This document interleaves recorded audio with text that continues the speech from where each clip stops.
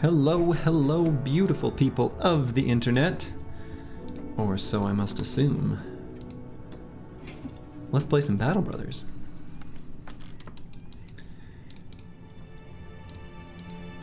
So it's day 112.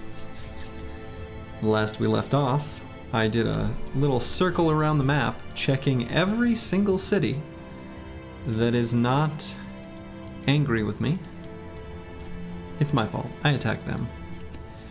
I checked them all for a historian so that I could turn this black book that is in my inventory into a trade deal for a shield or some jugs or even just a bunch of gold. And no such luck. So what I'm planning on doing is going through and finding some more, maybe 4 orc camps up here in the north, head south to fight some goblins to unlock Goblin City. Might do it right away, might head back to the southern cities to 1, look for historians, and 2, get possibly some more consumables. These Night Owl elixirs will be excellent in that fight. But otherwise, I don't know that there's anything that really needs to be done at this exact moment. So I'll start out the stream by making a trip out to the wilds. But I think first things first, we're gonna want to stock up on supplies, which I guess is just food. I suppose it's just food. Food is a little expensive here, but that's fine. I think everyone on the squad has all the weapons they want, all the armor they want. Is everybody at least level 11? Yeah, so like, realistically, taking on Goblin City based on, like, you know, my exclamation mark run rules. Okay, good, the bot's working. Based on my run rules, you know, I could fight Monolith here anytime, and honestly that would be fine. So we're way over prepping here. This is totally unnecessary. I'm gonna buy this rondel, give it to one of my polearm bros. But we're sort of just doing this kind of because I like doing the Goblin City fight and because it's fun. No other real reason. We're gonna buy a bunch of food so that we're sure to not run out, including the long-lasting stuff like these masterfully cured rations.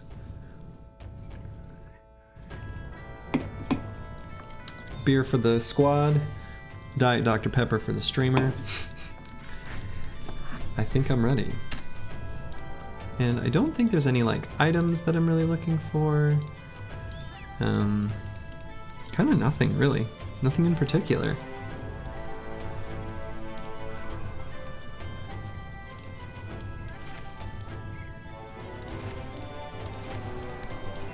Alright. So let's head north and fight some orcs.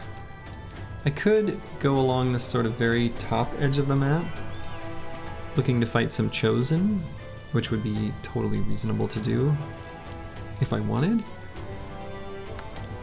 I could also just head through Erzheim and just sort of blast right through the center. That's probably going to yield better fight density, I would guess, just because it's unexplored. And there could be an opportunity to do a little bit of fighting some noble armies here.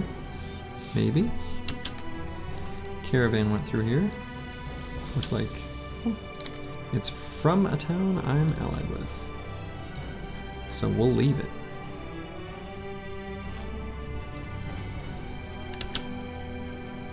Hexen. We don't need to chase them down. A noble army. Very far away for some reason. Could warm up on them.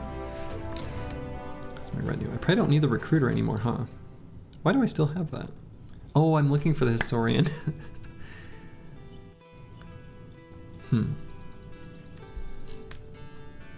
Well, that poses an interesting question. Should I replace them just for my exploration out here with the surgeon, just in case? I think I'll just try to stick to safe fights where there's not really any risk of anyone dying. I think that's easier and probably just fine.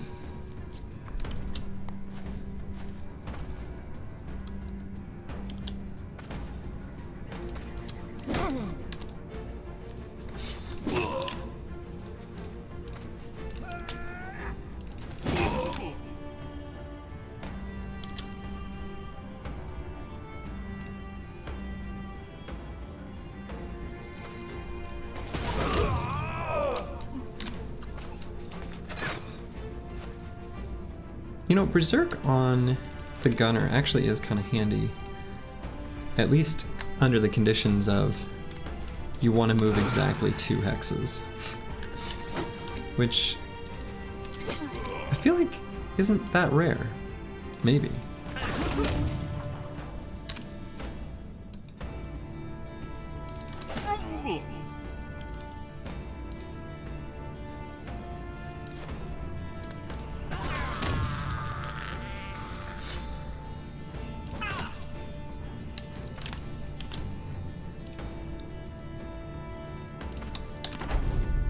Well, now that they are mostly dead.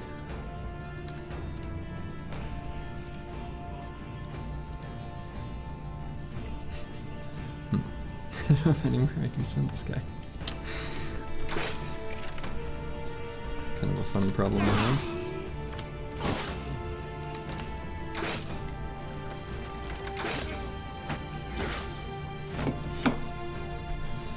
Yeah, it's pretty hard to argue with the idea that the team couldn't just smash mono at this point. There's no world in which the mono fight doesn't go really well. A lot of that is because I have such an incredibly effective tank. Obviously a fight like this isn't anywhere near representative of the difficulty of Black Monolith, but you can still gauge somewhat.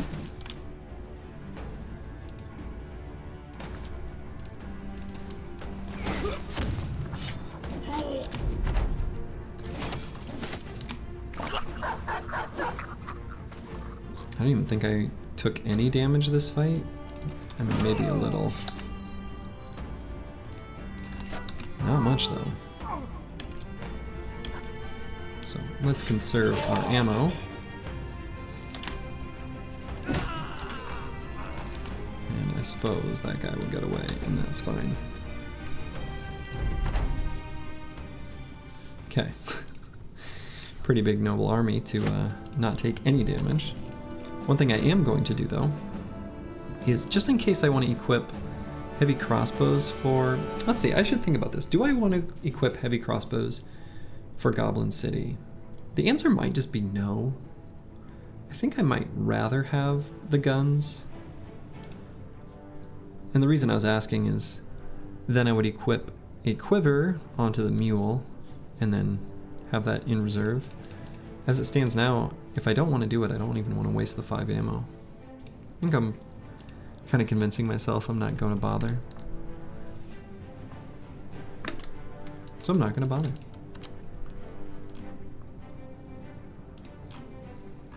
Alright, and I'm going to move north a bit because I do want to find 4 orc camps, which seem to be concentrated in the north.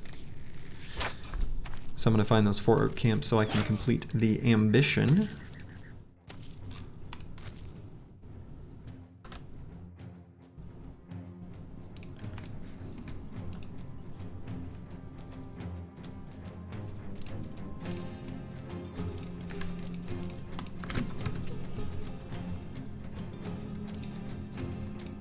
Oops,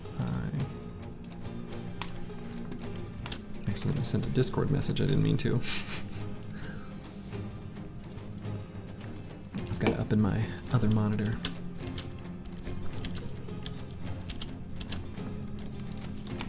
As you do.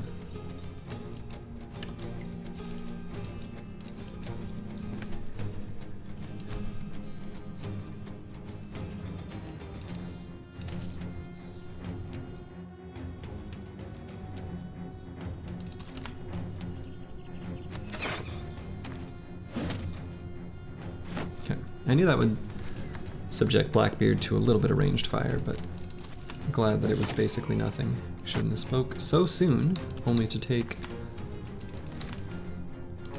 a sharp object to the chest. Whoops. I think it'll be fine.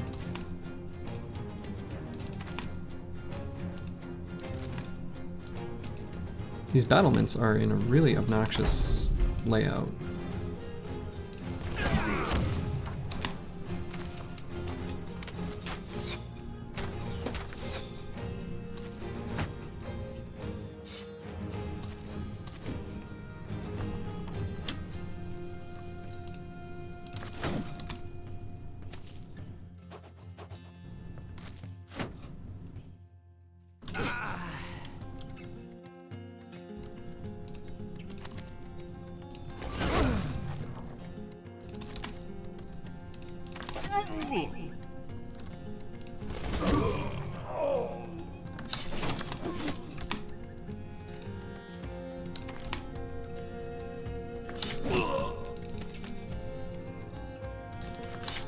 The counter to spears?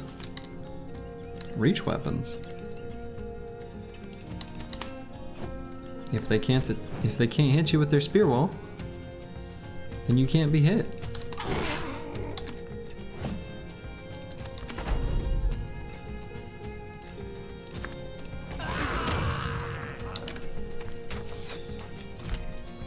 Yeah, I'm really enjoying Berserk on the thrower, or the gunner rather, kind of dedicated gunner. I actually think that's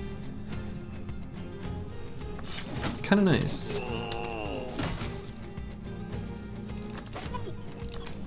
Again, not the best battle to be thinking about what is and isn't good or not exactly, but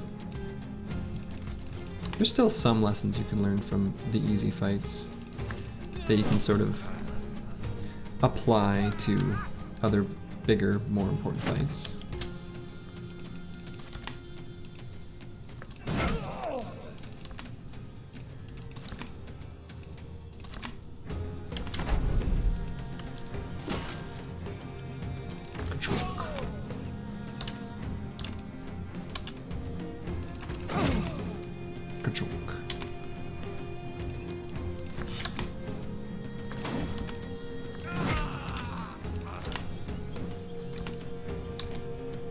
Run him down. Let's get the leader. No sense letting him live. All right.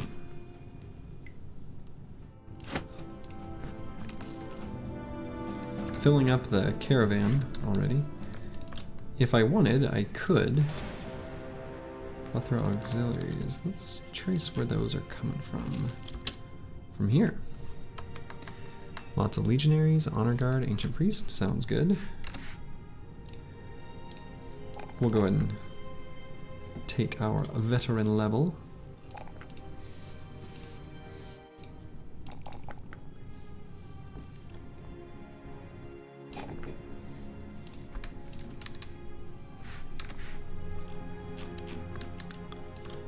And I could be convinced to do the card upgrade here. I don't think that's an unreasonable thing to just simply do, kind of unprompted.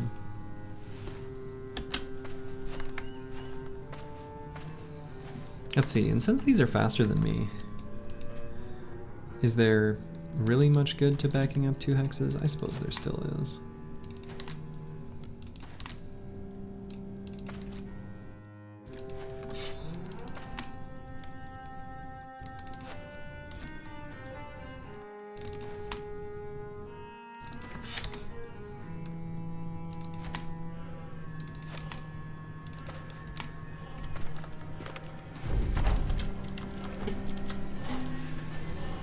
I had some takeaway Chinese noodles from a kind of local noodle shop, and this might be a little disgusting. I just burped up like the taste of them.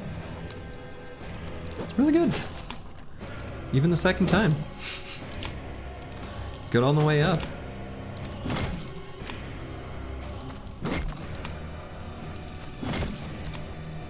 That's how you know it's good.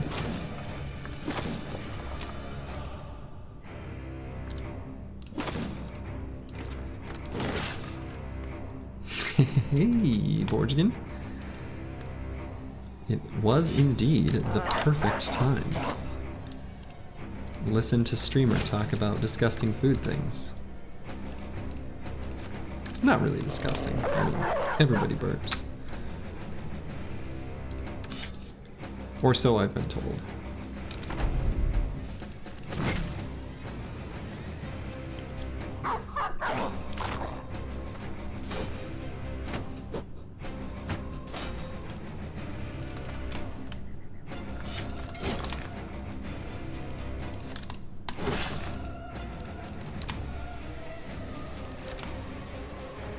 How are things in the world of Borgigan this day?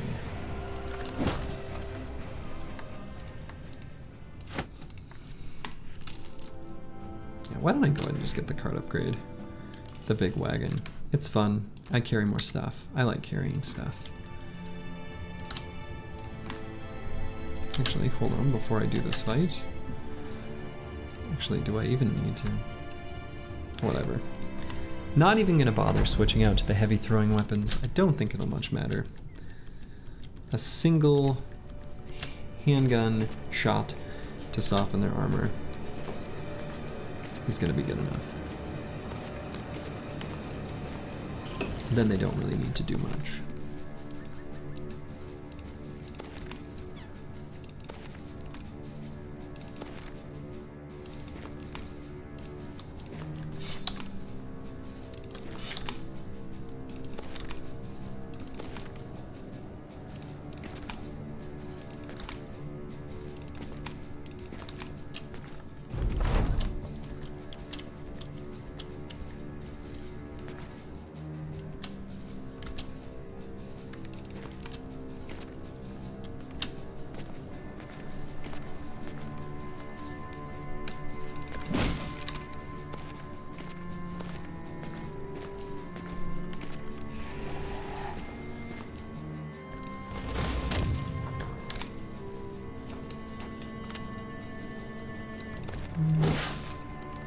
Dang. I was hoping that would be frenzy so I could move out of the miasma.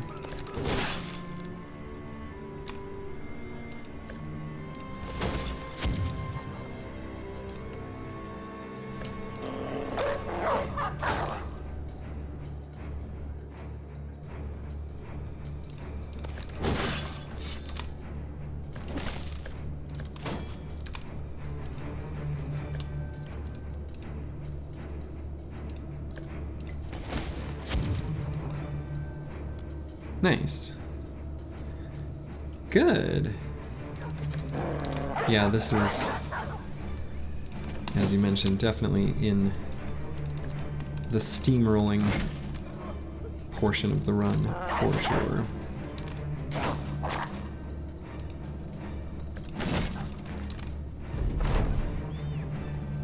And it was a surprisingly very nice day here.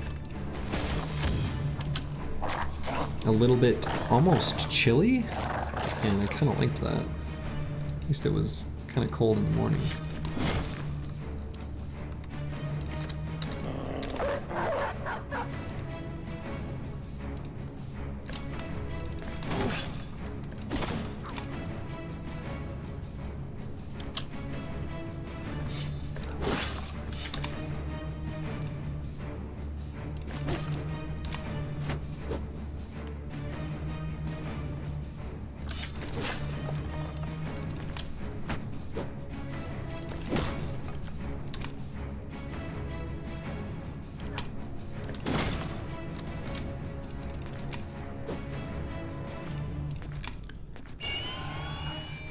Yeah, I think the The team doesn't need to do Goblin City or really much of anything else before being totally ready for Monolith. So this is definitely over preparation, which isn't too surprising. It's a very strong origin, and 150 days is a reasonably lax time window for Monolith. So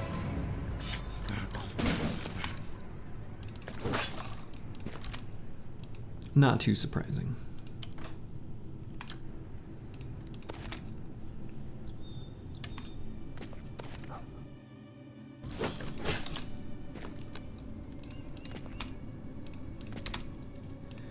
The priest is running away. Don't want that Crypt Cleaver to take out any of my dogs, though. That would be bad.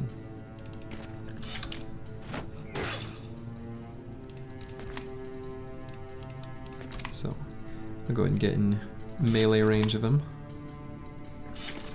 so that he has a non-dog target. Wow, what a horror.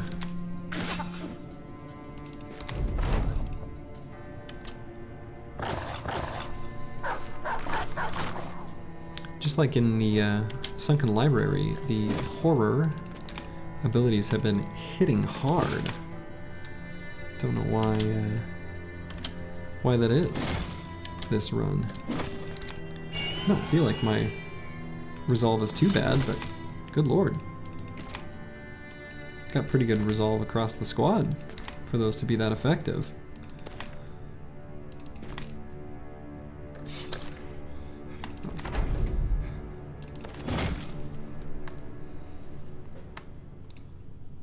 Oh, okay. Not that good of a helmet, but a helmet, I guess. We'll take it.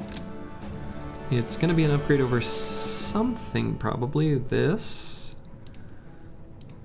Yeah, that's probably the one I'd replace. A little bit heavier, so it's not even... I mean, it's better, but... a better helmet isn't exactly what the team needed. But that's fine. We'll take it.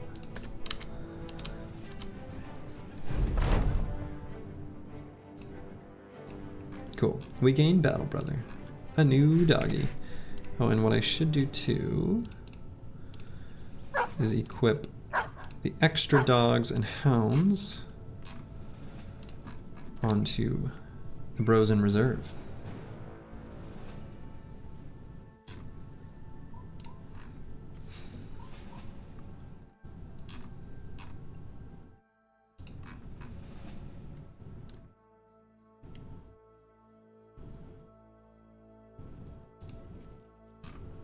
Okay, so we're going to be looking to pick some fight against orcs. They are in the north part of the map.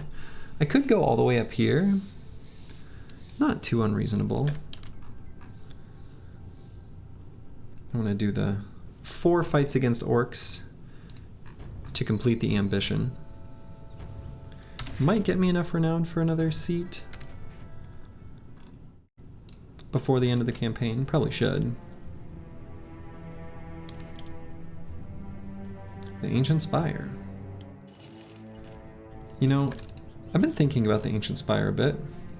Since it doesn't reveal like camps and stuff, it just shows you the terrain. Is it even good to go in there? Like, is it worth visiting ever? Like, actually? Other than the kind of neat writing that is accompanied with it that kind of explains a little bit of mysterious facts about the company leader's spirit, if you will, their part in the world. But other than that, I feel like it doesn't... I don't know. There are orcs down here somewhere. There's these footprints. Where did they come from? Here. Perfect.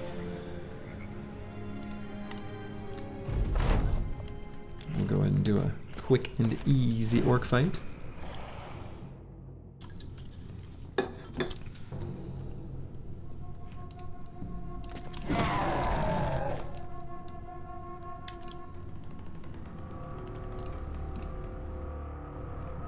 Let's see, how likely do I think it is that I'll kill him? Probably pretty likely, actually.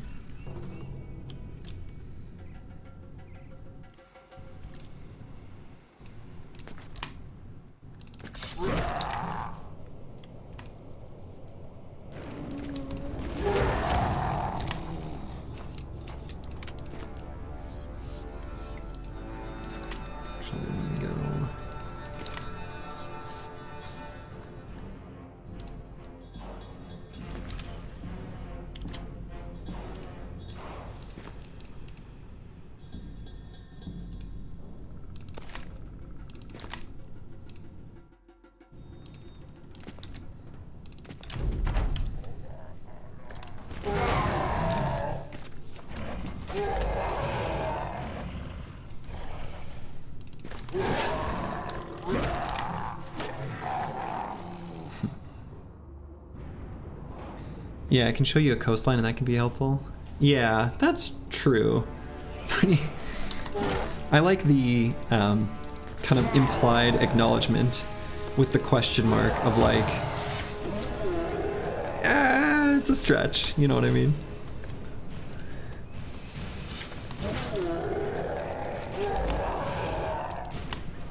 But yeah, that's true. Knowing where a coastline is useful. That's true. Obviously here I don't expect there to be any coastline, but...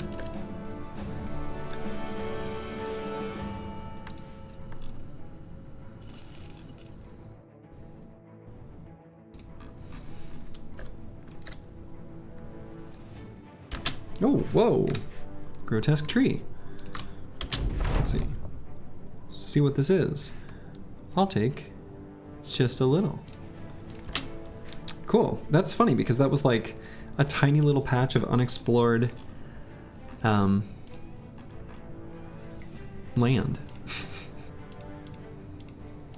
I do have one bro with an injury, but it's not really one that has much impact at all. At least with this particular bro and this particular build. So I'm gonna hang on to the water skin. Kind of gives me all the more reason to maybe get the surgeon. I do have a swordmaster in Arnold, though I haven't even seen the event that's like the precursor to him getting old yet, so how much do I really care? I'm gonna sweep up here and then we'll come back for that sea attents. Seeing if I can find an easier fight on the way, because I do want to fight that during the day. Where my throwers and gunners can see well. Okay. Lots of young, some berserkers, many warriors. So this is a hard fight, I think, especially now that I've only got the one spear bro. It's probably smart for me to have the surgeon. I still am gonna, as stupid as this sounds, as soon as I hit the next level of renown, I am gonna still get the recruiter so I can get a damn historian, so I can get the Black Book event. But it feels like a good idea to me to get the surgeon as a level of insurance. Honestly, I could just not do this fight. Like, I don't need to do this. But these fights are fun. I don't think it'll compromise the run. May as well. It is possible that like a bro falls, but not too terribly likely.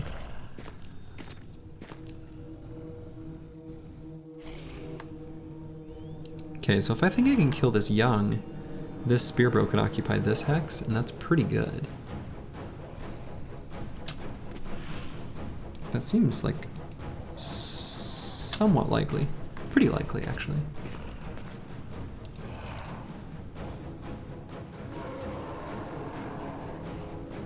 So I'm gonna do that.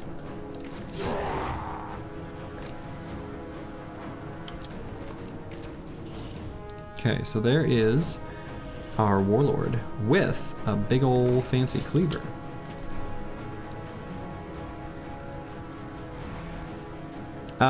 No, the other one's just holding a spear. I only have one because he died. It was a while ago. But he was vanquished by the orcish hordes.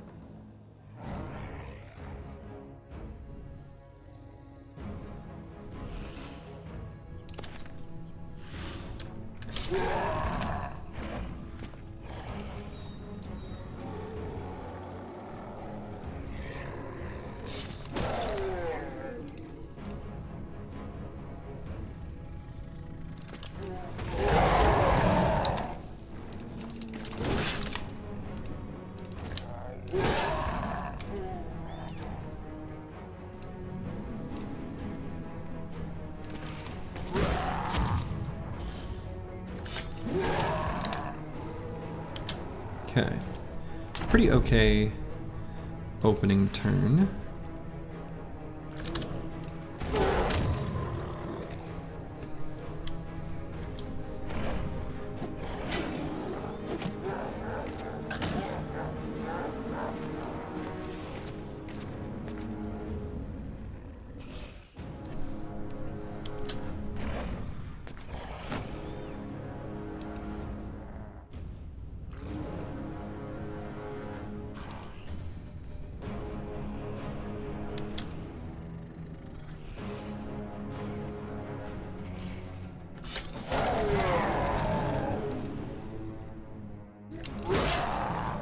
Dang, I was hoping that'd be lethal against that berserker.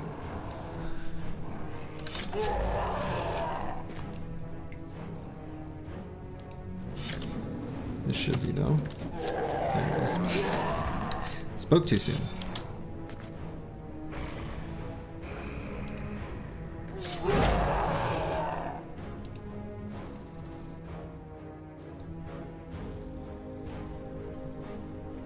Boy, I'm almost tempted to do just a regular melee attack with my tank. That way I can move this guy and hit that orc warrior. Oh, I'm going to. Or even Origin could, but let's take the chonky hit against the warrior.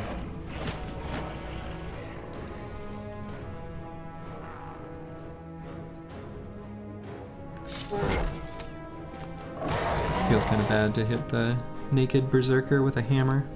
It's pretty inefficient attack.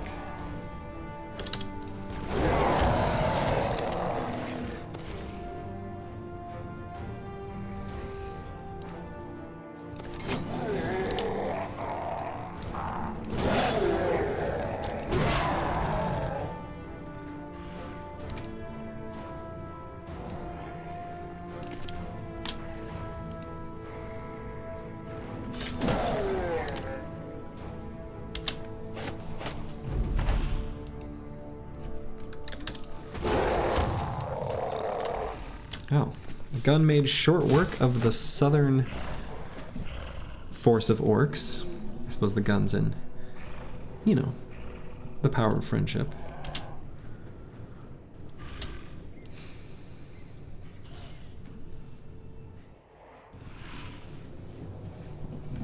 I want to try to get my tank in melee with this warlord.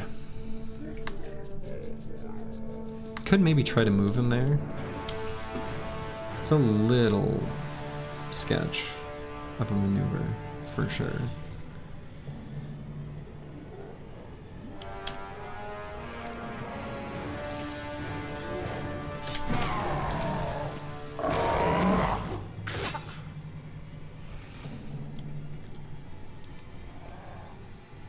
Alright, Yazid is definitely going to need to be kind of protected here.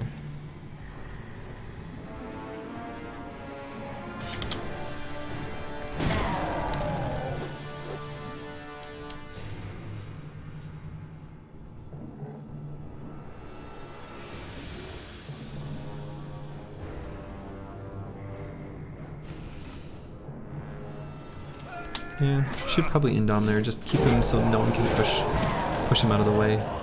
I don't want... Basically, him staying there means the rest of the squad remains safe. Like, that they can't get around Yazid, who's the most vulnerable at the moment.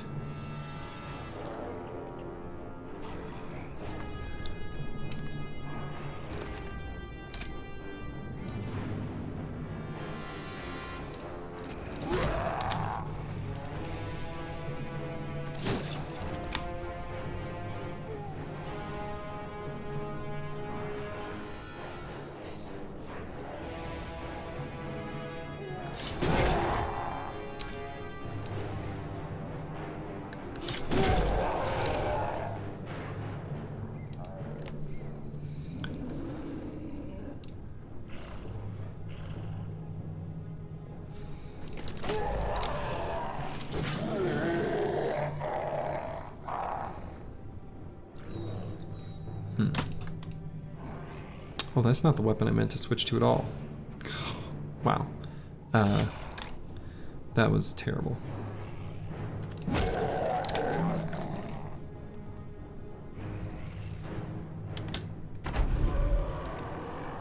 Okay. I apologize, Yazid.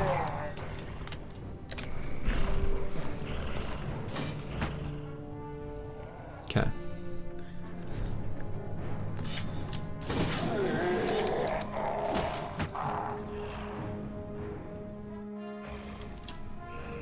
Definitely want to get someone on the warlord there too.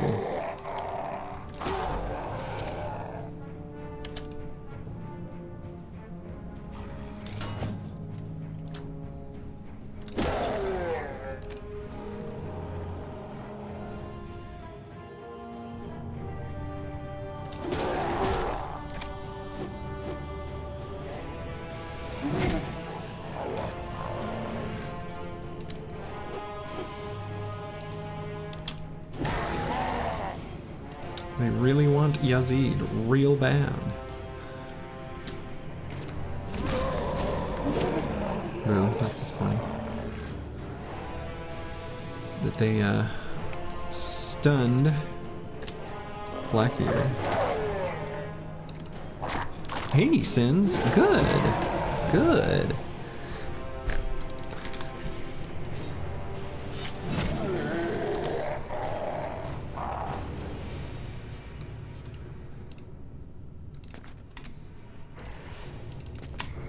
Sounds pretty awesome to me.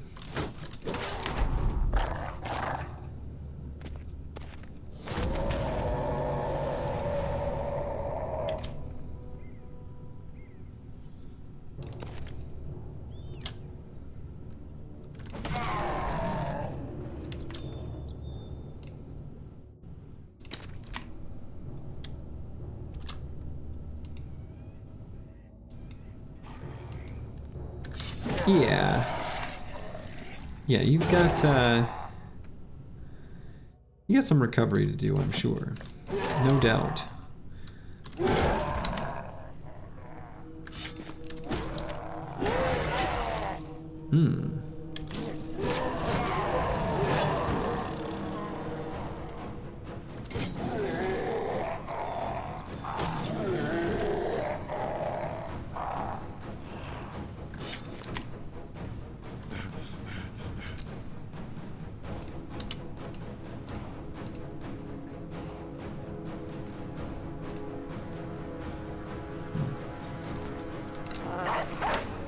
That tank isn't really going to be too relevant to anything that goes on over this way.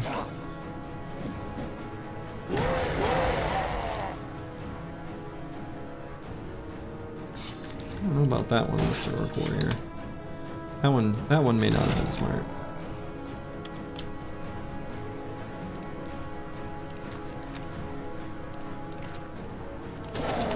By Orc Warrior, I mean Warlord.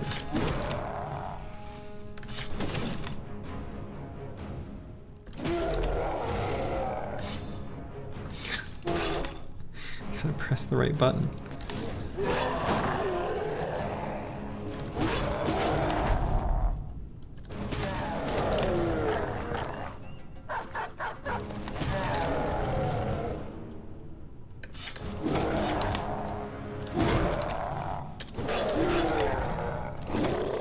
Okay, he gave me a fancy cleaver. You know, I don't have a build for it. I'm not going to do anything in particular with it. Let's get this last little orc young. I don't want to deny my hounds the pleasure. In fact, dogs only.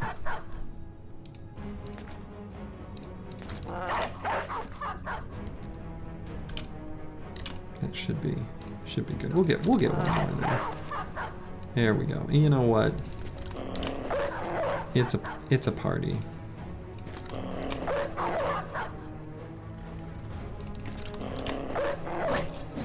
No. Poor hide.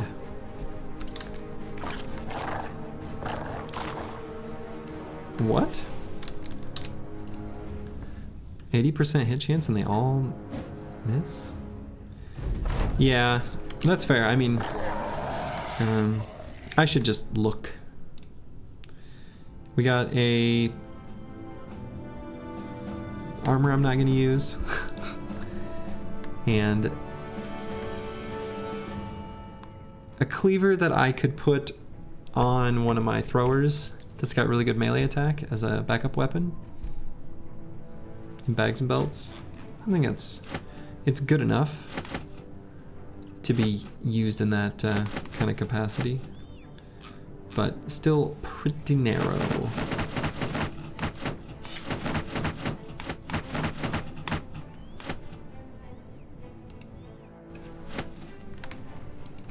I mean, it is, but if in the early part of a fight they're getting attacked by, like, as soon as they're in melee contact, it's a little bit who cares.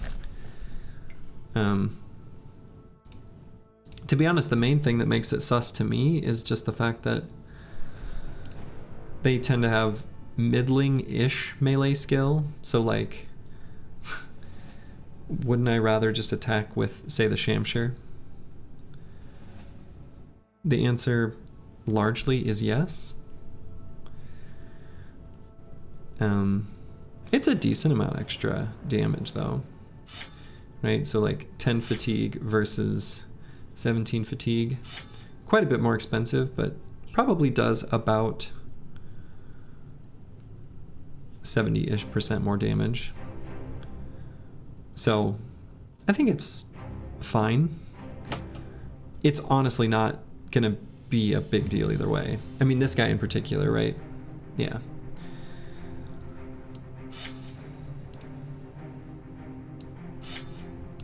It's, like I said, it's not, you know, I don't know. And then this armor, you know, I could put light padding replacement on it. And pair it with a light helmet. It would be okay on a low HP nimble bro, but it's still a little heavy.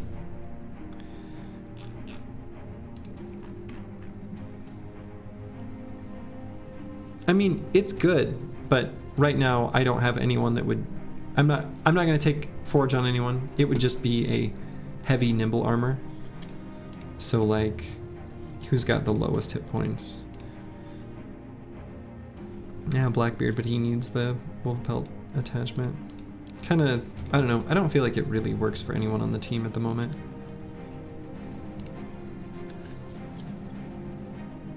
Yeah. Yep. I try to build my company sometimes in a way where I'm ready to receive those items. Like, for example, And also because of the utility, right? So I took, on my fatigue neutrals, I got 1 mace, 2 axe, and 1 hammer. It kind of leads me, you know, open to, if I get a good named item, I can have a home for it that already makes sense, like a big 2-handed weapon, either reach or melee, and that's nice. I don't know. Again, it's coming at a time that doesn't matter that much also though, so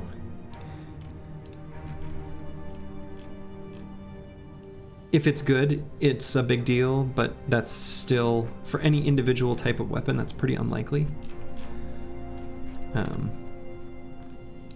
Yeah, exactly. Right now I'm just completing the orc ambition, and then I'm going to fight some goblin camps to unlock the goblin city, do goblin city, and then do Monolith. The team, I mean, just looking at the team, like, they're so strong. It's, like, it's one thing to over-prepare for Monolith, like I do, but this is taking it a little far, even for me, if we're being honest.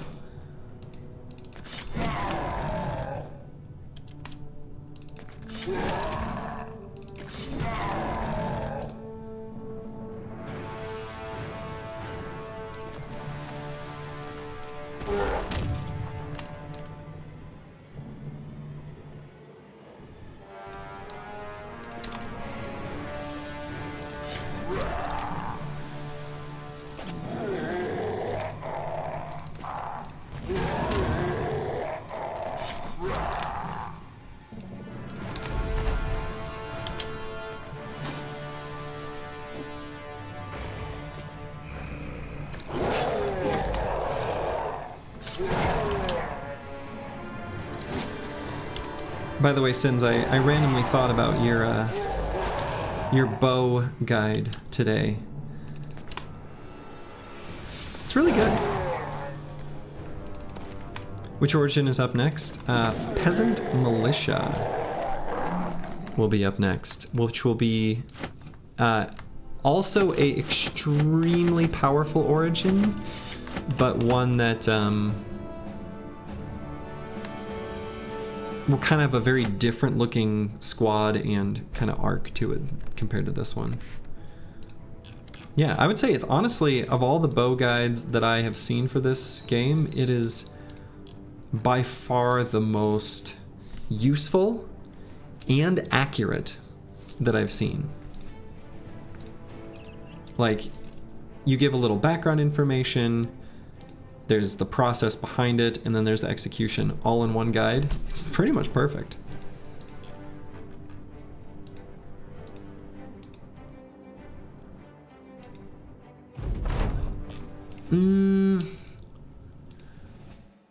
There were mentions of bows. And despite some of the kind words that I can say for sword lances and other controversial weapons, I didn't have anything kind to say about the bow. So there were some bow enthusiasts, or at least people who were bow curious, that I had to set straight.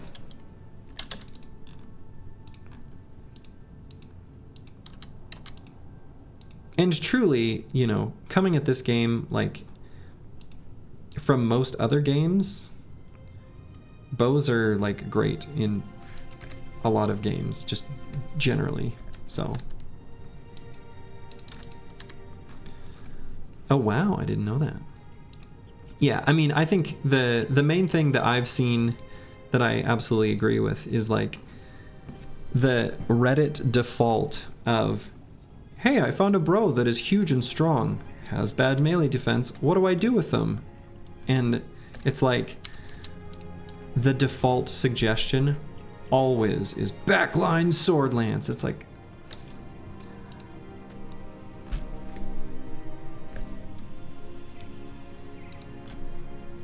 sure. But it's weird that that's like the given, the default. I don't know.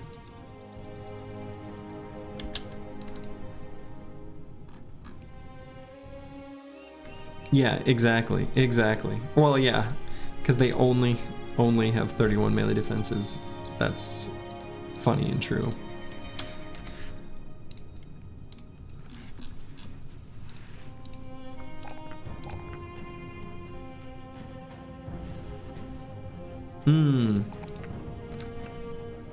Right. Yeah, those flowchart build guides, I understand the appeal. The appeal is not too dissimilar from tier lists, where you want like a quick and easy, you know, I don't know what I'm doing, I don't know how to do the analysis yet type perspective that I understand, but I would rather give people the tools to be able to figure out how to make a bro fit into their team. Because yeah, those stupid charts,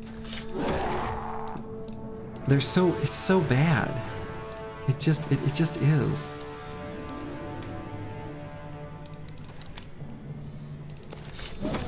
Yeah, I mean, I'm not going to sit here and say that like shorthand guides and information are totally useless, because they're not. I agree with that. But it has to be understood what it is and what its limitations are. Right. Well, and yeah, most of those charts have like, it's almost like they have unrealistic expectations in mind, and by unrealistic expectations, of course, I mean try it out mod.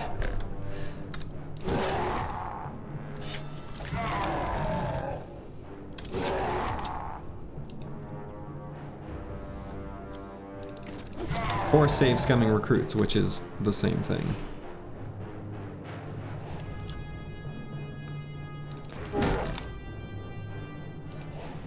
I mean, they're a little inflated. I don't feel like they're that bad. I haven't looked at your guides in a really long time. I don't remember getting that impression, though.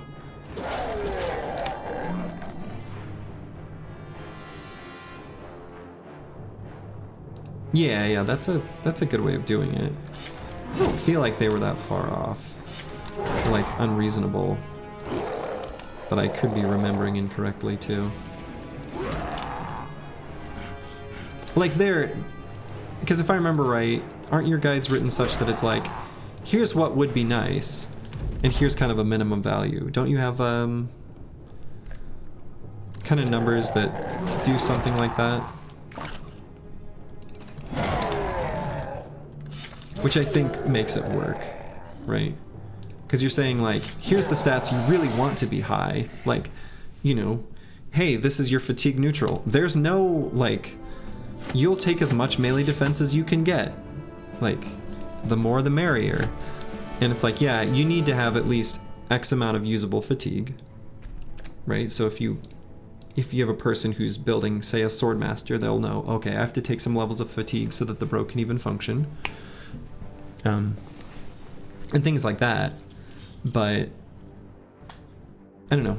I maybe have to have a look at them again, but I didn't feel like they seemed too inflated last I checked, but that was a long time ago.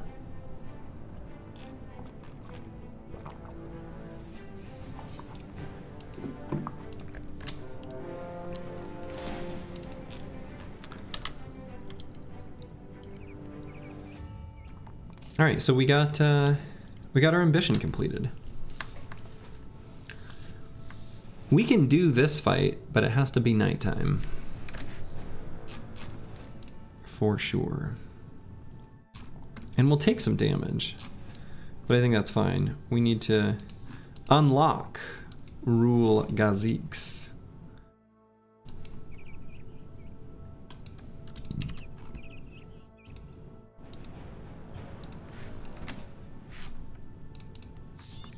In fact, I could even use could be compelled to use a Night Owl potion for this fight, but I'll save them for Goblin City proper.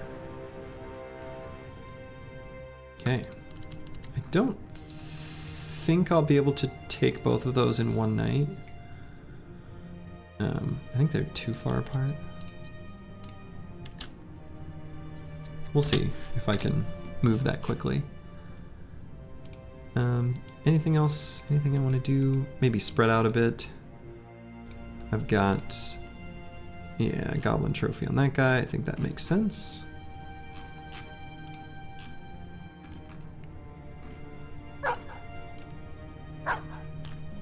We'll equip a dog.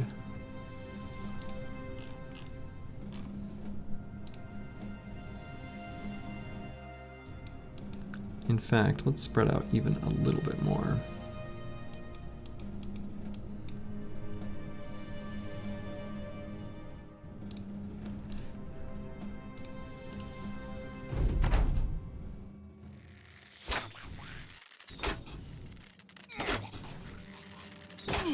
Oh, I should have equipped my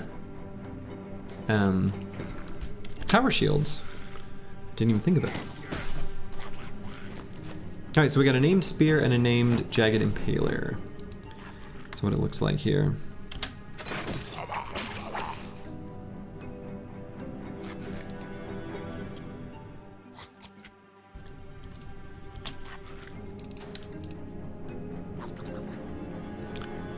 Do we step on the low ground here? Maybe not. Let's just stay on the high ground and put out a dog.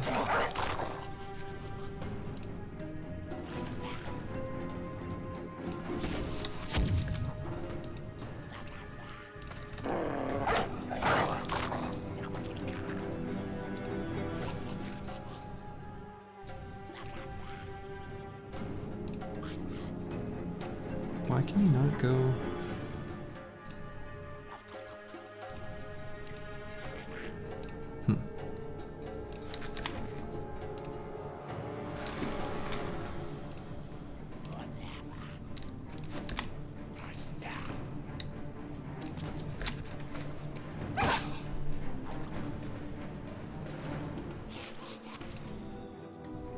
And we'll get Blackbeard up to blast at the start of next turn.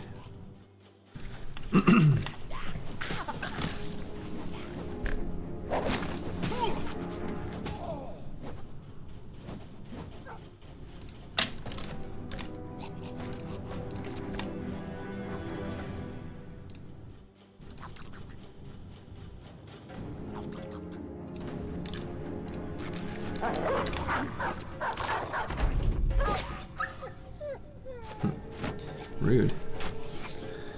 Got plenty of backup dogs, but...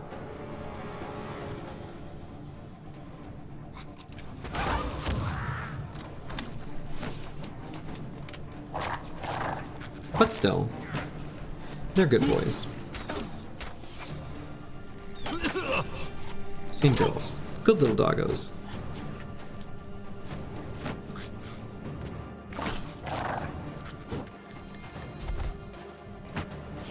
But they want to participate in the fights too. They're vicious, you know?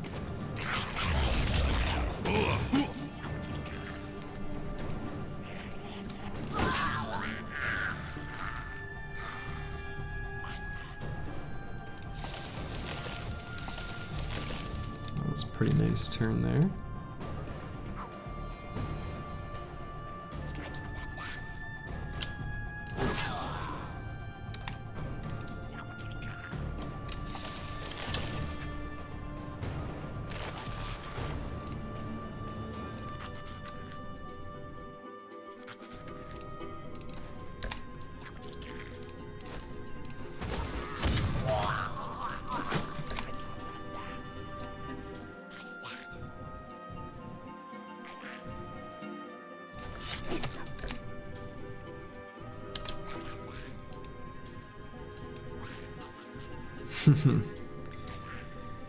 Yeah, we're gonna turn these greenskins into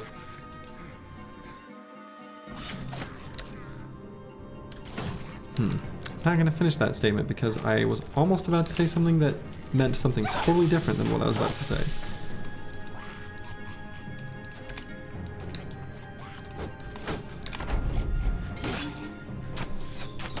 But yeah, quite a few goblins here. That's for sure.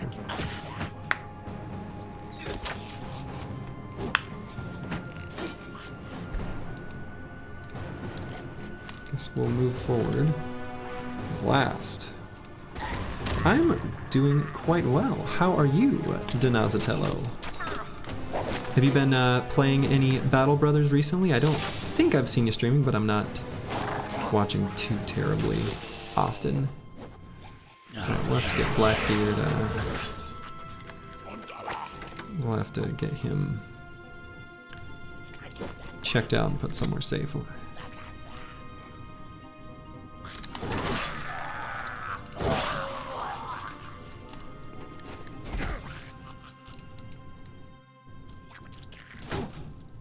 Oh, I should have stepped on the high ground first. Oh, sure. Nice. That is wonderful.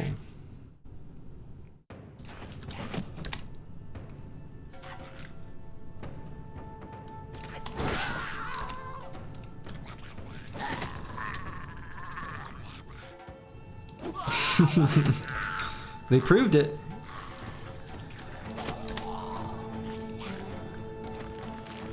Yeah, I mean, they're pretty good against goblins, that's for sure.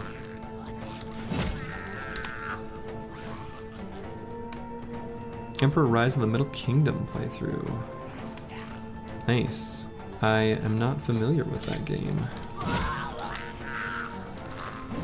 Sounds cool. It's a cool title anyway. I mean, it says literally nothing about the game, but it's a cool title.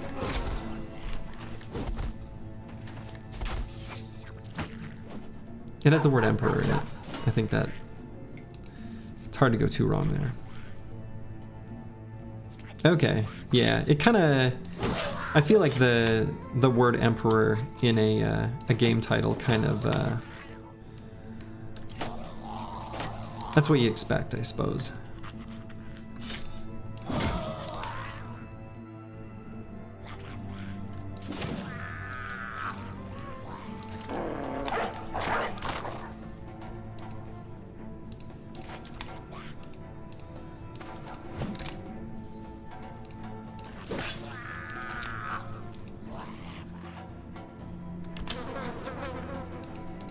Let's just get that guy out of there. Oh, okay, so one of those... So it's like an older game, I assume, then? Those old Sierra games, oh, those are so awesome.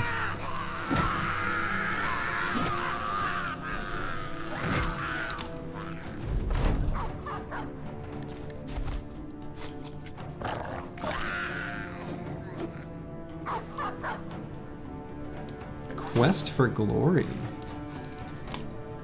I don't think I've heard of that one either. The thing is they made so many games, you know, that there are so many that I don't even recognize the title, like, because I didn't play it, and so thus I don't even know it exists.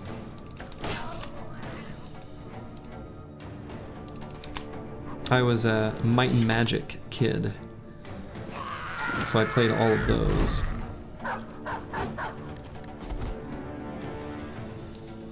Oh, cool.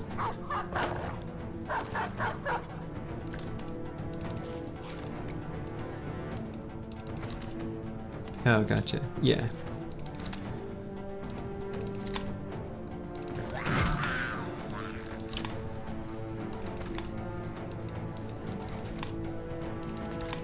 Yeah, some of us on the Battle Brothers Discord were talking about the Might and Magic games recently. Some, I don't even remember who brought it up, and I was just like, oh, they're so good. Alright, let's take a look at these named items. Ooh, that is a delicious forged armor. That's a good one. That's a very good one. Oh man, Might and Magic 7. Such a good game.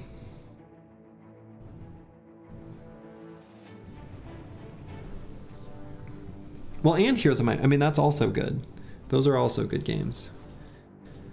Totally different, but, you know, obviously Heroes of Might and Magic and Battle Brothers have a certain amount of certain amount of overlap. Yeah, dude, hot seat Heroes games with like my older brother or younger sister when I was a kid, and then playing Heroes of Might and Magic 5 in college, where like a buddy would come over early. We'd skip our morning classes, have a cup of coffee or 5, and just play Heroes 5. Oh, so good.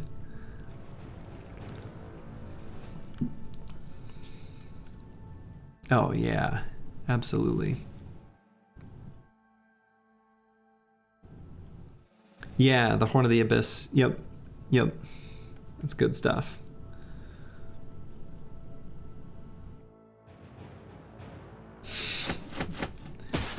Box wines and some guns. Man.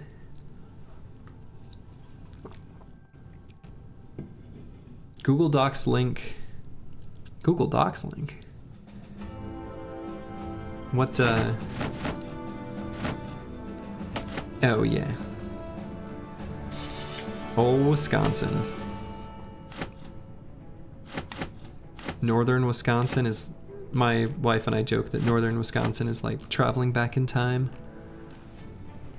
It's definitely got its charm up in like Superior and, you know, the far northern parts of the state, but it is a unique place for sure.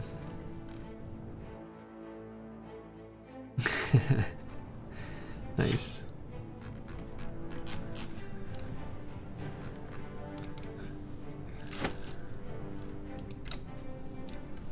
Oh, okay, yeah. I mean, all PCs may as well have Heroes 5 on them. Excuse me, Heroes 3. Well, they can have both, but Heroes 3 for sure. They may as well, right? It's the right thing to do.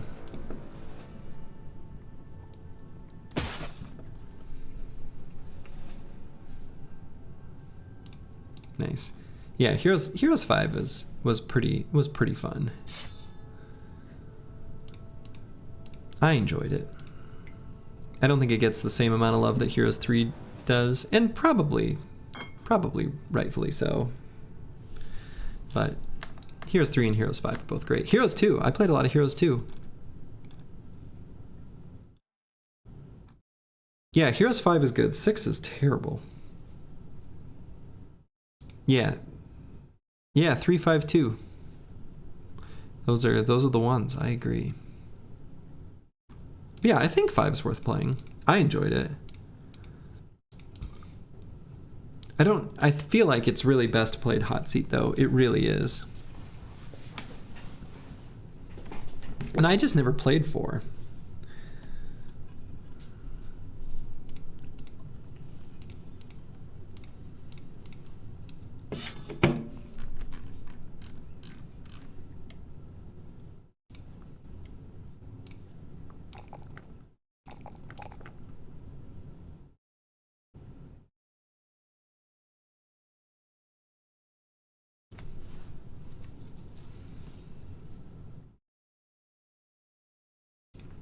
You know, and weirdly enough, because of, this is gonna look like the weirdest level up, because of the way my tank is and the initiative values I want him to have specifically for Monolith,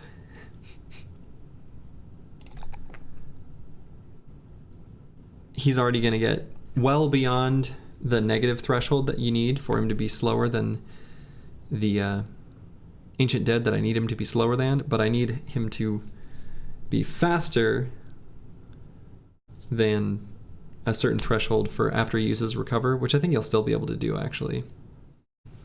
But we're going to level initiative. Not a normal thing. That's a very much... That is a Monolith-specific level up right there. If it makes no sense to you... I have explained it in previous runs, and I will explain it again before this one when I'm doing my final Monolith prep.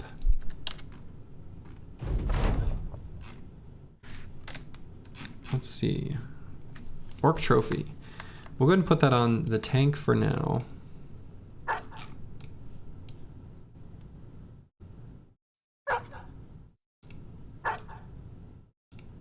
Also why Paranoid isn't very good on tanks. I mean, I still think... I don't know that I'd go so far as to say it isn't good.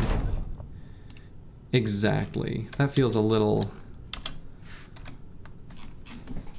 almost hyperbolic, but yes, it is not just simply good. That's for sure. All right, so I think, you know, I got the notification I can go back to Goblin City. I think next night I can go ahead and do it. I should probably heal up enough hit points there and here, or close to it.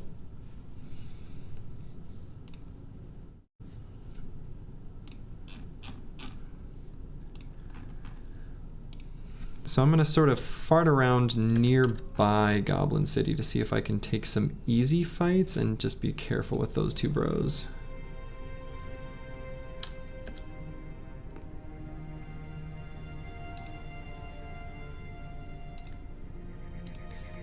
Yeah. Yeah, enemies breaking shields is... That's fair. That's reasonable.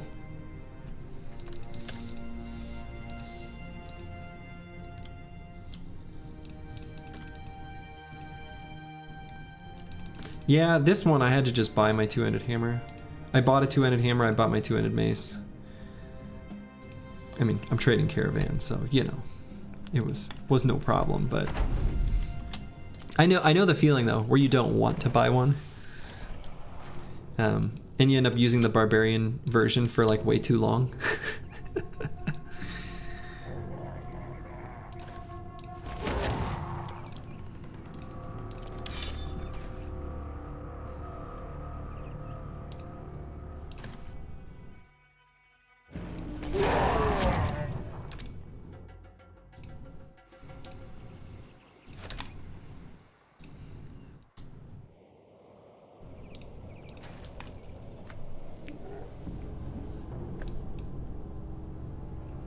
Yeah, I'm actually, so I've got some thoughts about flails.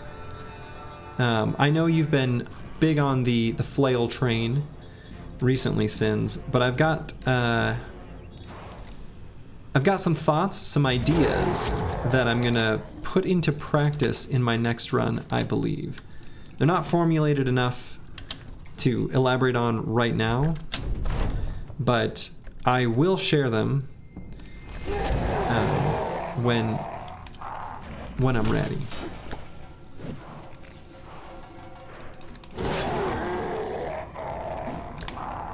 Which will be when I do my next run. But I've got a couple sort of build ideas that I'm thinking of doing that are a little bit peasant militia specific. Not exactly peasant militia specific, more just make particular sense with sort of low quality bros. So I mean kind of peasant militia specific, but and where you're just making use of what you've got and don't want to replace bros partially because of the slower leveling because you have more of them. Yeah, right? So Backstabber is one of the perks that I'm almost for sure going to take on this build. At least for most of the bros. And that's a good example.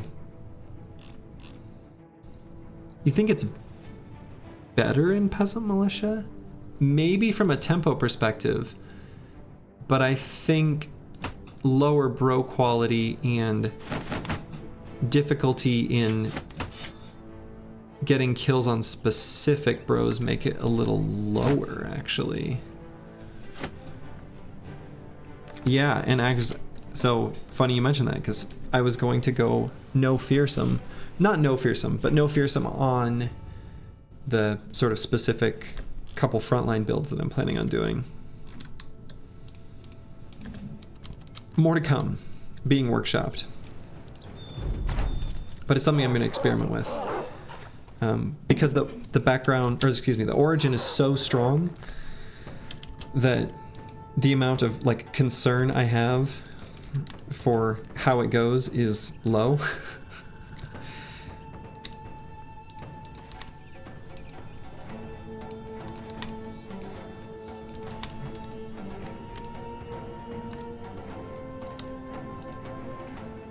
Yeah.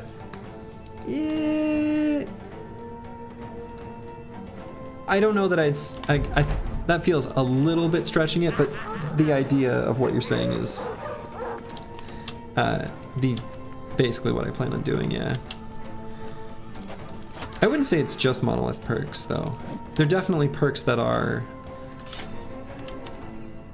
very good in Monolith. No doubt about it.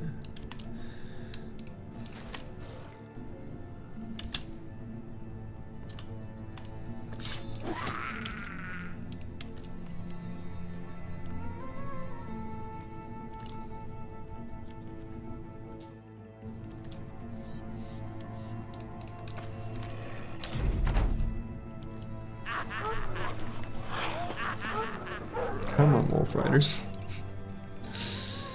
You're so weird. You're so weird. Stop being weird.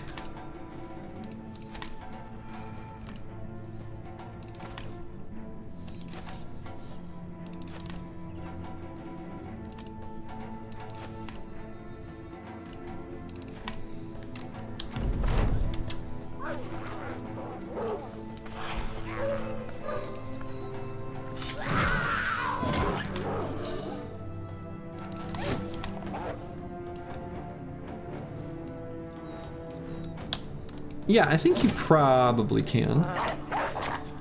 Though again, I think there is the question of can and then can comfortably, which I don't think it's that far off from being able to do comfortably with that. Don't get me wrong. Or maybe confidently instead of comfortably. Same kind of idea. I mean, maybe it is. Maybe it is easier than I think.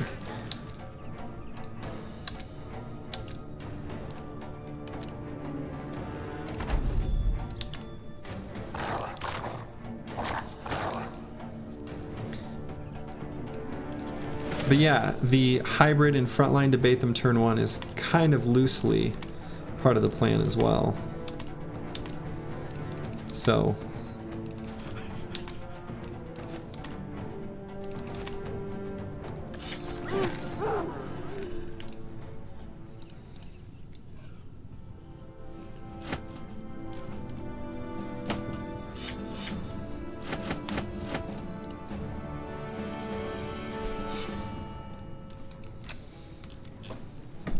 okay, got some good fights. Fight density up just to bring mood up. And then we're gonna do the Goblin City. Still gonna wait just before the fight to drink the Night Owl elixirs. There is the risk of sickness. Oh, I see, that was in regards to pure wolf riders. Yeah, and actually I've got an idea for Goblin City that I think is somewhat terrain dependent, but I will show here in a moment.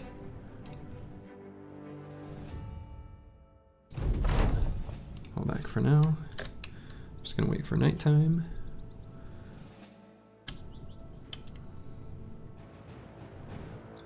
Because in Goblin City, there's a bunch of wolf riders.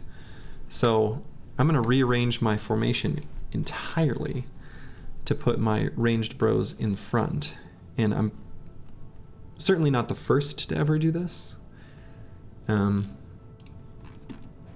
it's just to bring out the wolf riders specifically, and then I'll sort of guard them is the idea. All right, so this piece of armor is a little scuffed.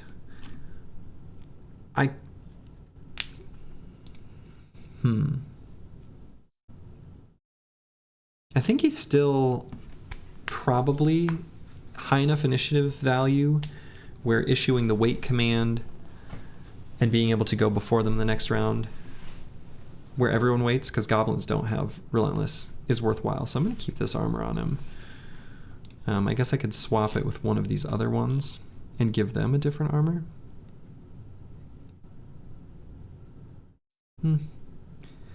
They also kind of want it for dodge value, but This is probably slightly more vulnerable than this guy.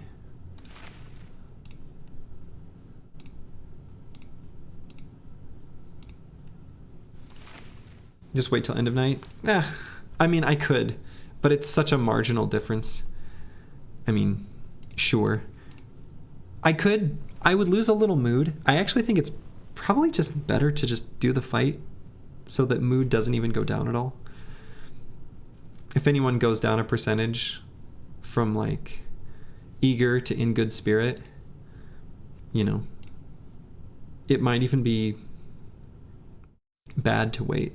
I actually suspect it is. So the tiny bit of lost health and durability on armors I think is fine.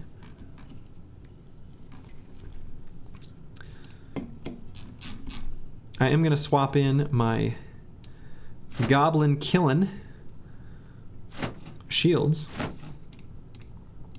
I got that one, and my shield collector has a whole array that he can pick from. He'll go with this one. And so I'm just going to do Night Owl elixirs on a few bros. The throwers / gunners are definitely getting them. So hopefully they don't get sick. Nobody got sick. Great. And the other one could be the tank, could be the banner. The tank probably doesn't even need it with 40 range defense. I am going to send him all out on his own though. So the vision radius is like slightly relevant. Sure. That's pretty marginal. And I will go ahead and give shrooms to the polearm bros, I think, too.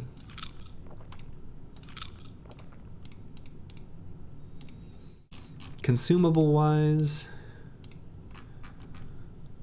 I think I'm pretty happy with what I've got. Hey, Bajante! We are just about to hop into a fight against a whole city of goblins.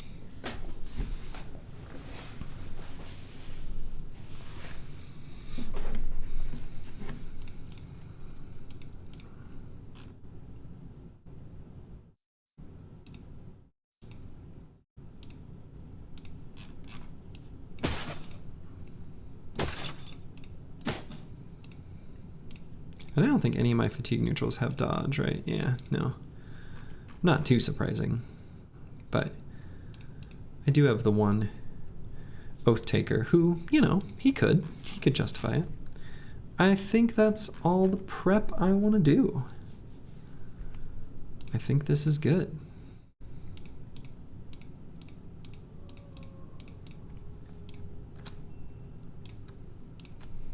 Engage.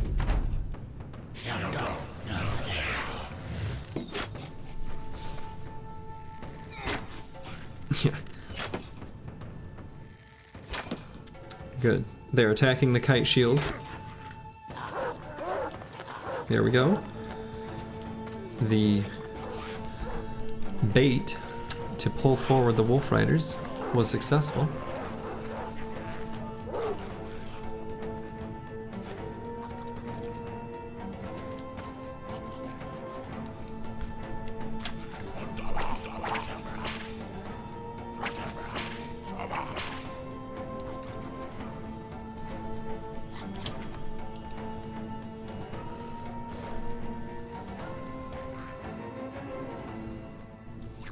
Yeah, the terrain is reasonable.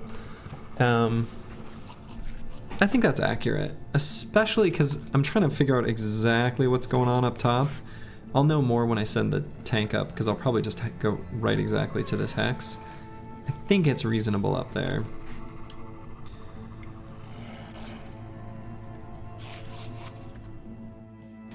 Let's see. I don't think I want to bring the bandit too far forward. Not quite yet. This might get a kill. So close.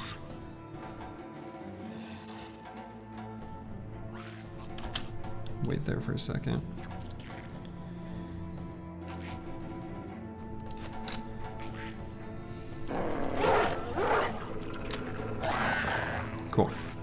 freed up the ranged bros, which is what I wanted.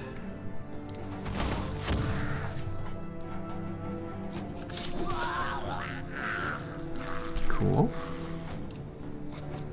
So I'm probably gonna send this guy to there.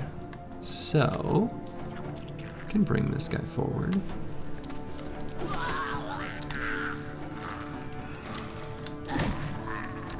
Cool.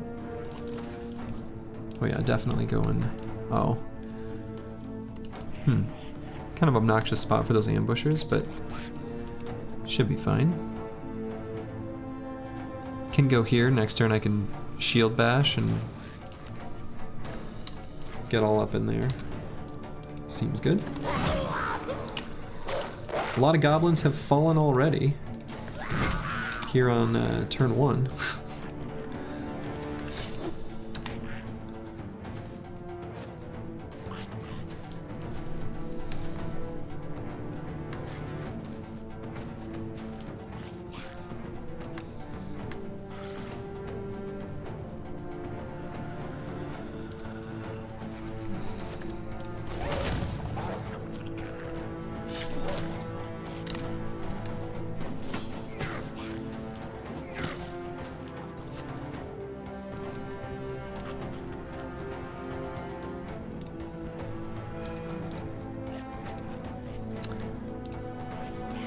It's probably safer for me to send this guy up north.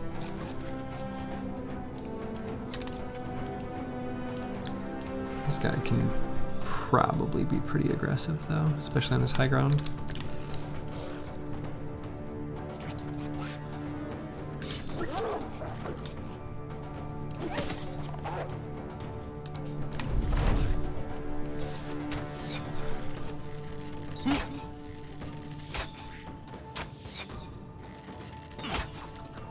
Alright, and Blackbeard is faster than most of them.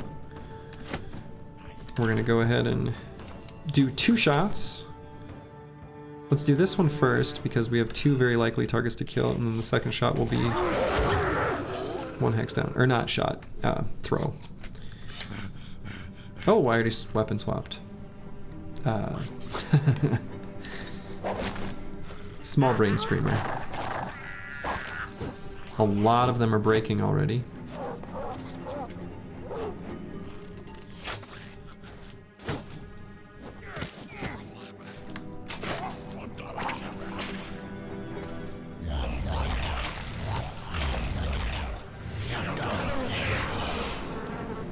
Okay. So break free ally, then yourself. Always secure the mask of others, and then then yourself. The other way around?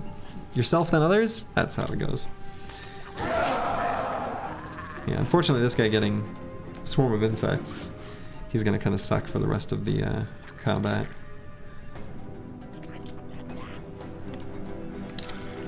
In fact, I might even just have him bring a dog out. The dog's gonna do a better job than him.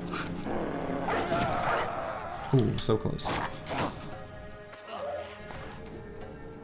Yeah, that Swarm of Insects debuff is actually like... it's a huge debuff. It really is.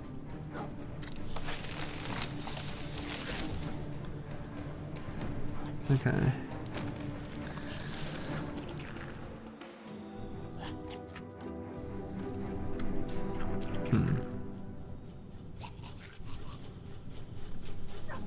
I want to get him in range of that shaman, but...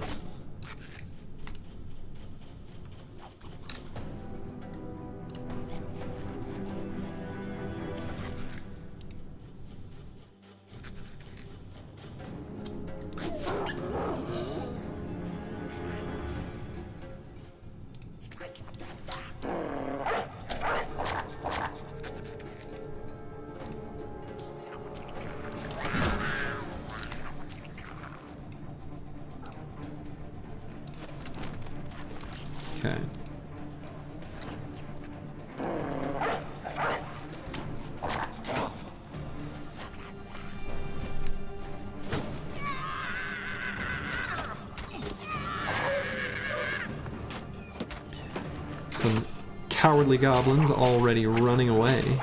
Can you believe it? I can.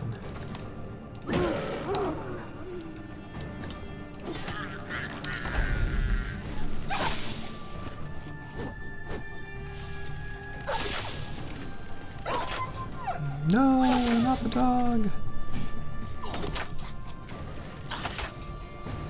May have to stock back up on doggos before Monolith. Potentially. I might have enough. I think with this guy I'm gonna wait, because he's gonna have to get in position for next turn.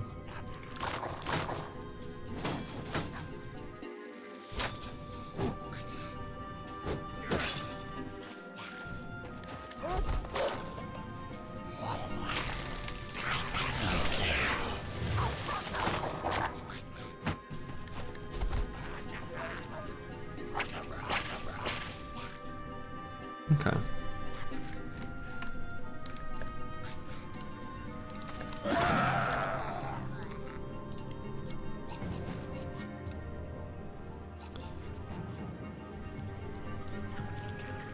We'll just move forward and free people from nets, I suppose.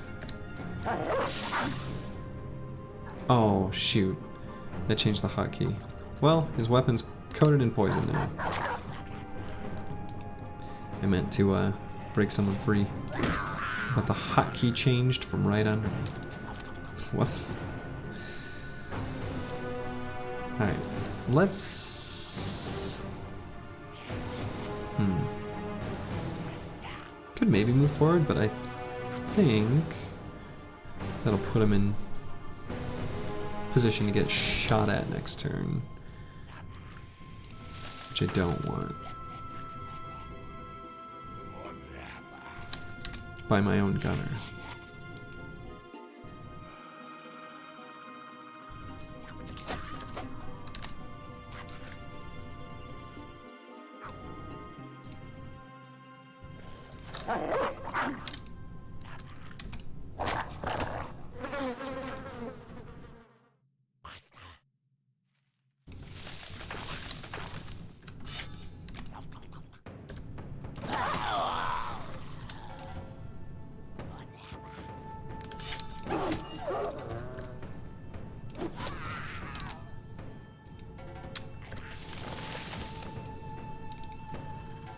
Oh, that hex is taken. I see.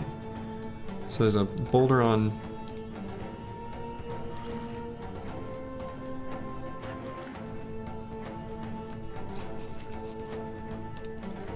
God. Some of the stuff with Battle Brothers terrain perspective, they make it so that going down a level also is perfectly aligned with the the degree difference that the camera gets, and I hate that. It just seems so janky.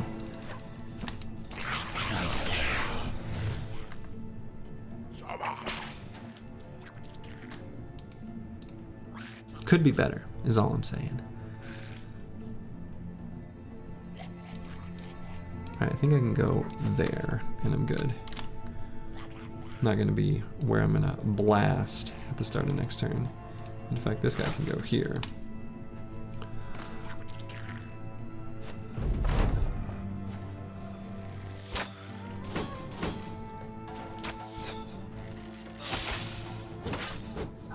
I have to be careful with Yazid. We'll have to get him bailed out. Kind of a recurring theme.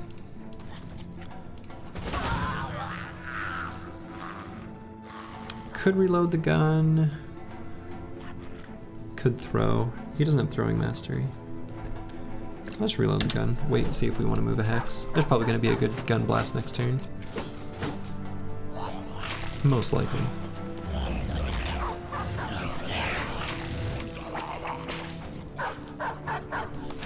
The shamans and overlords are doing their best to keep the squad in line, but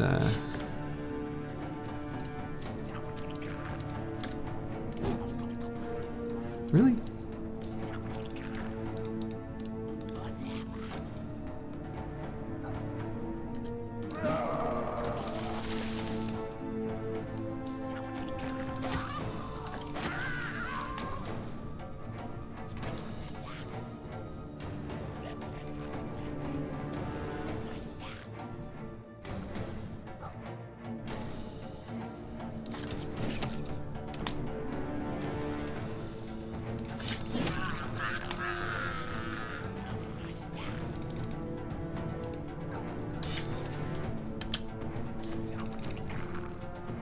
Okay. I still want to get up there and get in the face of that shaman.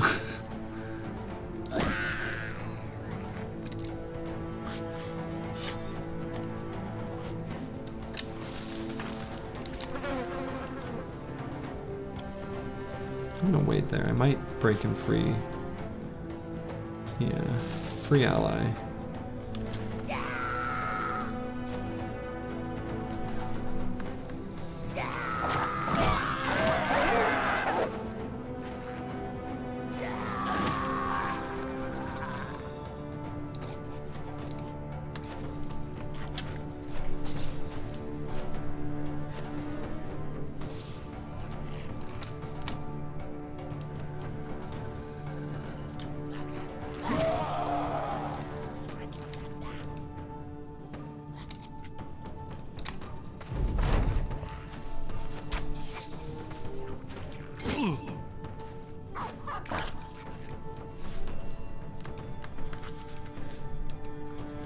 Let's see.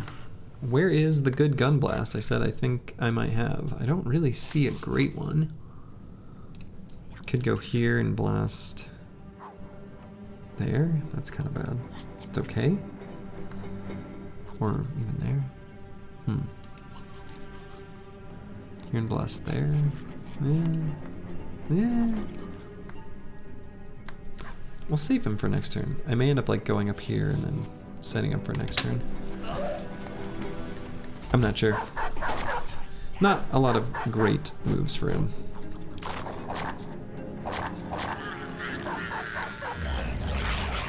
It's probably largely irrelevant at this point in the fight, but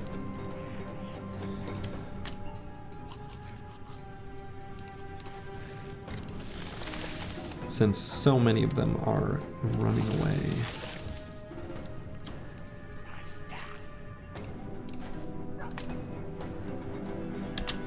Just need to make sure we're in melee contact with as many as possible, basically.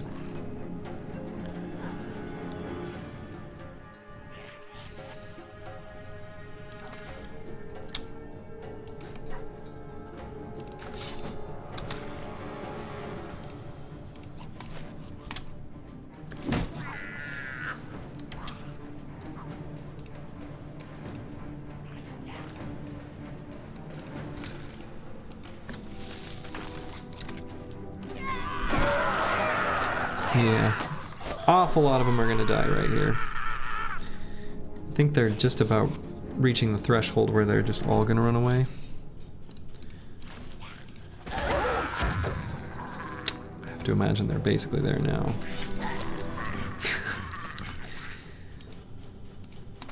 Pretty clean and easy fight. Terrain was decent.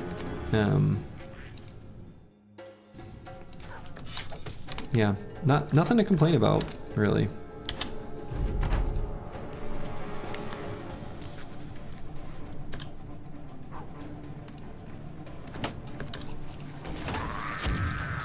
God, that gun is so good.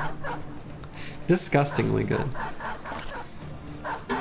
We deserved it. The fight where I got that gun was a very probably ill-advised fight against some orcs that I had no business doing, like pre-nimble orc see a tense fight. Honestly, kind of dumb. But maybe instead of dumb, I could say ambitious, perhaps. And that's the fight. I don't need to finish off the last handful of them and risk them rallying and killing the last dogs. And we get a very nice hat. It'll be a good one for us to take into Monolith. The most sensible bro to put it on is gonna be the main tank, the sort of northern flank tank.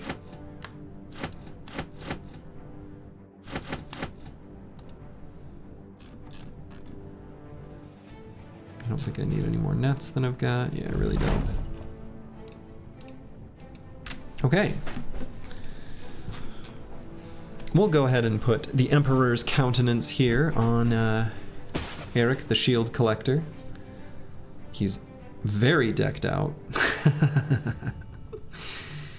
Pretty much the ideal armor set for Monolith specifically.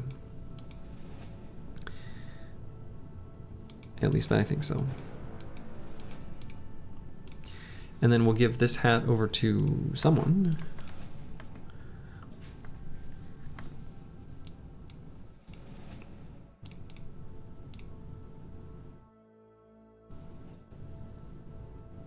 I guess here. Actually, what I might do is put that here and this here. So this 313 helmet, I'm not even gonna use. Such a shame.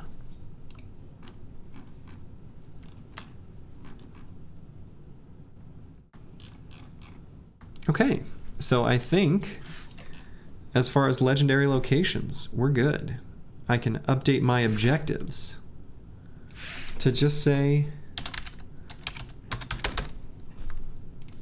Monolith. We don't, so notably, we do not have the Undead necklace, which is too bad.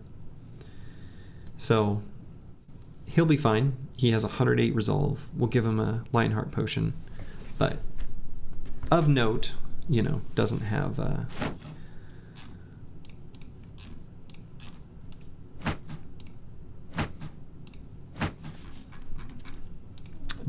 Undead necklace. And we still want to find a historian.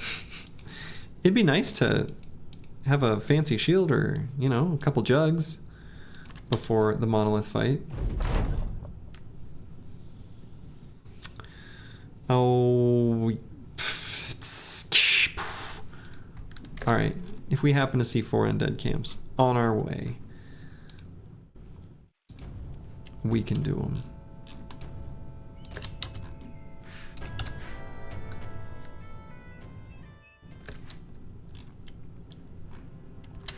Alright, before I get too close to those cities, well, I'm a little low on money, actually. I was gonna put in the recruiter specifically, looking for historians.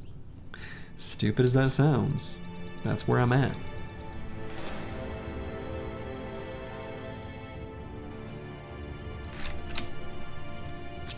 It would be nice to get some bone armor plating on this, or some sort of attachment, some sort of value attachment. I don't know.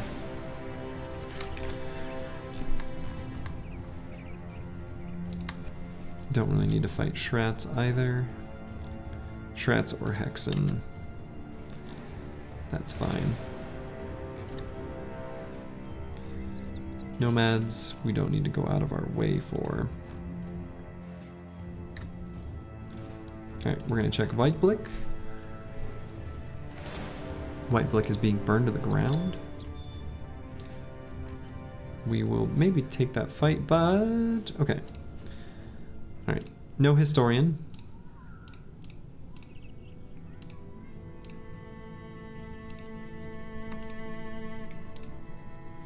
Okay. Probably buy some tools here. I was also thinking, what's my dog situation?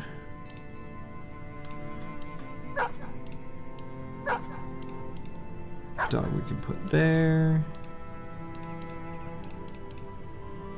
Oh, just there. Cool. Still have a few dogs and hounds waiting in the wings. So that's kind of nice. We can put one on the tank too, if we want.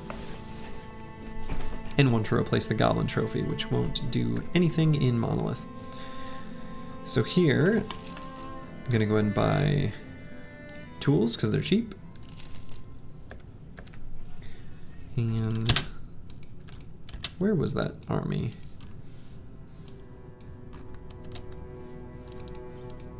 There it is. Go ahead and do that because these fights are pretty easy for the team. And we'll keep the mood up. I'm being attacked. Excuse me?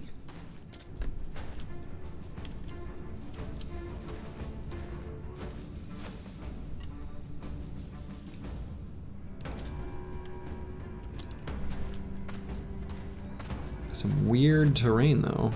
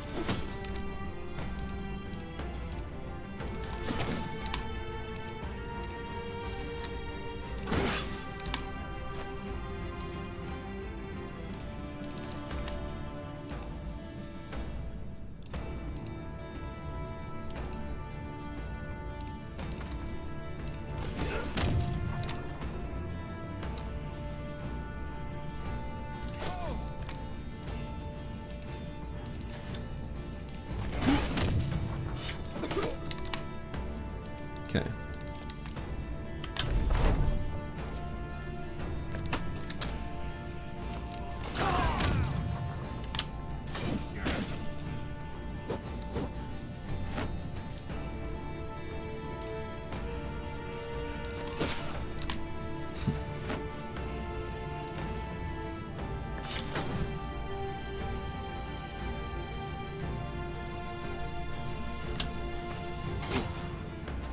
Rude.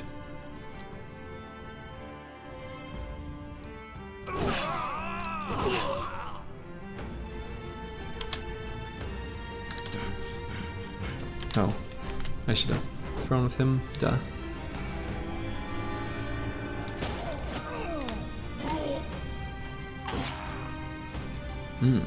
Alright, we'll have to back up with Yazid, who has pierced leg muscles now.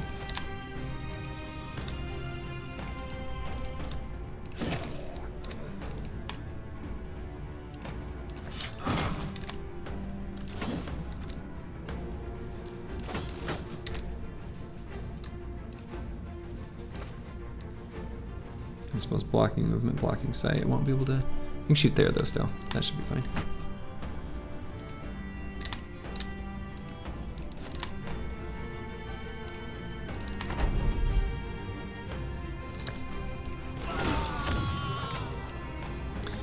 And it was fine.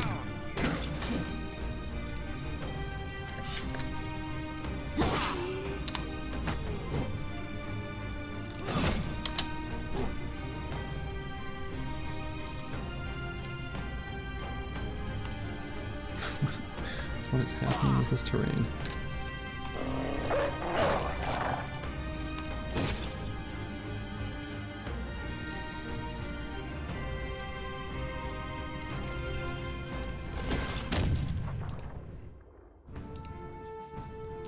Yeah, I think that's my main complaint about the terrain is like this hex, when I go down a level, is the exact same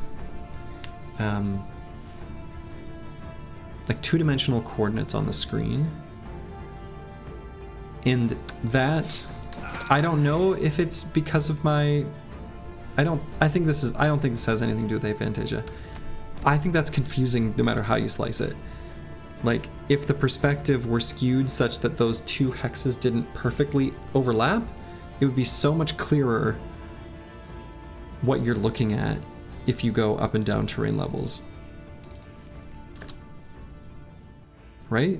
I think so.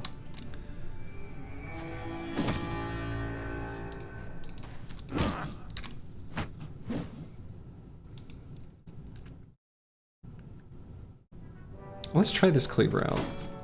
Oh.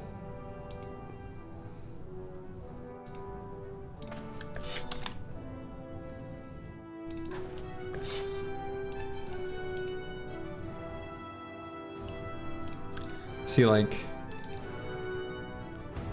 this would be dumb, but like, all right, so I weapon swapped.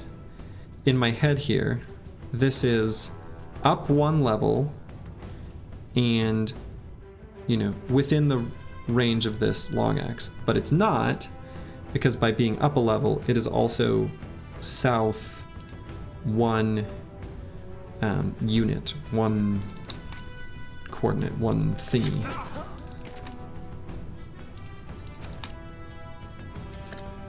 I don't know. I think it's confusing. Alright, good. I get at least some confirmation. Thank you, dog food. Thank you for humoring me that it is confusing. A visual nightmare. I agree. Kind of is.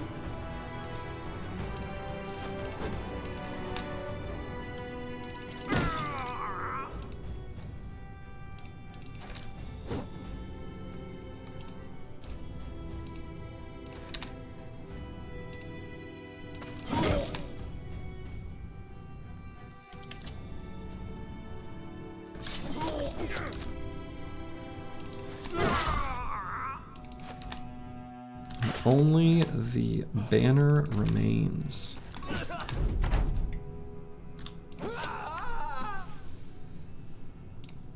Cool.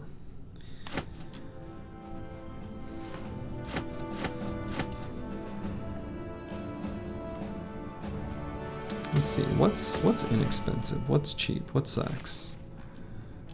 We don't really need to worry about money, so maybe I don't need to be too terribly concerned with resale value on anything.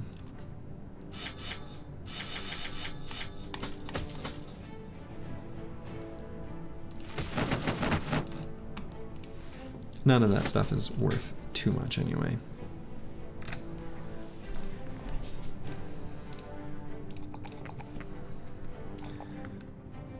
Oops.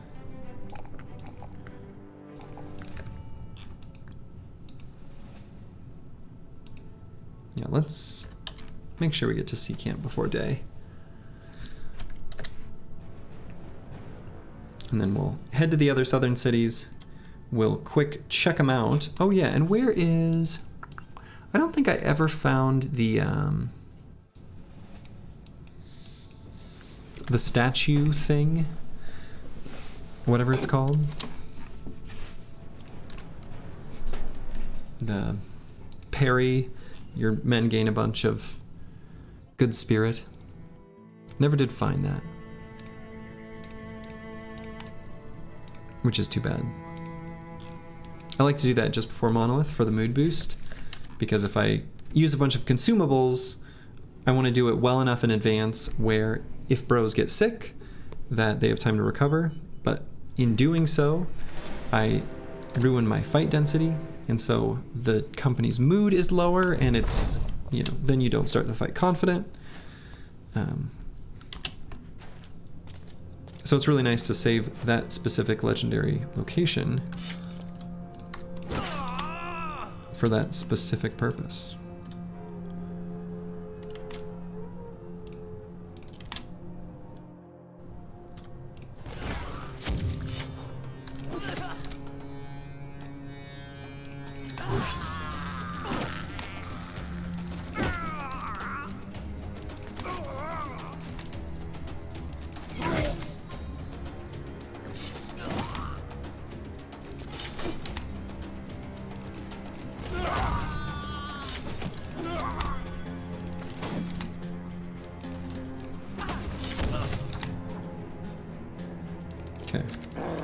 Poor nomads.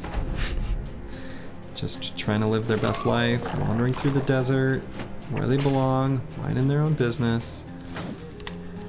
Some crazy northern mercenary company just comes through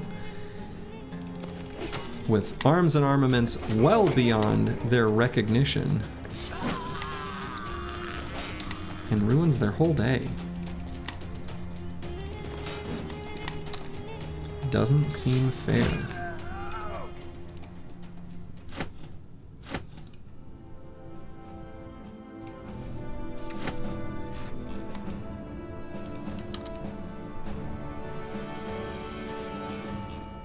Okay, and where's Monolith? It's like there. Okay.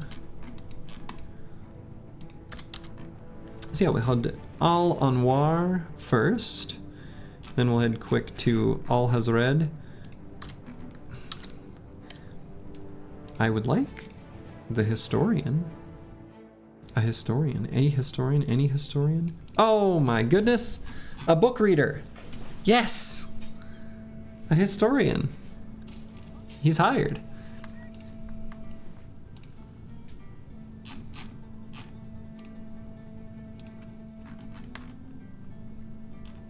Alright, we'll sell most of the stuff, not everything. I think I can get a better sale price elsewhere. In the spirit of being trade caravans, I should still be greedy. That feels like the right thing to do. So we're going to optimize for sale price just a little bit still. Is it necessary? Absolutely not. But I love money, and I'm going to get more of it. So I'm going to sell just like that.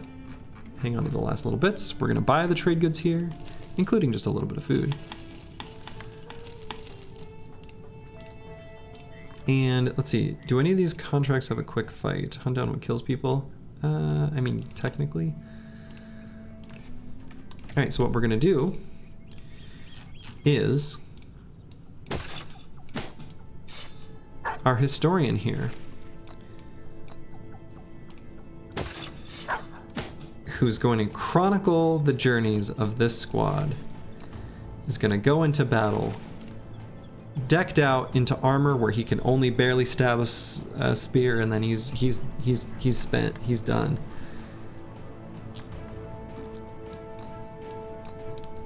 And then he's gonna write our, a chronicle, a glorious tale of this mercenary team that took him in. How fun. Let's see, do they have a temple here? They do. Let's treat that injury. And we'll head over to Al Hazred. And we're gonna look for a fight on the way as soon as we can. What do I want a historian for? Great question. We did the library, and we have this black book sitting in our inventory, which you get from the library fight. If you get after acquiring the black book from the legendary location, the library, once you bring a historian up to level 2, then they can read the black book, which then unlocks another event that will happen a few days later, where somebody wants to buy the black book from you, and you can either get a shield called the Gilder's Embrace, which is normally what I'd recommend, or jugs, each of which, I think just 2 jugs that you can use to gain a free perk point on 2 bros. I normally take the shield. I think it's a great item. I almost think, since this has more melee defense, it's marginal. The daze effect. So, relative to the, the 3 extra melee defense. Well, more than that after shield wall. So, I think I'm good taking the jugs. I don't normally do it, but it's kind of fun to justify it, taking the jugs. So that's what I'm gonna do.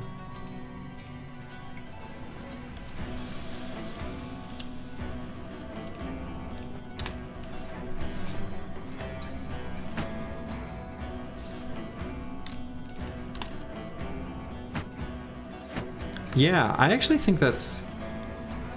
do you think that's true? That might be true. 50k is a lot. You can do a lot with 50k, especially early on.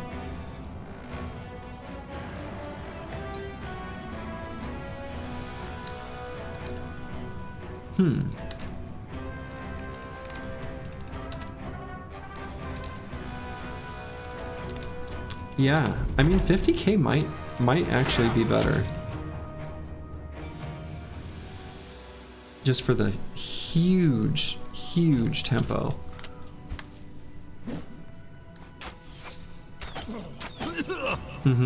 Yeah, exactly.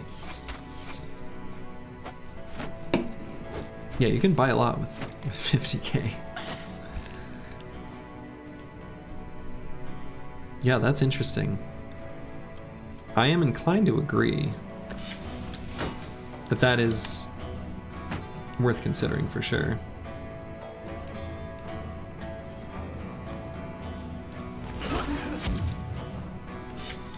I mean, yeah.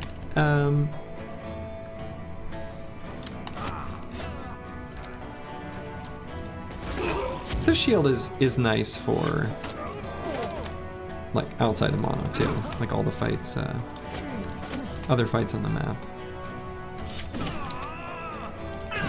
But fair point.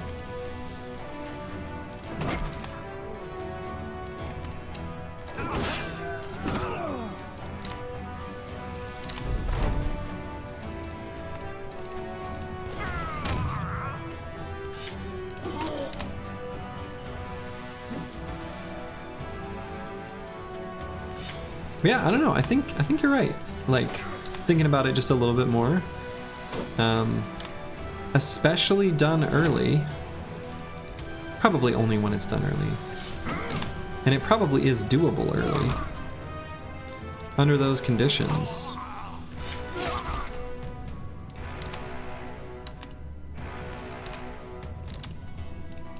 Run them down. Now, if this tank is going to write great stories about the team, we better let him get this killing blow in this fight against some nomads, you know? Plus he does gain more experience. And say, I wasn't concerned about him not hitting level 2. Good work, Musa. Your job here is done. Here. Have some pockets. And you can level up like that. Because I'm never going to use them. At least not in combat.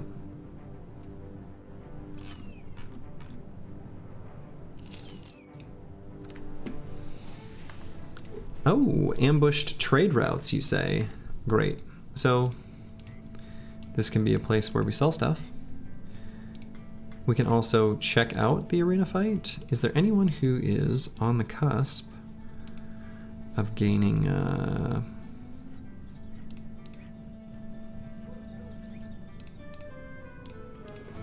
no one on the cusp of anything.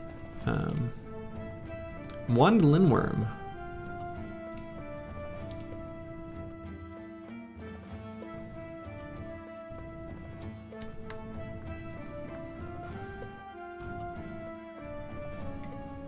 It's probably fine.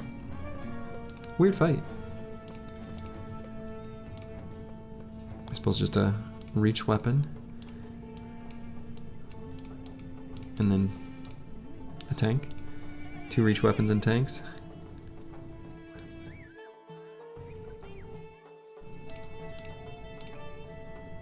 This guy doesn't need to participate. This guy, sure. And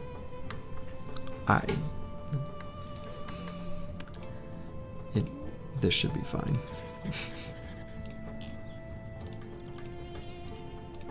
As long as we make sure that the tank is like locked in with the head so it can't move.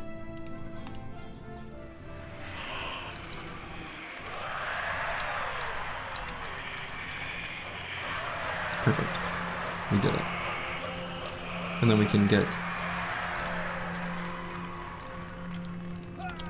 these guys attacking the tail with a reach weapon.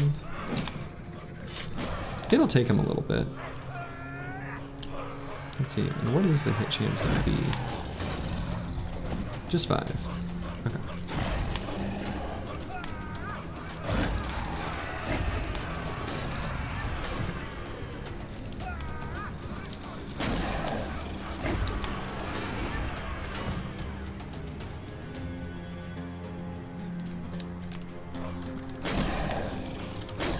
Cool, that cycled him ahead.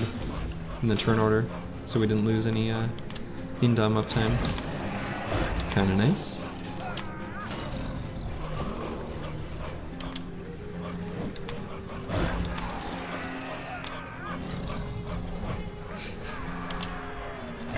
Getting lucky with our 5%.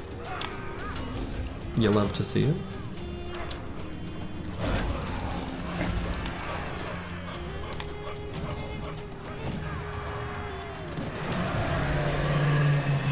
Okay, Lindworm down.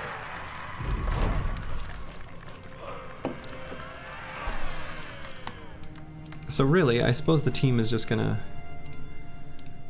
fart around a little bit. So we'll take 4 undead fights, and then let the events trigger for the historian that we've got, and then we'll fight Monolith. So Alchemist by a Lionheart Potion. Did I even check the Alchemist in the other city? I don't know that I did. Whoops. I don't think I did.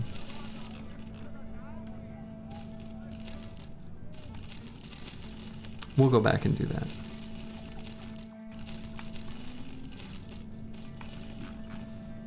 Again, the things I'm doing here are very much...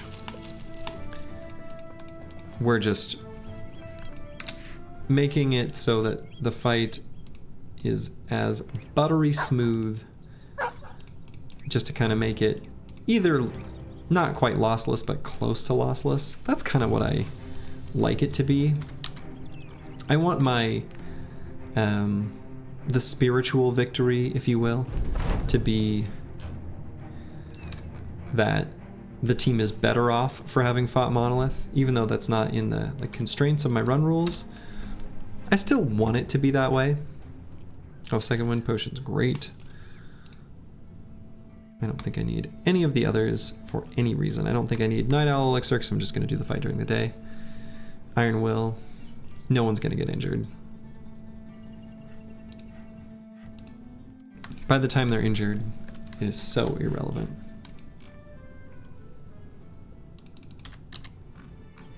So we're going to just fart around the map a tiny bit, looking specifically for undead fights. Please. Many Necrosavants. Kind of an annoying one.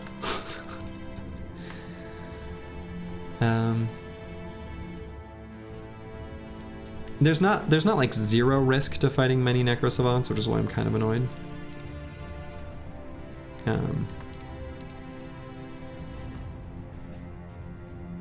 It's low, but it's not zero.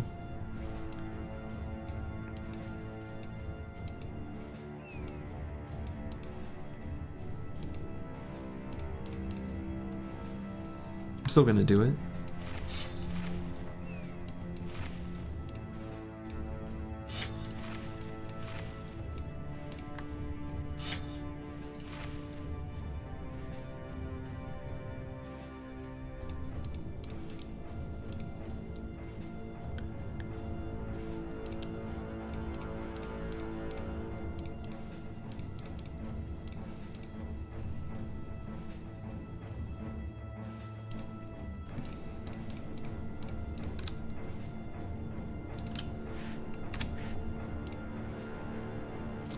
Let's see.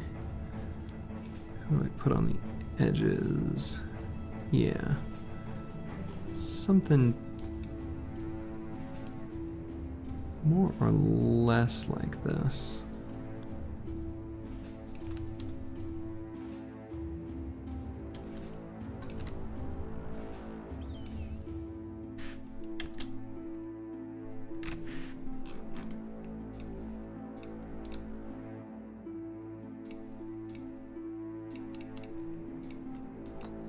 Grab a couple fire pots.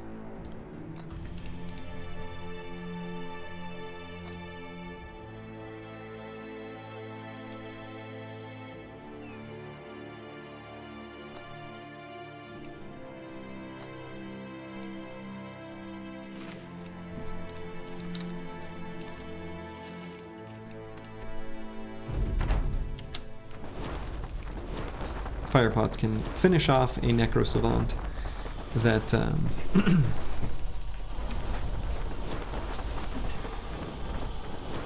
has procced 9 lives, which is kind of cute.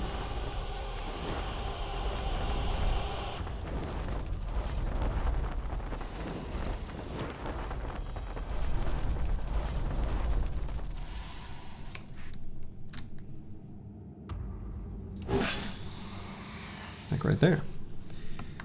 And let's see. I want to ensure no surround bonus there. So they're going to be faster than me basically everywhere. So, oh, wait. We will...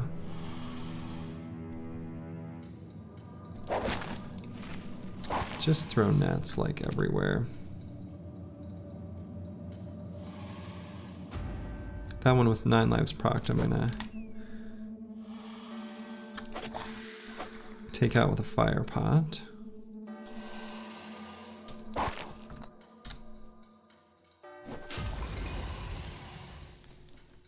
Annoying.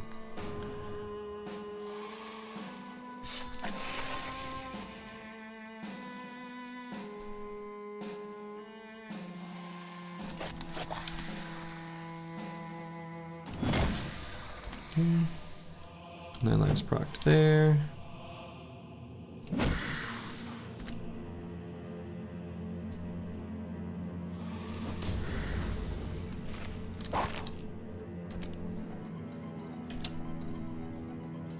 Okay, I think we're pretty good.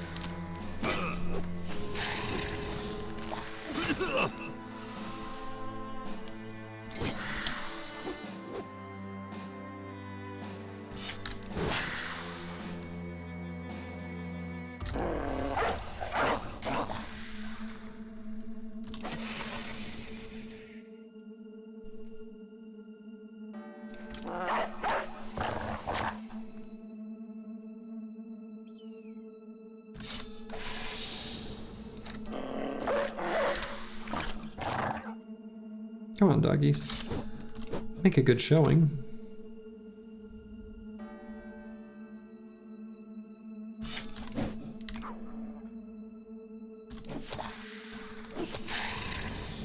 Don't get outdone by humans. That would be embarrassing.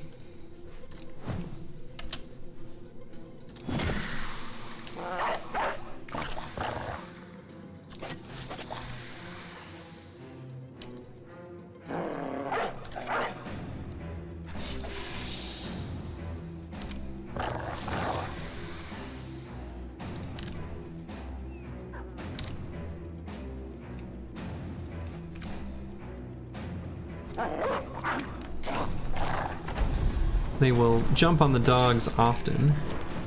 Yeah, like there. The ones at the edge of your formation. Which can sometimes be a little bit annoying.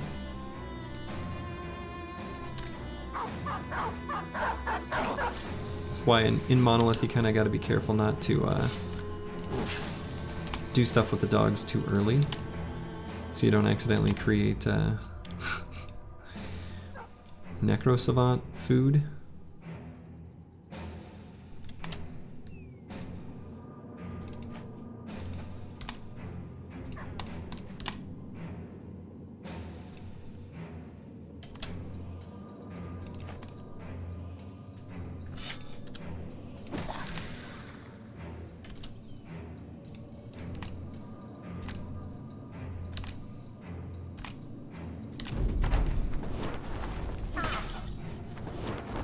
There we go. Lured him back.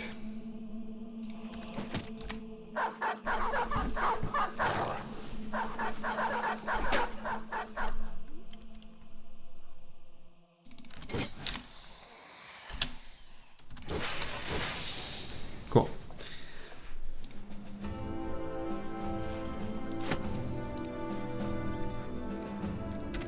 One undead location down.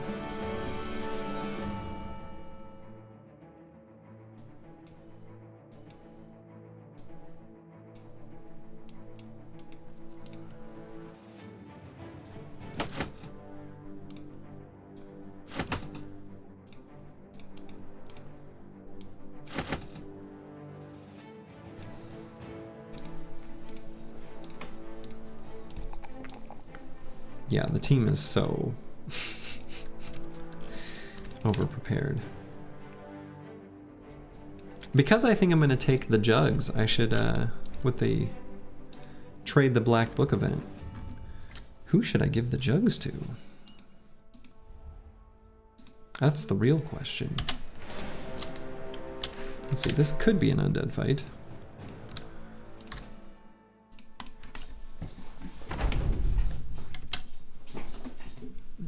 Based on where they are in the initiative, I don't think it is.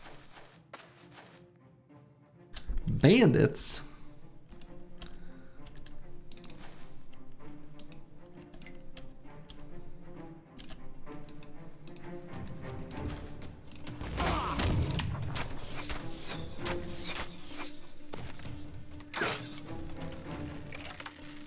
Yeah, I could give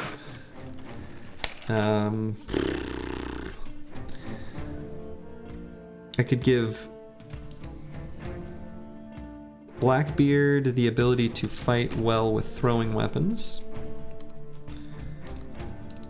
That would be a reasonable choice.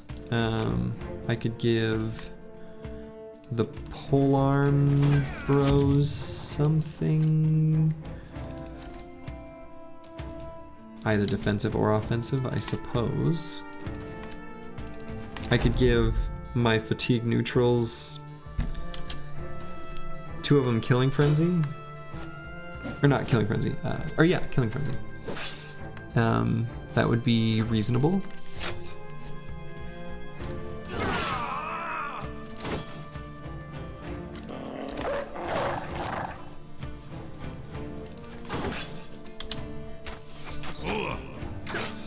Kind of like that, actually.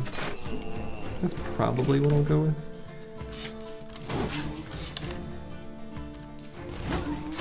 Considering how good they are. Oops.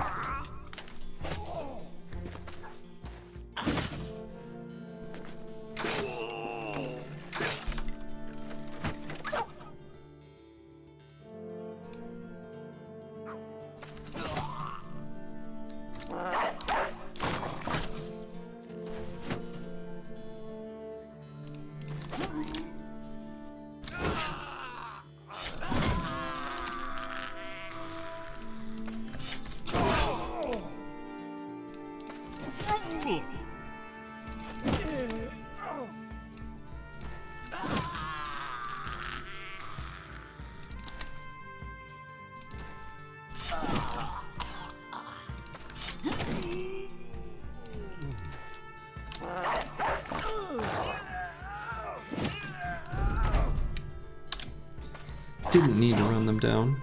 We don't need to take out these last 2 Briggies. But Briggies are filthy. Everybody knows. Oh, and one thing I should also get, random thought, some armor attachment for this. If I just buy, you know, I'll put this on for now, but if I buy just like a plus 40 armor attachment from an armor smith, that's totally fine and valid. We're happy to do that.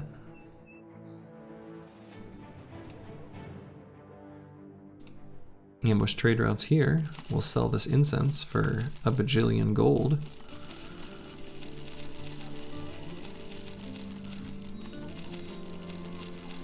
I don't think we're gonna do anything with these shimmering ashes. So we're gonna sell those.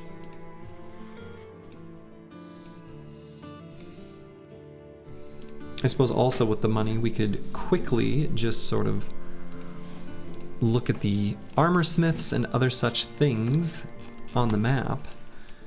Allsliv.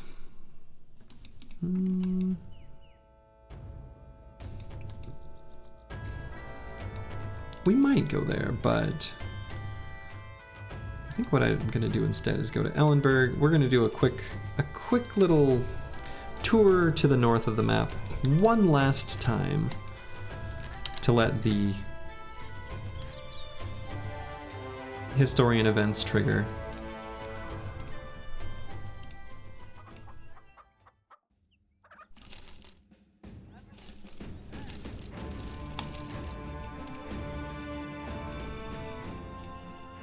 And do I need dogs? No, not really. And I can get hound. There's a place up there with hounds.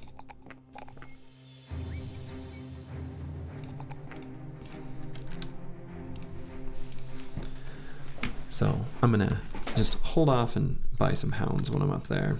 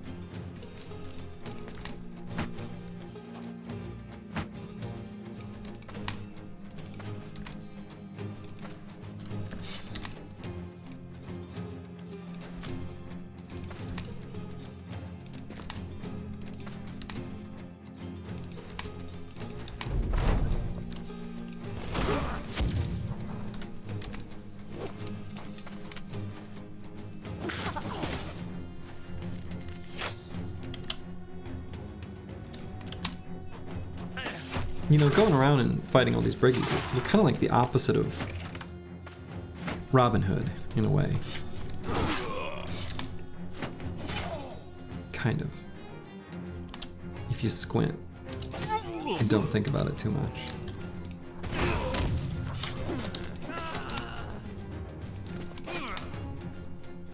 I'm pretty sure we're the bad guys, but so are they, you know? They are brigands, after all. Thievery of some form is sort of implied.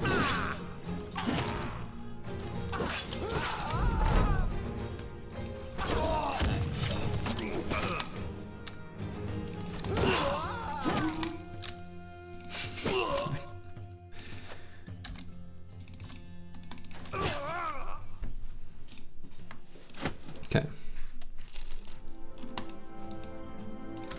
Some quick clicking. Some clickety-clack fight.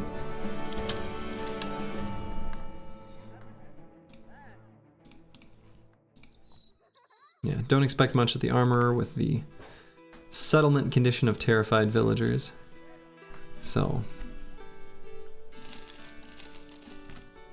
we will simply move on. Could go through this little section of the map to look for undead fights. Interestingly, this run, I don't feel like I fought. How funny. Let's see, let's actually trace his footsteps. There we go. I don't think I fought too many undead this run at all. Weirdly enough. Some runs I feel like I'm doing fight after fight after fight after fight against undead early on. They're usually, relatively speaking, easy fights with good rewards. But not this time. It just didn't happen. For whatever reason.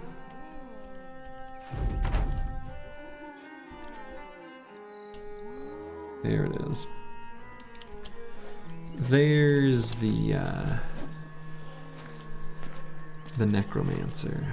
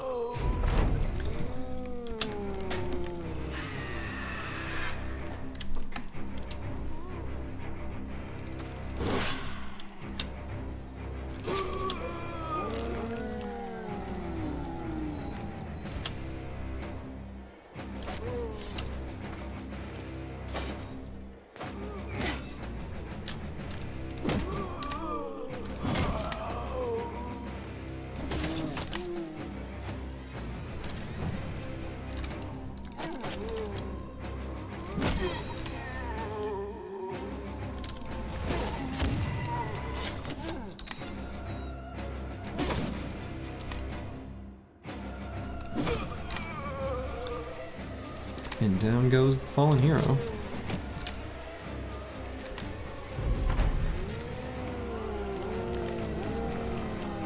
Up comes the fallen hero. Down goes the fallen hero.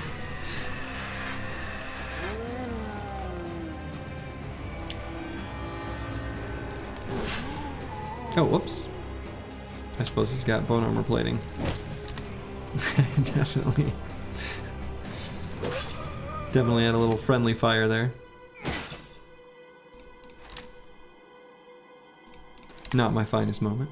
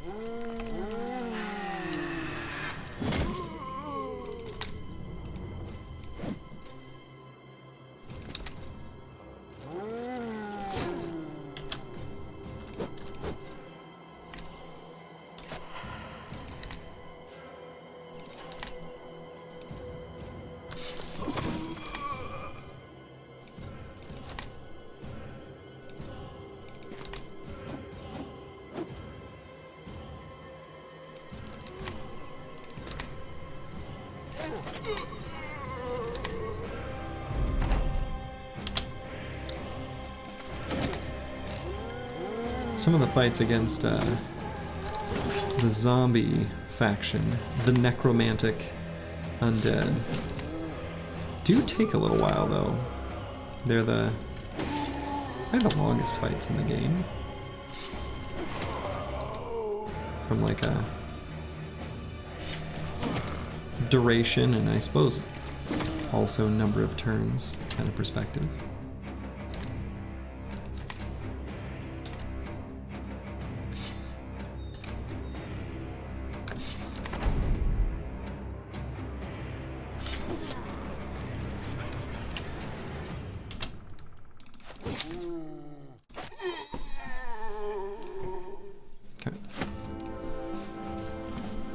One more undead fight down.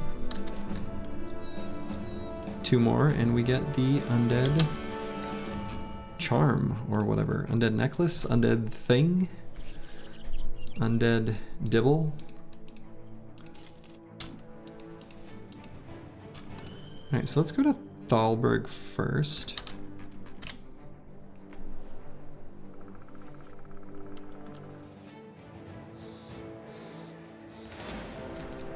The undead drip, that's right. I like that. The undead swag.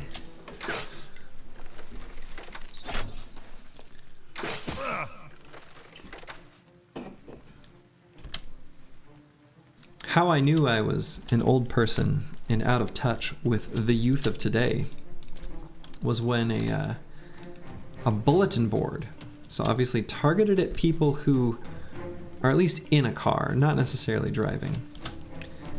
But the bulletin board, wow. What are they called? Just like the big advertising signs on the sides of highways. Anyway, it said, the name of the store was called The Drip. And it said it was your local Hype Beast headquarters. Billboard, that's the word, thank you. Your local Hype Beast headquarters. And I was like, I don't know what a hype beast is. I'm gonna look it up. I also don't know what the drip is. I know now. But that's when I realized I'm no longer a young person. I mean, I already knew that kind of, but it became very painfully obvious from that point.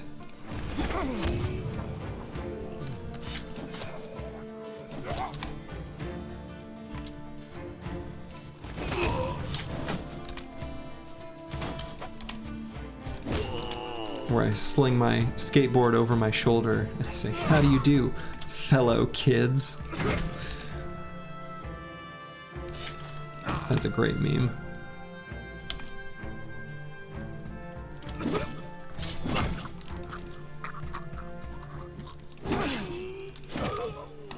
But I do a each year I volunteer for a like robotics tournament, like a children's robotics tournament, and I get high school kids to help out. The National Honor Society kids from the local high school need community service hours, so a lot of them will participate in helping run the tournament. First Lego League, for those who know what that is. And I realized that some of my like first Lego League volunteers that are, I mean, they're definitely younger than me, and this is like, you know, 5 or 10 years ago, where I was like, they're younger, but they're not like that much younger. Like I still, you know, whatever. And they were like using vocabulary I didn't even recognize, which at the time was words like lit, which now is not even cool. That's like an old person's term. But at least to me in that moment, I was like, wow, lit. Okay. That's a word. And now that one is like an old person's word. Pretty sure.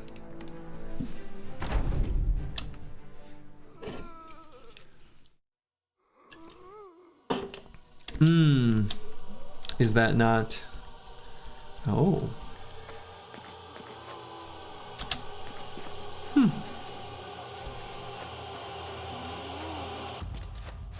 I actually like to, probably not appropriate either exactly, but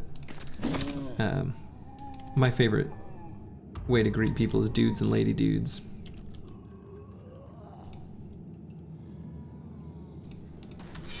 I feel like in California, at least for a while, everyone was a dude. Like dude is has no gender, but maybe that's not true. Hey, Akibio, how's it going? Dude is gender neutral? Yeah, I mean,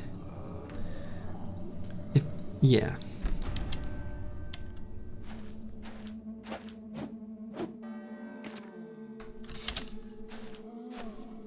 In California, right.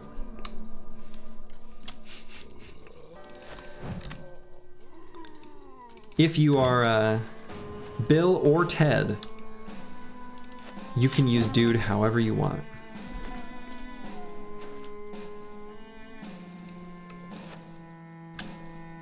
Ooh, stressed about job decision stuff. Rough. Always tricky.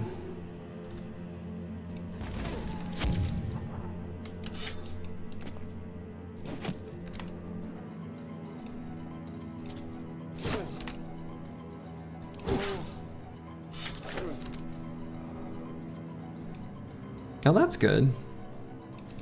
Having options is at least good. I do know some people that aren't quite as lucky, which kind of sucks.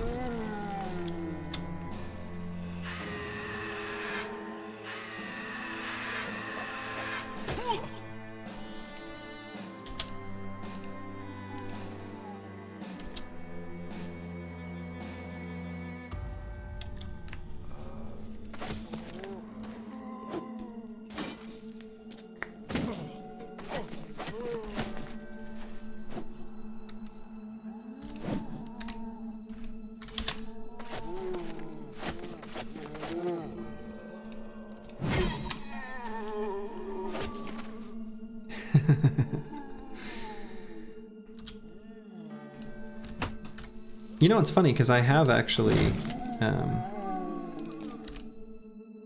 this is not an offer to anyone, but I have in the past given job recommendations and references for people that I know only online. No reason why that couldn't or shouldn't be valid. IMHO.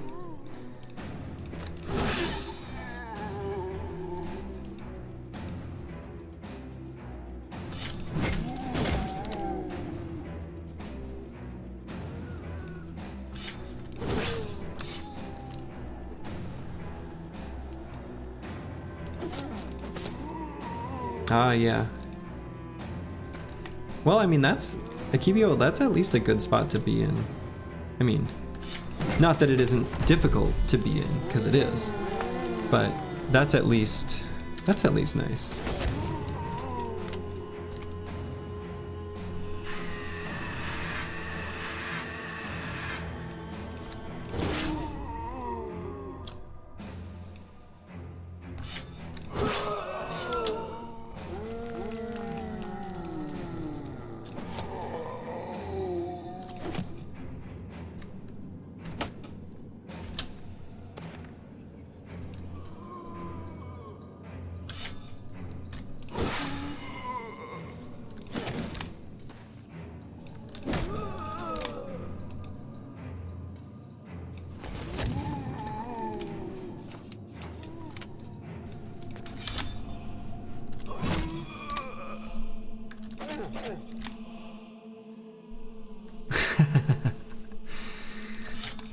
Yeah, these fights are a slog.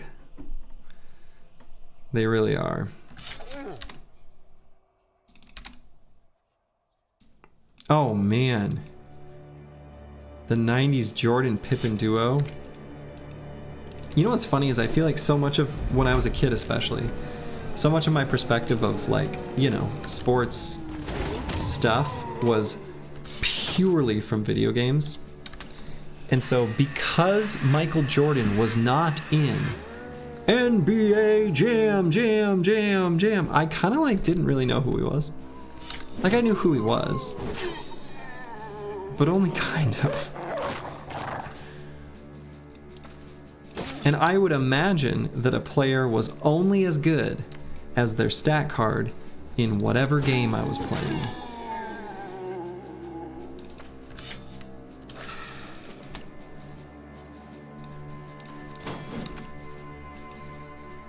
It had nothing to do with how they actually performed in any real athletics. Yeah, well, I mean, I think that is not atypical. I know that at least for me, the Twitch streams that I enjoy and tune into are those largely because I enjoy not only the streamer, but the natural result of, you know, the streamer's personality and interests and blah blah blah that create whatever community they happen to foster. It's pretty cool.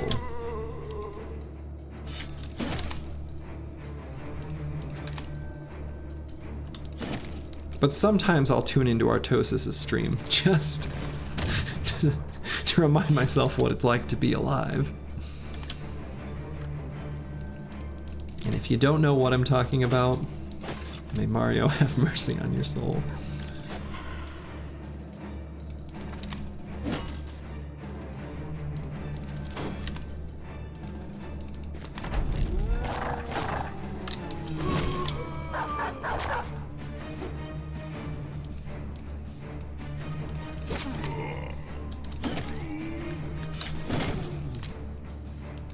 Yeah, there's a few, there's some weird ones out there.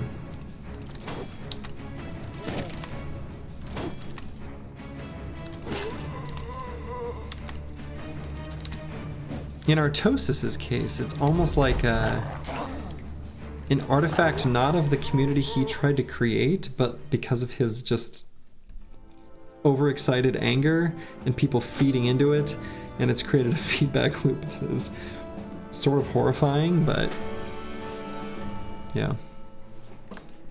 Sure, yeah. I think I am sure that most of Twitch's recommendations for my stream come from Slug, and he probably gets a little bit of the other way around too. Like, I think there's a strong overlap in sense of humor, playstyle, obviously the game we're playing, you know.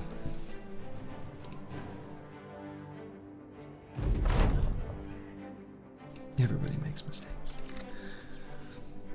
Yeah, I have noticed you haven't been on as much recently. It's tough. Tough to find the time.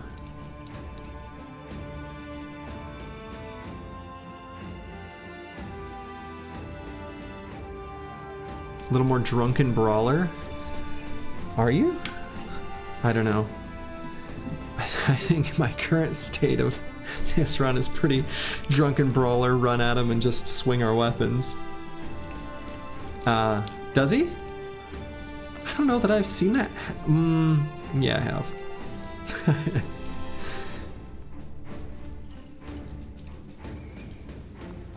I guess I was gonna say I haven't seen that.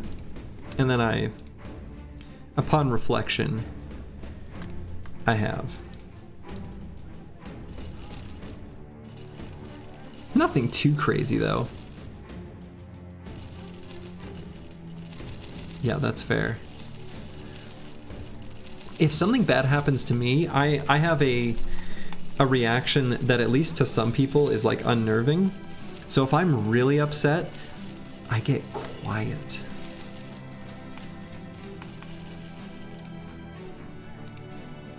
And it can be unnerving.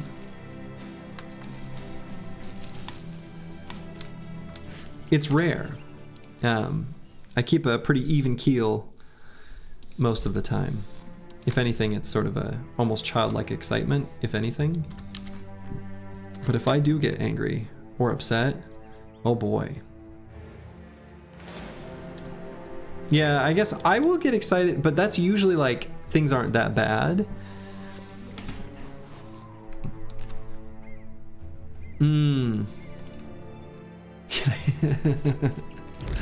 I see. So you're going through the stages of denial. That's what I'm hearing. Oh yeah. Yep.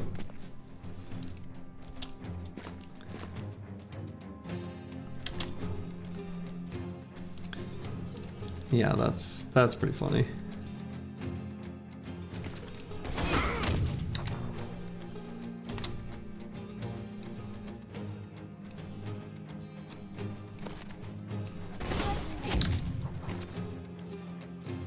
Okay. Definitely gonna need to get the fatigue neutrals on top of these hedgies. And by hedgies, I mean hedgy. Oh yeah, the team is we're in good shape. That's for sure.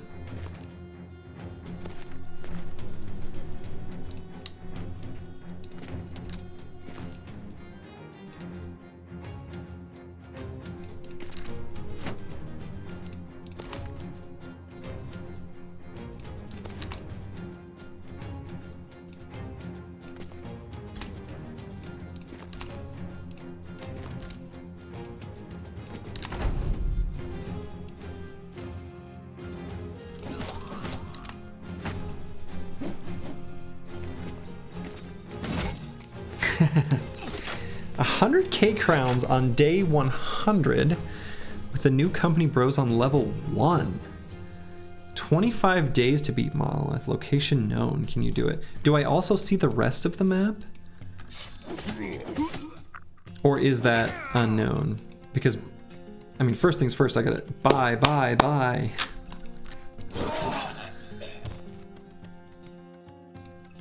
And I think considering the game's scaling, you can get some pretty big fights come day 100. I know, dude. It's so good.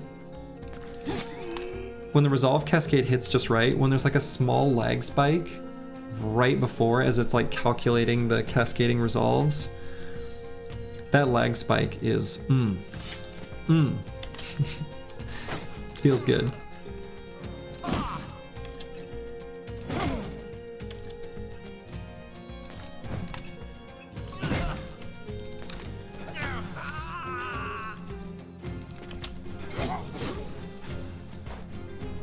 But yeah, if I know towns in Monolith, 25 days That much gold. New company level 1. That's the real wild card. Because it's also going to be a little bit hard to find good fights to take under those conditions, just because a lot of things are going to outscale the team. So you still kind of have to start with contracts. Oh yeah, it would be really hard. But 50k, that's a lot. Or excuse me, 100k. 100k. Boy, you could buy like 10 sets of forged armor. Oh yeah, I mean, let's say that it's the same no cheese rules. This is an interesting question. I think I can, and the reason I think that is, we can immediately buy like 4 or 5 sets of forge armor, which will work just fine on level 1 bros, and just buy some highborn. And I think we could start to catapult really quick. We'd have to be pretty careful about how we move around the map, interestingly. So there's like a few sort of quirky extra considerations I think to make, but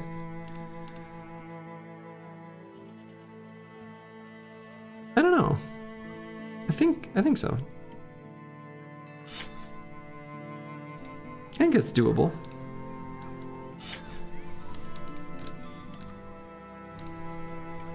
I think it's doable.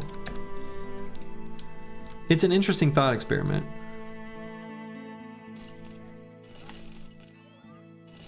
It definitely wouldn't be trivial. Like, you'd have to be really calculated and efficient. But I think it's pretty. Maybe I'll maybe even go beyond doable. I think it's actually like, I think it's reasonable. Yeah, the fights you can take would expand ultra fast. I agree.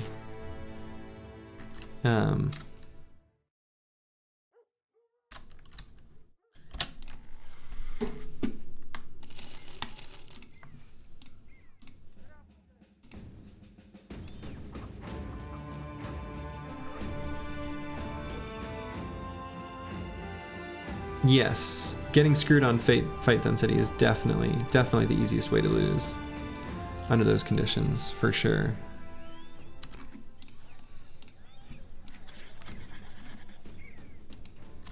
All right, I'm taking this contract only because it re-rolls the shops if they get safe roads. So I'm gonna look quickly for some maybe undead fights, or an undead fight, rather. Orc Young? Yeah. I mean, I think you want to buy some forge armors. I'm not sure if you buy like the full forge heaviest armor set. Maybe you do, but maybe not.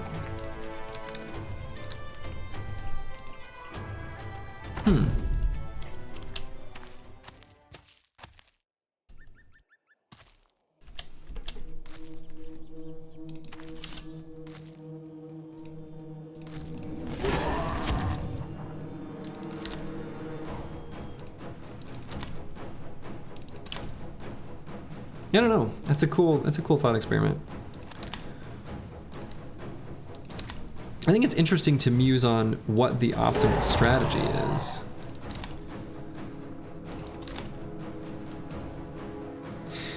Yeah, I had one of my spear bros die in a big ol' orc fight long ago.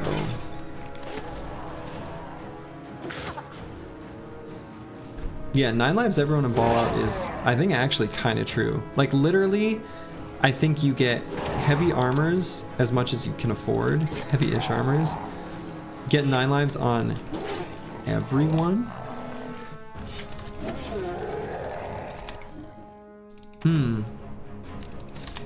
Keeping armors repaired would be really, will end up being really important too.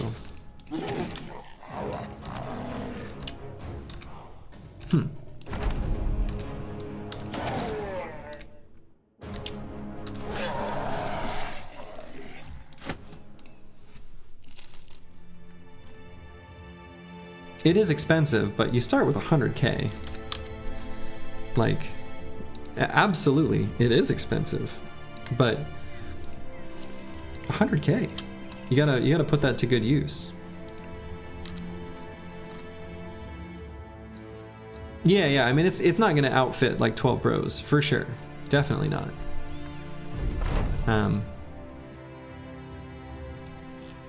And you may be right that we are overestimating how far it would go.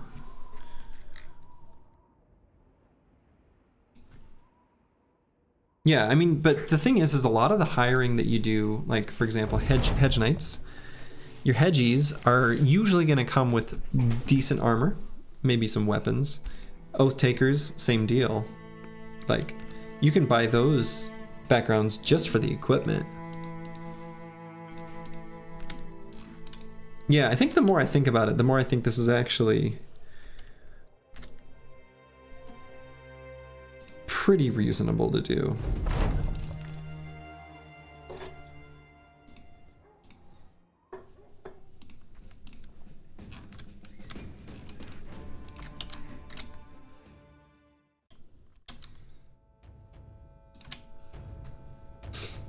Okay, and this place has unhold attacks, which actually I do want to put an attachment on this armor. And this could be an opportunity to fight those unholds and get one that is a taxidermist in the same town to where you turn in the quest. And 7 of them, it's a lot. Great. Have to be slightly careful. I don't want to fight in the forest exactly. I don't think I'm in the forest. Good.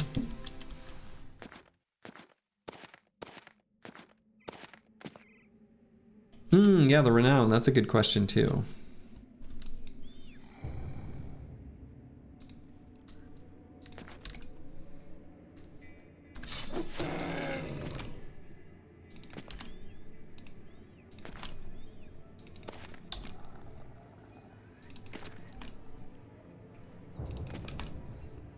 Yeah, it is an interesting thought experiment. I agree.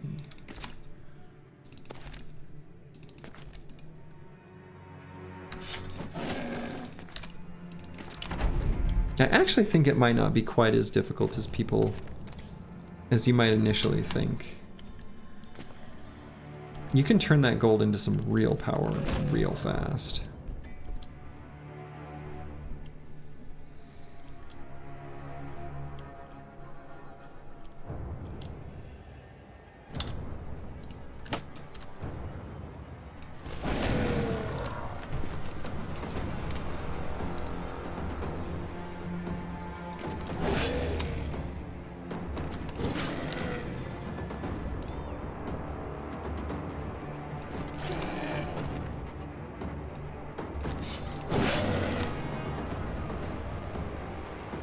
I don't know that I'd say it's necessary. It'll definitely be good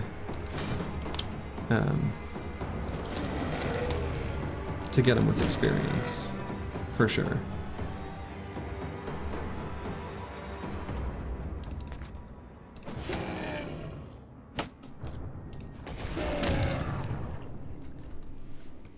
Yeah, levels, it might seem like the hardest part, and in a sense it is, but there's a bunch of you know, builds out there, fatigue neutrals, that you can function just fine on pretty low levels, actually.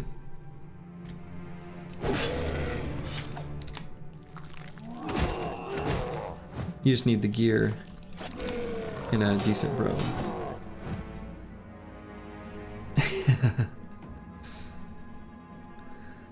Akibio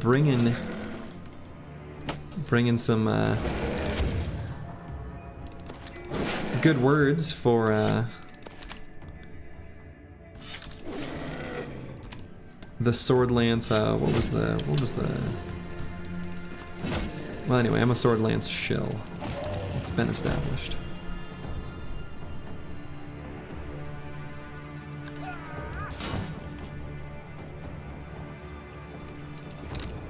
Yeah, I think so too. I think buying Bros with the XP works pretty well in that example. I mean, I don't mind doing it even like when I have limited funds. I think there's value in it. Yeah, big sword lance. That was how we put it.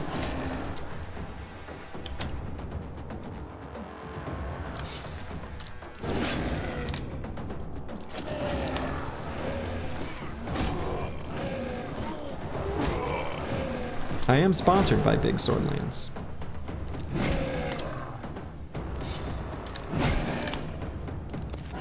They got me my, you know, I got my Sword Lance gaming chair here.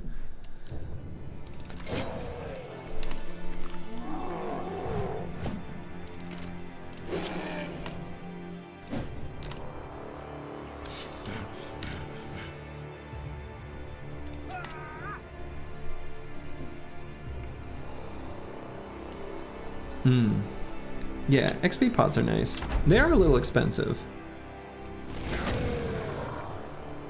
but they are very nice for sure.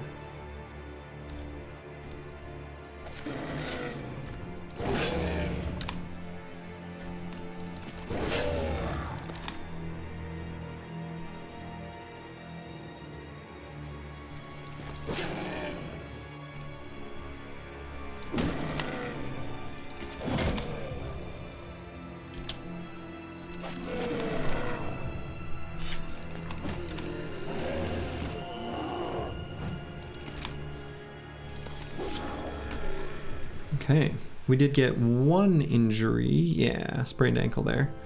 But enough components to make... Alright, so it's gonna be nighttime. Is there another taxidermist somewhere? No. I guess I'll wait.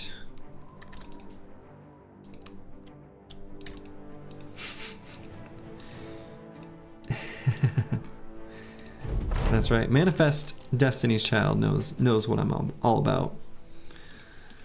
And that's high quality Sword Lance gaming chairs. I've never felt so comfortable in a chair. I'm not sure what its features would be. It can reap? That doesn't sound good.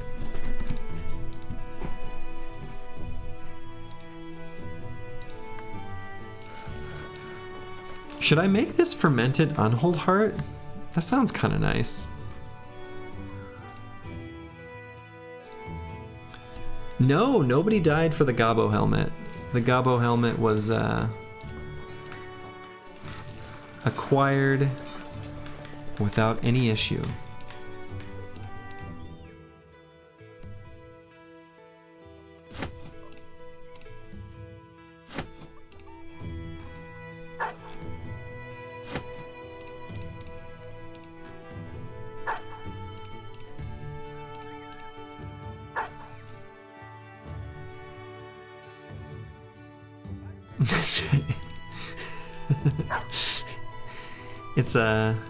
It's like one of those chair and a half or whatever.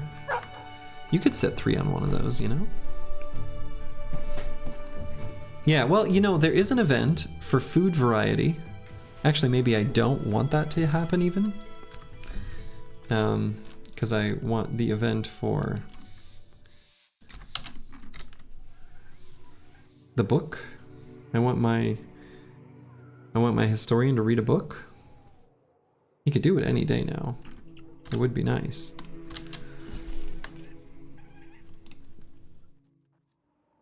Nothing here I want to buy.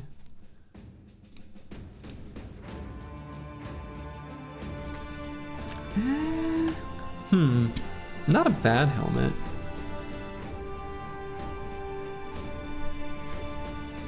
Yeah, pickled roadkill. Pretty much.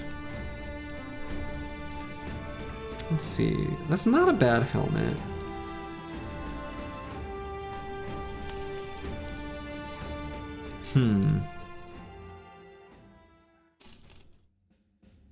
Oh yeah, and I'm gonna go ahead and I didn't put the attachment on the armor, and that is the one I want to put it on, I'm fairly sure.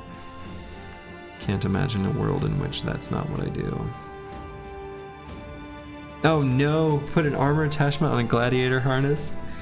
For those that don't know, most of the value or defensive value for the gladiator harness is the attachment. It's like its own unique thing. It's a very weird game design choice. So if you put something else over it,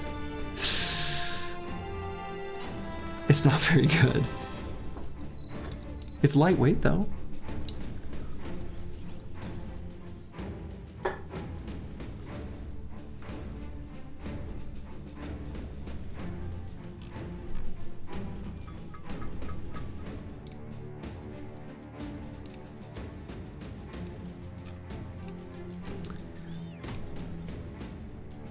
Let's see, would I even use that helmet? I mean, I guess I could put it on, like, this gunner. His fatigue, or his nimble value goes down, but, you know, protects him against necro savants pretty nicely. I guess? Pretty narrow. It looks nice. Am I here for Fashion Bros now? I think so. That looks cool.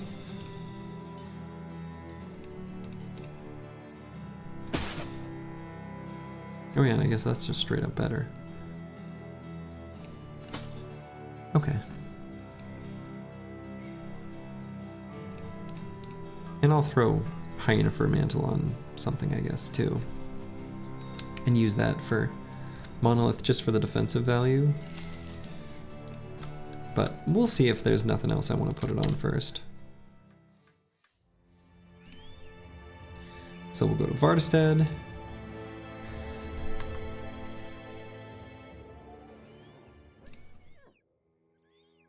Oh yeah, dude, the guy with the famed gun, he does.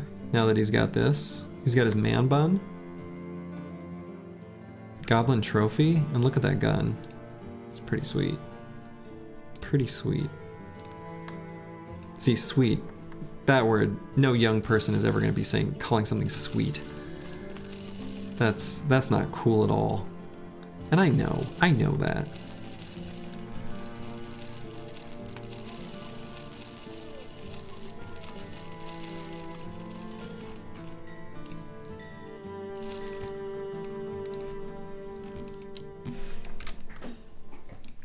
Oh, I mean, Assassin's Mask is very cool, for sure. I've got some pretty good looking squad. All right, so I'm looking for one undead fight. Let's see if there's like a find a thing. Ooh, escort caravan to Norheim. Oh, there's nothing there. Secure ruined wind watcher, blah blah blah. Deliver cargo to Whiteblick, 2 days to the south. I mean, I guess that's the direction I'm gonna go, so I'll do that. So I'm looking for, oh yeah, there's one right there. So let's go there. No. That's not the event I was hoping for. The event I'm hoping for is that the historian reads that book. It's just sitting in the inventory. That's some fallen heroes. We'll wait for a day. And that will complete this ambition and get us a nice necklace that we can give our tank for the Monolith.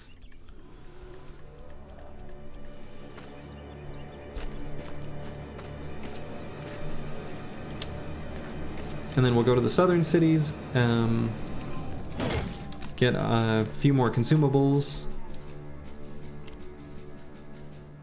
and that'll be, then we'll do Monolith. We did find someone who can read, but he's choosing not to read, which kind of sounds like a convenient excuse to me. Maybe he really can't read, you know?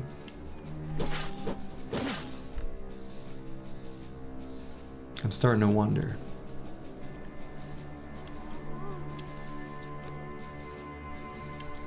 It could all be made up. Literacy could just simply be a lie. Making symbols turn into meaning? I'm not so sure about that. It's just squiggles, right? Doesn't seem real.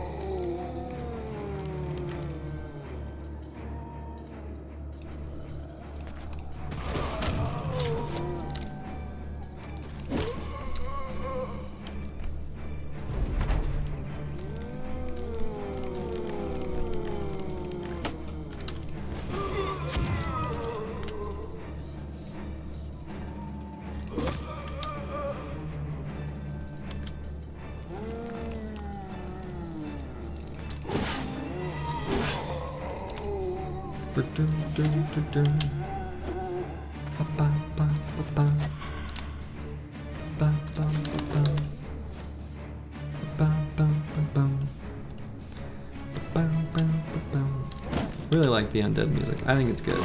People go, you know, get all excited for the barbarian music, and like it's good, but I really like the Undead one. Do I think whips are useful or too nerfed? So for context, I didn't play the game. I never played the game before they were nerfed. I only know them post-nerf.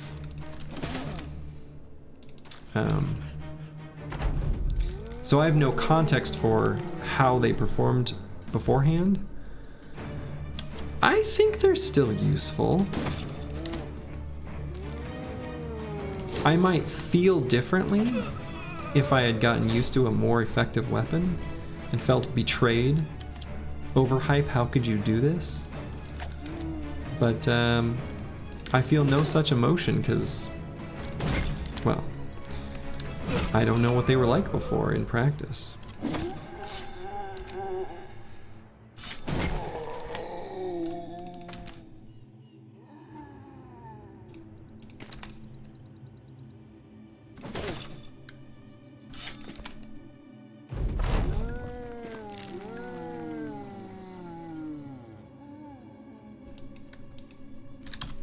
Yeah, I don't know. I think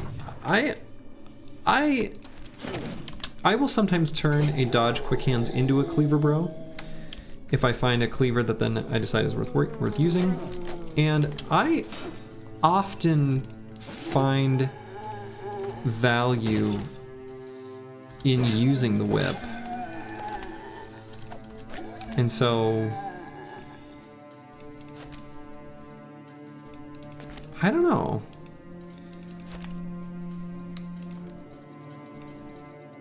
I think it's okay.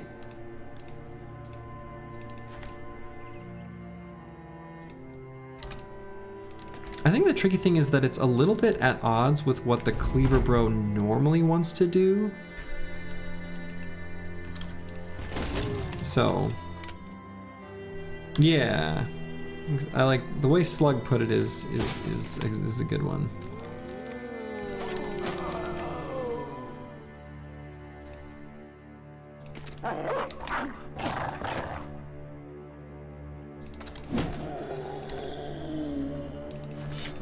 Yeah, I feel like especially a good named whip with a really good bro, it would be worth doing. Of course, that's always like the exception that's kind of always true. You know, blah, blah, blah, if you have a good named item, you know.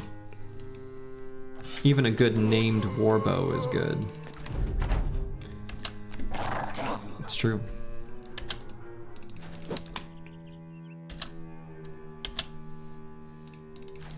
even though bows are not the strongest weapon.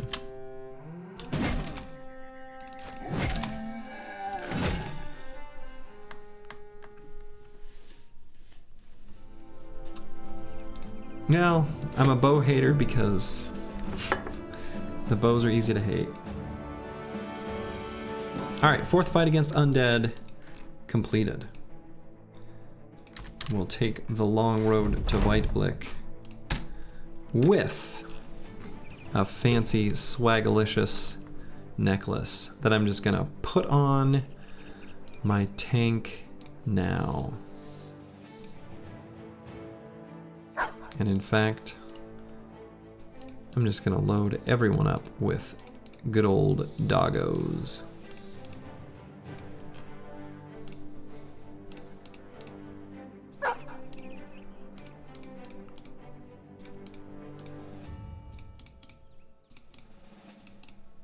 Cool.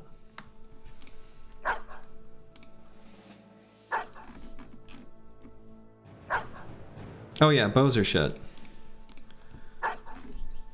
As much as I have milquetoast opinions on a lot of things, you know, I'm okay with pineapple on pizza, etc., etc. I don't love it, I think it's fine. But bows in Battle Brothers are genuinely really not very good.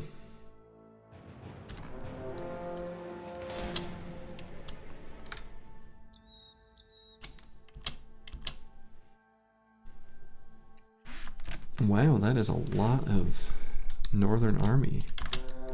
Oh, that one wants to fight. So a fight we shall give them.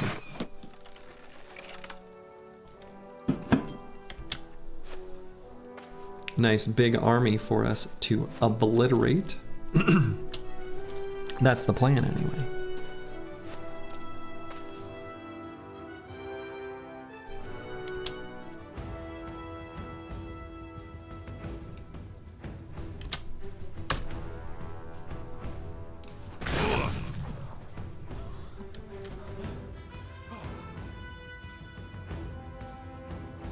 Oh, I got confused who this was. Because I moved his helmet over. Ah, it got me. I thought he was my my gunner. Whoops. Yeah, lots of fancy hats. These are the imposter hats. The duelist hat. Lame.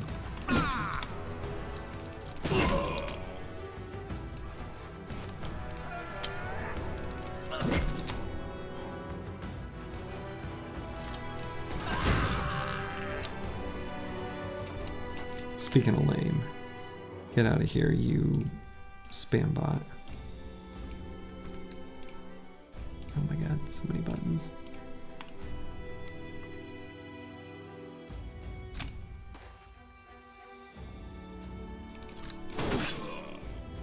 Boo.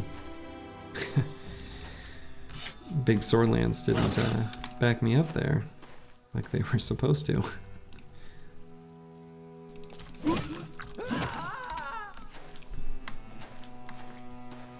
Had an agreement. It's contractual.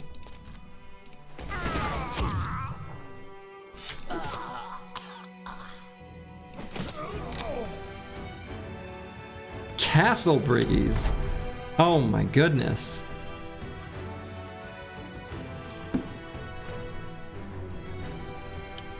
That's great.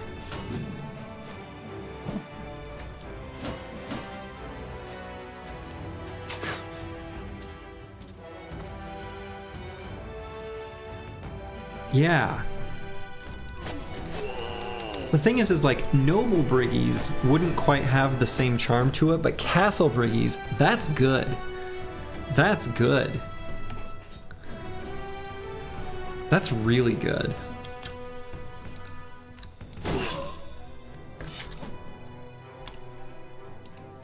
Yeah, I like that.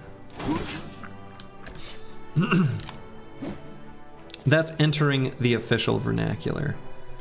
It has been decided. Castle Briggies.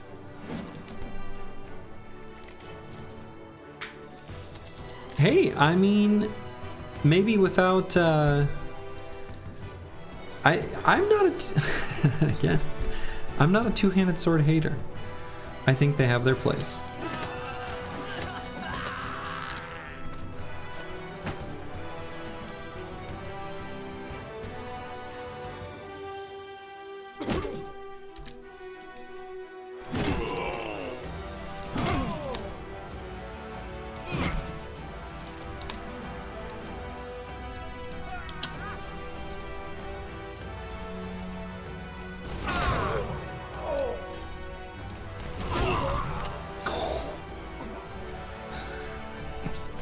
That turn was paid by big handgun.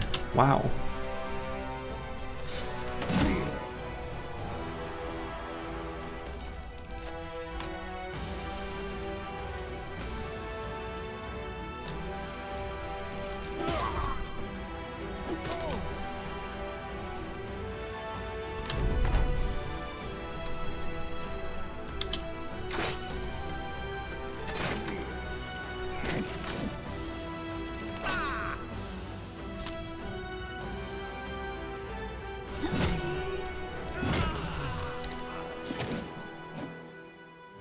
Yeah, the God Rod is a fitting name for that weapon, for sure. That thing is disgustingly good.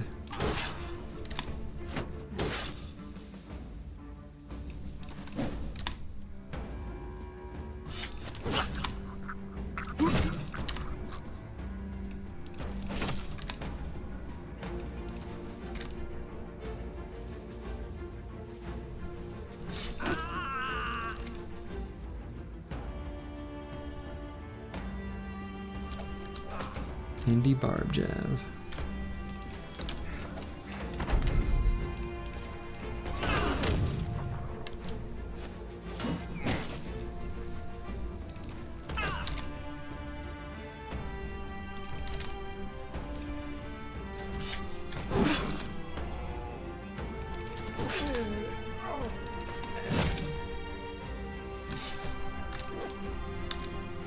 Oh.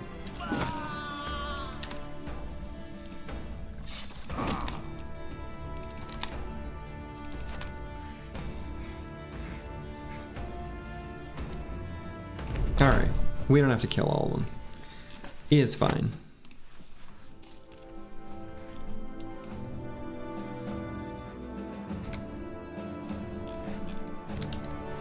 We have a fun champion over here. Those are fun to fight. We'll do that.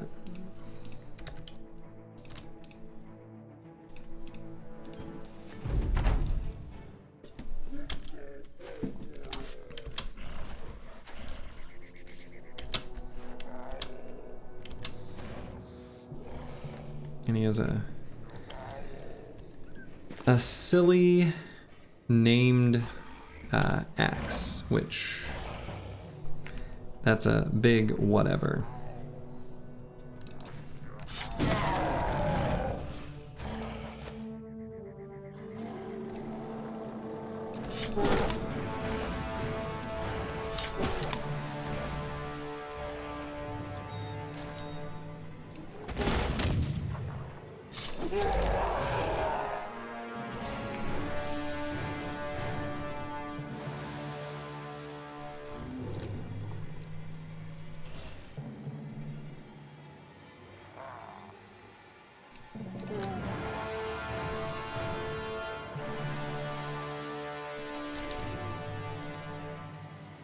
All right. Blocking movement, blocking sight.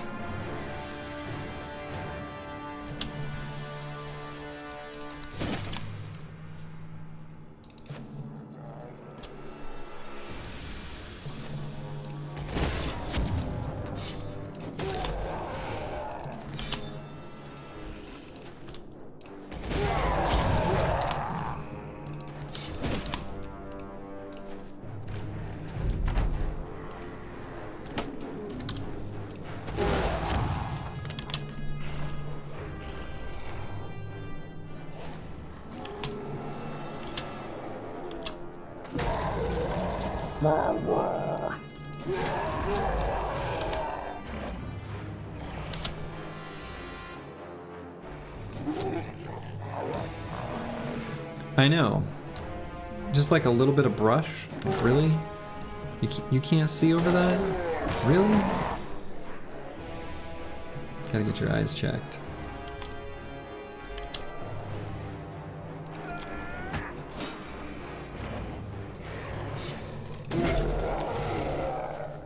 Oh, hit that orc in the head. I don't know what the rest of them are doing. That's kind of strange.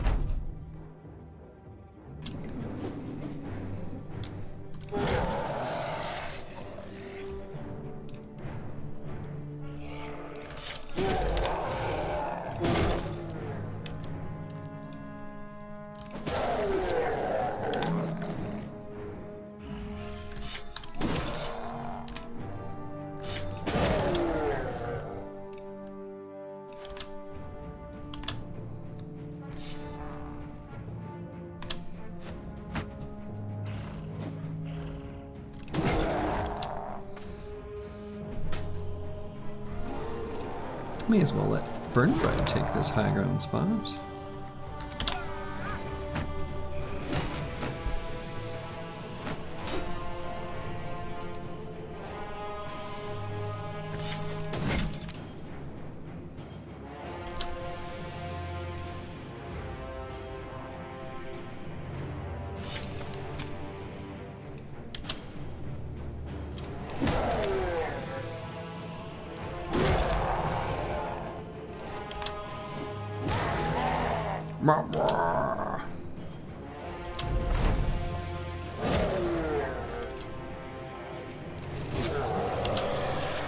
Goodbye, champion.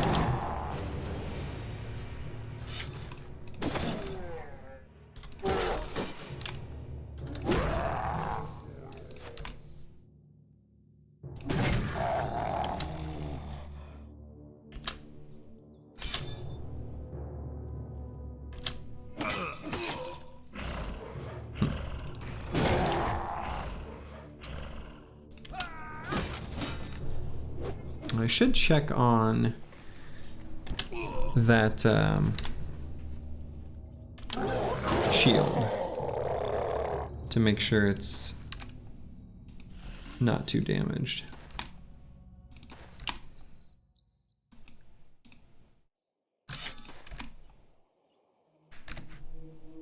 Yeah, it's taken enough damage, we'll swap it out.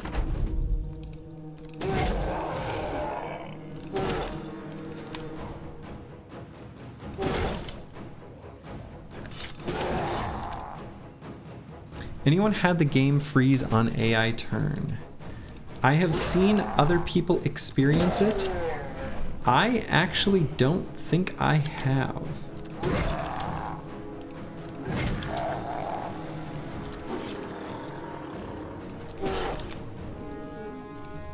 But I have seen other people experience that. With old faster mods, that could be the answer. I've never used the old faster mods.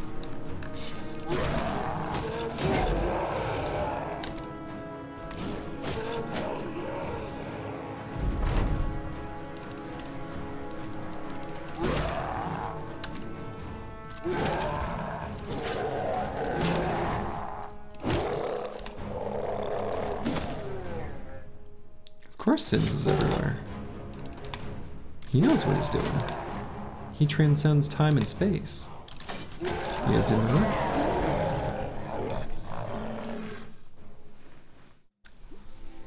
And as expected, the orc one-handed axe sucks because the weapon just kind of sucks.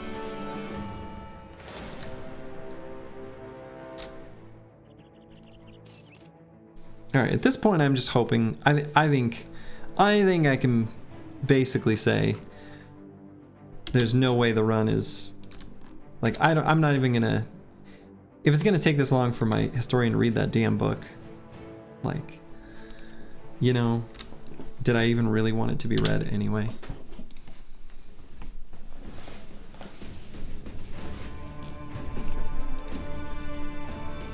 Oh man, there is sinning happen all over this here Earth.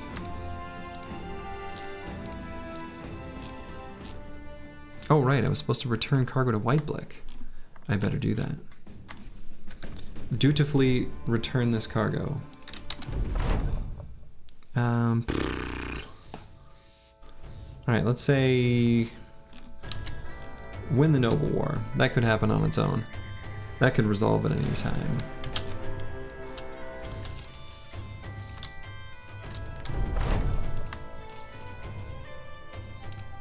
I think I'm... At this point, I think I'm ready to just go do Monolith.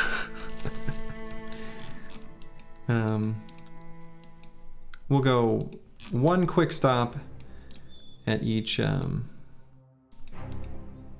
southern city. We'll see if this Black Book event happens.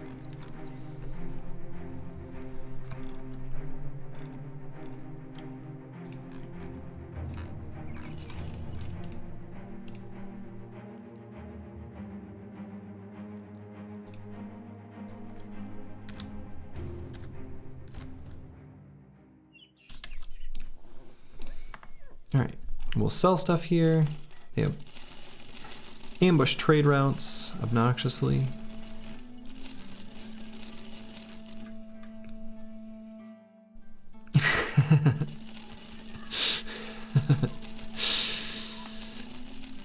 Speaking of metaphors, or hyperbole, I suppose, exaggeration.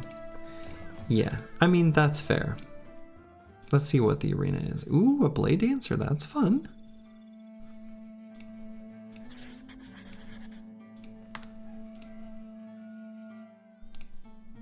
This guy's got 3 fights. And this guy's got 3 fights. Oh man, I can get 5 resolve on 2 bros.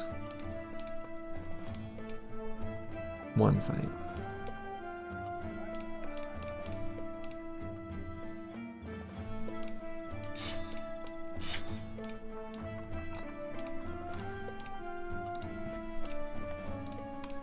We'll have these bros do 2 arena fights real quick. I assume I did that right? Yeah, okay.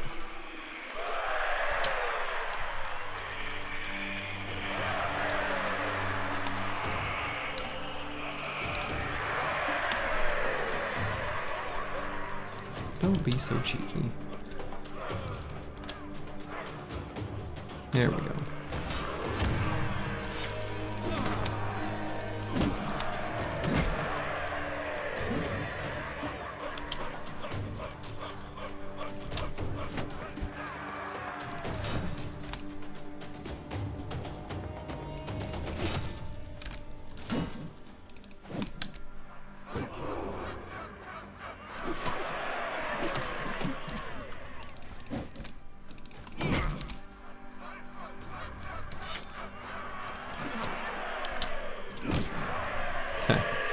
Goodbye, Blade Dancer. Alright, day 133 will come in a moment. I just feel like I did all this fighting the 5 frenzied hyenas. Okay, Lord Jingo, you're gonna sit out. Bijante, you're in.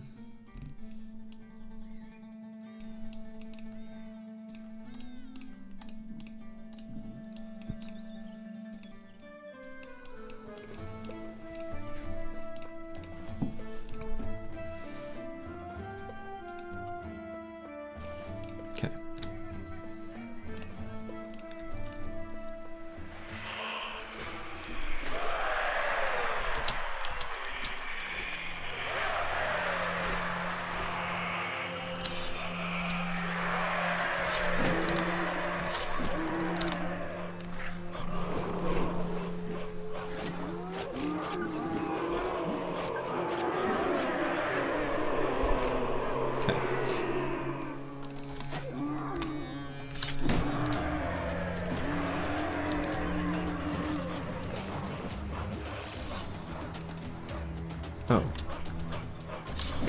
They're all running. They're back.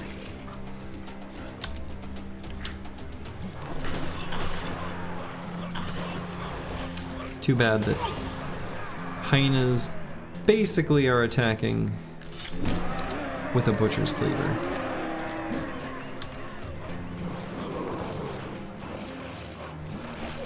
Yeah, dude, this is the Spear of Destiny. This is the Spear of Slurgy. It is actually a really good spear, though. Pretty good spear.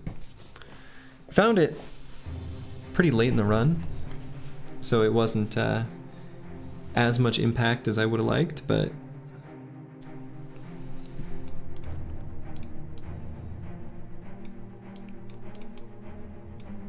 all right. I guess I'm accepting we're probably not gonna get the Read the Black Book event. At some point, I'm just gonna go do this fight, and I think the time is now. I think I'm mentally ready to move on to the next run in my next stream, whenever that is. So, ooh, escort Caravan to Al-Anwar. Let's do that to fill up their stash with things.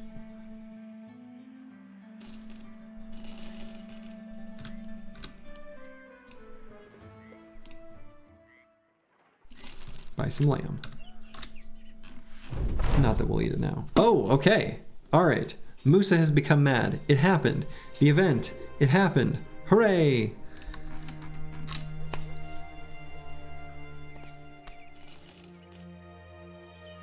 Well, now I should probably wait to get the jugs. I haven't done it in like, I don't know, a long time.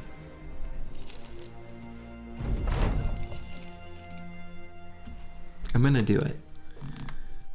Yeah.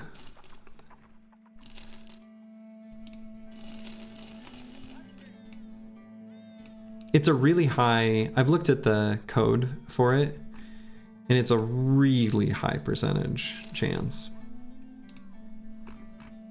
Take a long walk to Mono. Yeah. Yeah.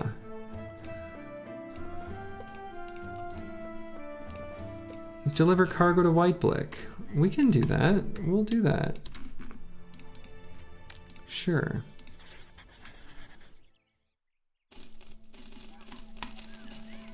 Get a variety of foods and fruits. Oh my goodness, I didn't even click on this. What is here?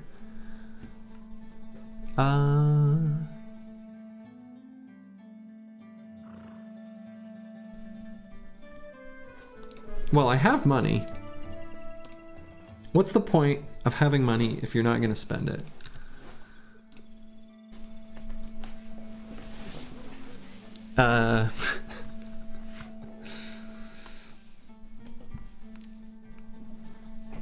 Okay, so this sword is insane.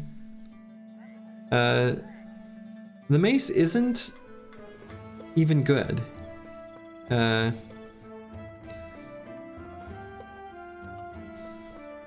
Invest in a low. VT Sacks, I believe, is your best investment. Just ride out the market, ignore the highs and lows, slowly invest over time as you have money, or buy fancy named items. Yeah, we could track the index, or we could buy famed items.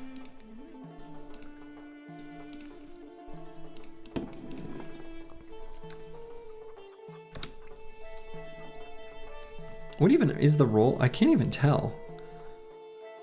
Is it shield damage? What? Oh, it's fatigue. Fatigue and weapon skills, but plus fatigue. Okay. Only by bit spear.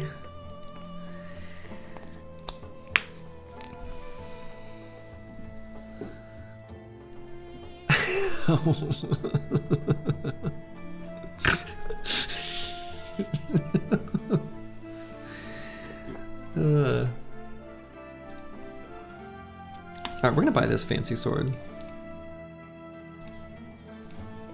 And we're gonna put it on Lord Jingo. Lord Jingo has actually been... Yeah, he has so many kills. Between Lord Jingo and Blackbeard, they've been just tearing it up. But in all seriousness, a low-cost index fund tracking the market is actually, no memes, no joke, the smartest way to invest your money. No gimmicks. It just simply, literally tracks the market.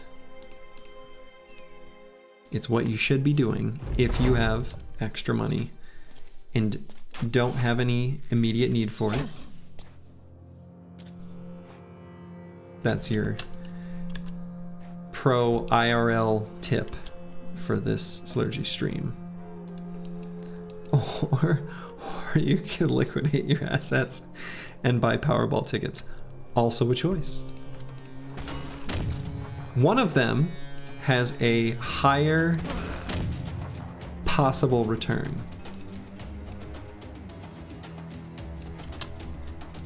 Which might make it better.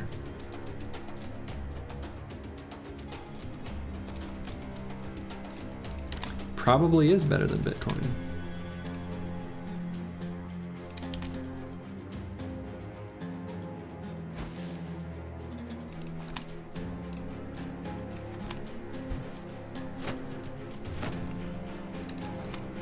Sometimes you gotta ask yourself, what does money mean? What do things we own even mean? If they are not a representation of some actual debt or some representation of something that physically means something, it doesn't even have to be physical, it could be IP. You should question whether you're even, whether it's worth your consideration.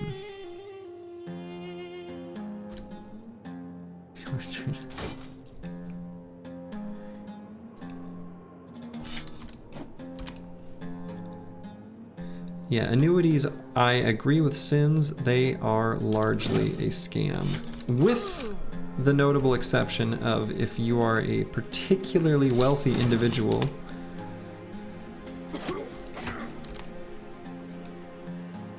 and you truly have no need for any market growth or anything of the sort. Sure. If you want.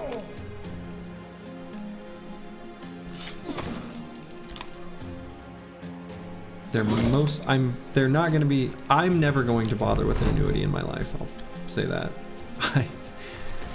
I grew up deep in poverty, so.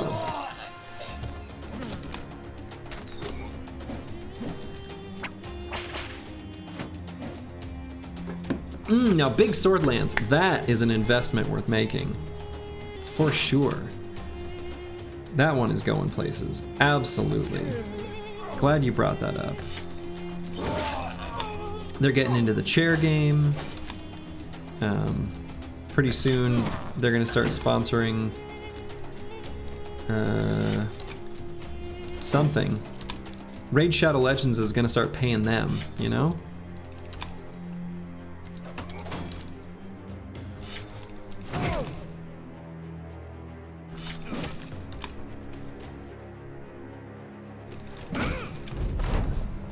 It's pretty easy to say, I wish I would have done X when it comes to any investment. It's a lot easier to say that than anything else.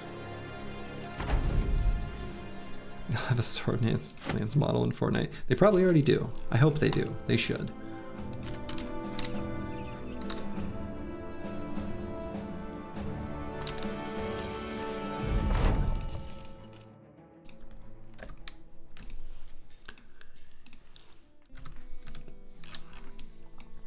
Okay, we're gonna work our way towards the monolith, and we're gonna hope that we get the event for the book. I am still streaming. We're about... Oh my goodness! Alright, we're gonna... Oh, take a look at my retinue. Get out of here with this event. I'll take... Who have I never hired? Let's get the Brigand. He looks fun. When does it update? When do I see?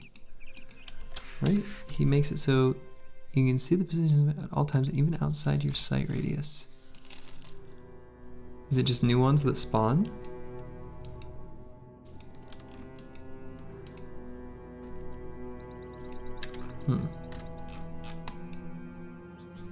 I've never bought the Brigand before.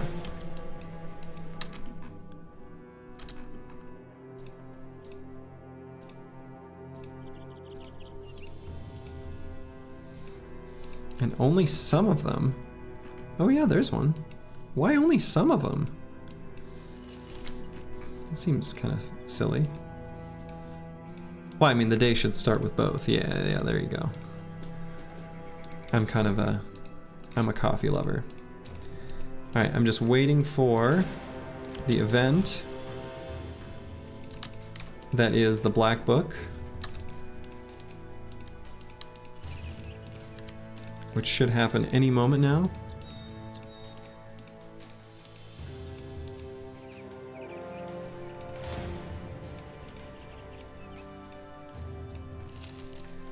You don't have to be on a road or something, do you? I should check that.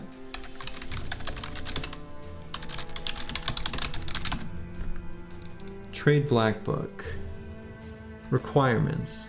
Have Black Book in your inventory. Okay.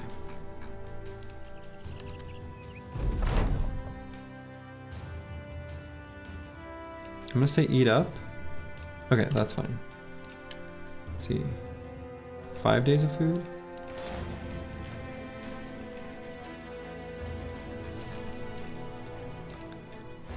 Can't believe that's the event that got triggered. Okay, maybe I should go back and get food. We're definitely gonna be equal or even mood, so it'll be good to parry at the statue.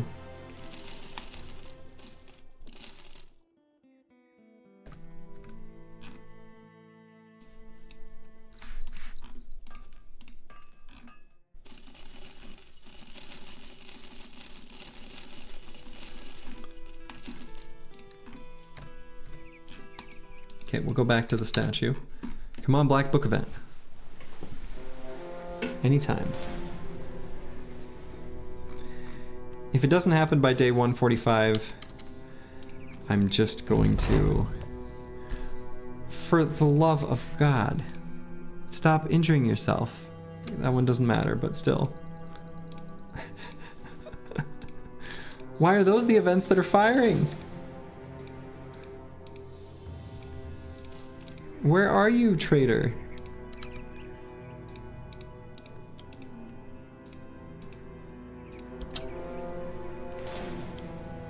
Okay, I actually legit only have like a few more days of food. So, in all seriousness, I'm just gonna start drinking my potions, touch the statue, make my way to Monolith. Alright, let's do this. It's time.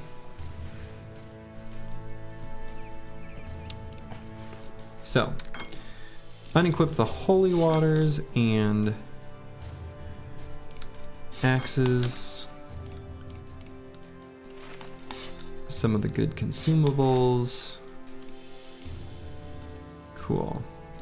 You are, in fact, here in time for the final battle, Grib. You've done it. Alright, we'll get some holy waters equipped here on the front lines.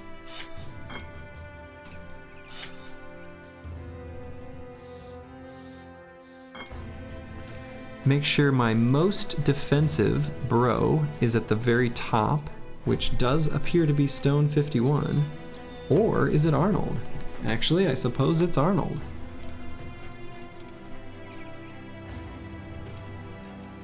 Though we will have them swap helmets, because there's more miasma at the top.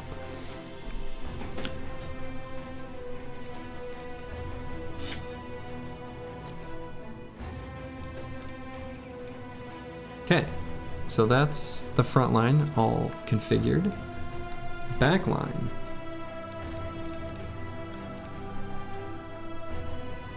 No need for the gun, actually, at all.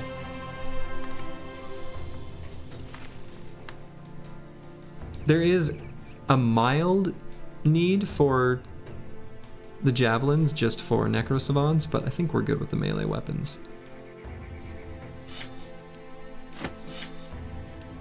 So I could do...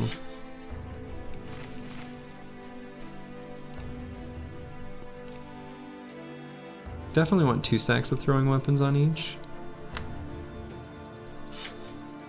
Here we actually can keep the gun. This one's good enough.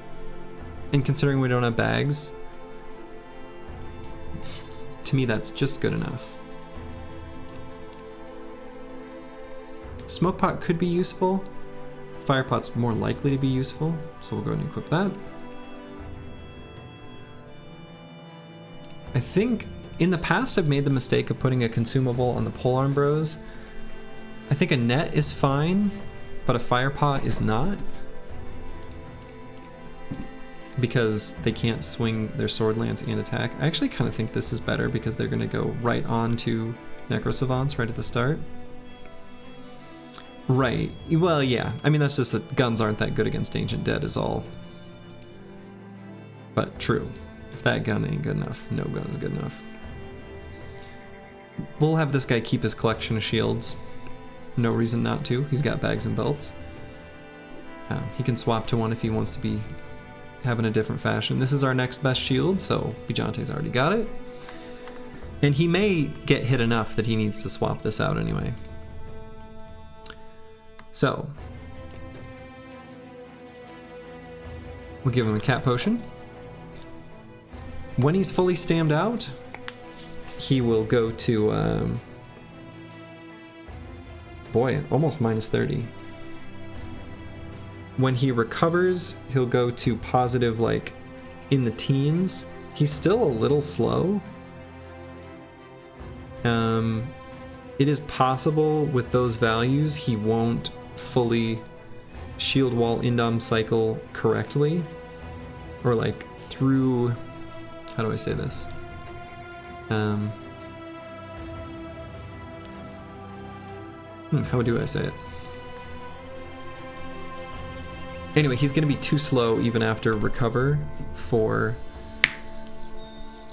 kind of guaranteeing he can swap positions in the initiative order, so that after recover he goes before all the enemies. It's looking like that probably isn't going to happen unless I put the hyena fur mantle on. Lose out on maximum fatigue. Is that worth? It actually probably is. So we'll do it. He isn't going to need a Lionheart potion with these values, so... Hyena pelt armor might be better then, yeah. So, but this will work. This will be just fine. So, other potions we're going to allocate. Definitely going to give Lionheart potion to the banner. And then cat potion. We already gave one to the tank for purposes of shield wall indom cycle. We got some bros with dodge, so those are obvious choices. And then this gunner, I don't know, may as well. He'll be faster than the necro savants. Maybe that's good, maybe that's bad. Second wind potions. Basically, this whole back line. We'll give one to each polearm bro. We'll give one to Lord Jingo for sure. Burn Fried. Blackbeard probably doesn't need one. Actually might give it to Bijante. He probably doesn't need one either. We'll give it to Blackbeard. Lionheart potion. We gave one to our banner already. probably won't really need it on any of the backliners. We'll give this to our fatigue neutrals. Just give it to all of them. And hell, we'll give it to Bajante too. He'll be brave.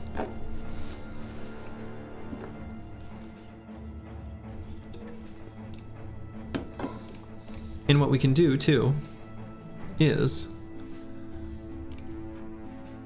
you know, he's got 108. He's got Undead Trophy. It's already going to be 5% anyway, even after the potion. Alright, so we're going to click this button to no harm in it. Time to start gold. Parry! And now everyone will be in good spirits for the monolith. Now we just make very careful to not get in a fight.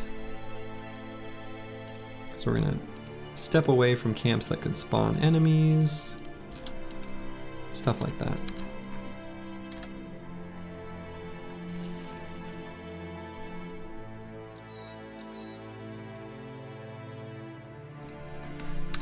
And none of the bros are sick anymore.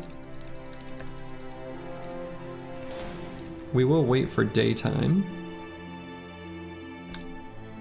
Wait for the dawn to break. And there's one tiny thing I can do before Monolith. It has not been relevant at all, but we do have a bro with a injury. And we can give him the water skin. The other thing I guess I could do, like actually, is eat the mushrooms here, and if I get sick, use the water skin to get rid of it. That's probably gonna be better. I think we want mushrooms on this guy rolling. All right, let's do it. Go in to the end. Engage.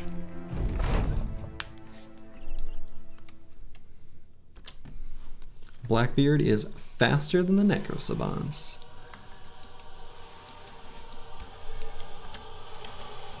So we're gonna wait, let everyone come to us.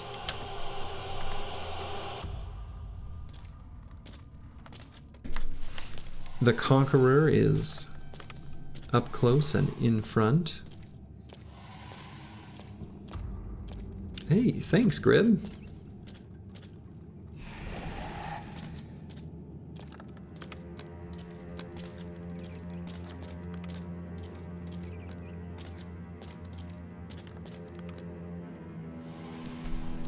All right, so I think based on the way they're kind of chunked and awkwardly behind terrain here at the bottom, we're definitely going to be throwing our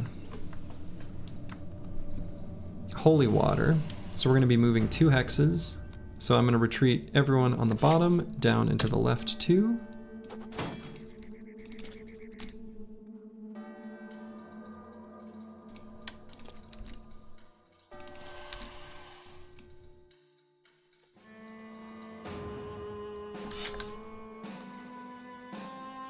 Let's see, where am I going to throw the holy water? Not there. The tank.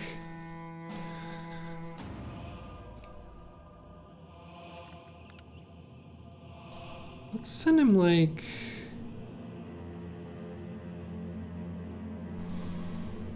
So we'll get engaged by that legionary, no matter what. Need Lone Wolf to be procced, but I kind of like that the Conqueror is gonna maybe like go backwards at the start. I'm not sure what he'll do.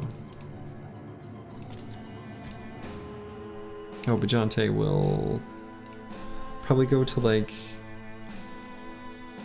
the back somewhere to be ready to deal with the Necrosavants with his pretty sweet spear.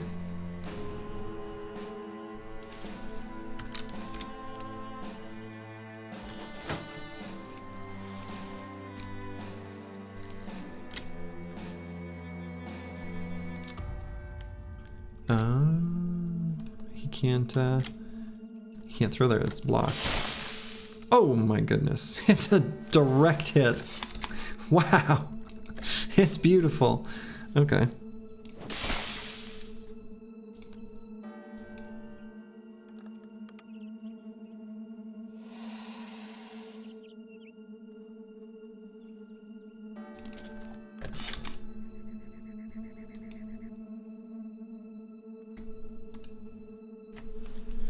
I guess I'll wait here. There's no point in throwing it there. Good lord.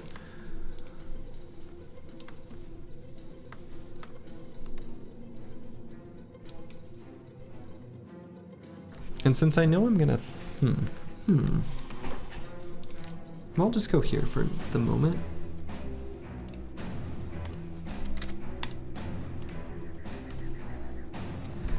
Could release a dog. No. The necro response will jump on it. This is a pretty low value fire pot, but especially the ones that are hit with holy water, so maybe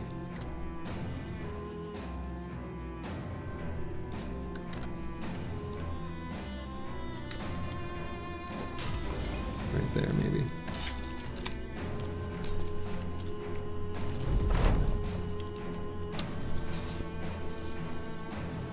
Okay, Necrosavants did not jump. Every once in a while, I swear I don't understand exactly their logic, but they'll jump at the start of turn 2, even if there's no melee contact, and I don't get it. But I know that has happened to me because I checked, and I don't know what triggers it.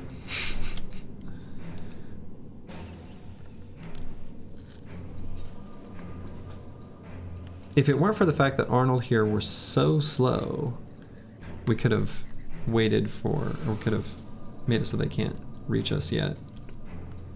But he is, so we can't.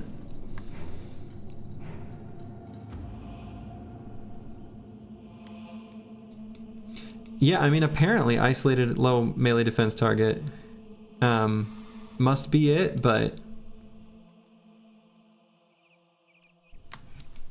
I don't know. It's weird. I honestly don't 100% know. Because, like, I don't know, could you make that? I don't know what the thresholds are.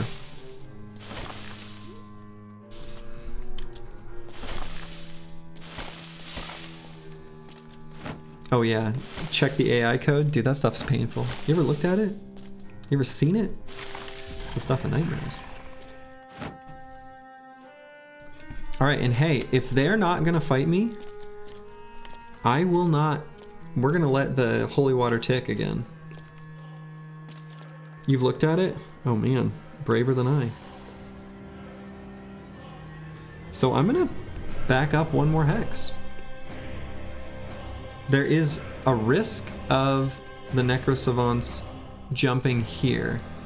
Blackbird being fast is maybe a problem, but maybe not. If they jump him, is that fine? I think that's fine. Oh, beautiful. So we're gonna back up 2 more hexes. This is on track to be the smoothest Monolith fight. Fingers crossed, or whatever. I like this little spot of terrain. It's kind of beautiful. Have everyone go up too.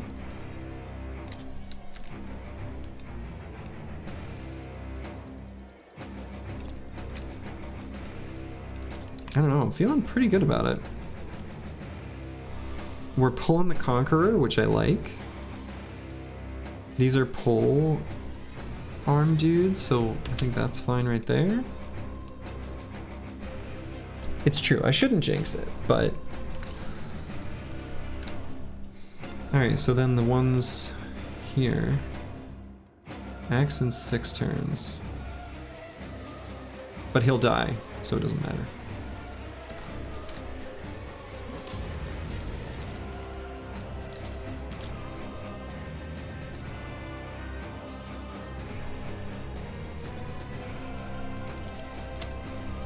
Oh yeah, losing a bro to Conqueror's deflection, that's... No, the tank's gonna tank. He's not a dedicated runner. He's gonna tank for us. We're just pulling aggro. a bit specifically.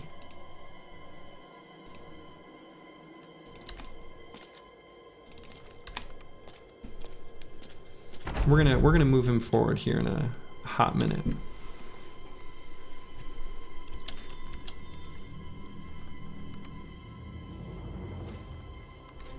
So right now he'll get attacked.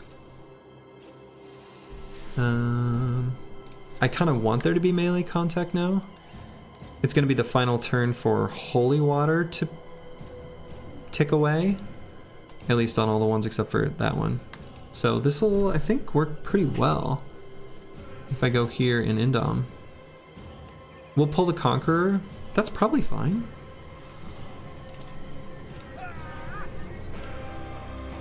And we'll just end turn to make him go early next turn. So everyone else will wait. We'll let them jump us.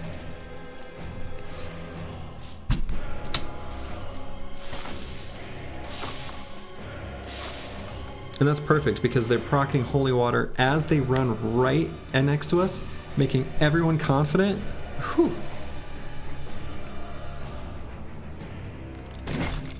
Go ahead and chonk that guy so that we can set him up for a...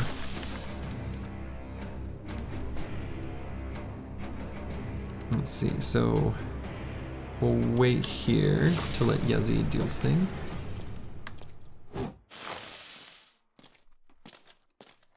Most of the squad is confident. Are we all confident? Is everyone on the team confident? I am. Okay.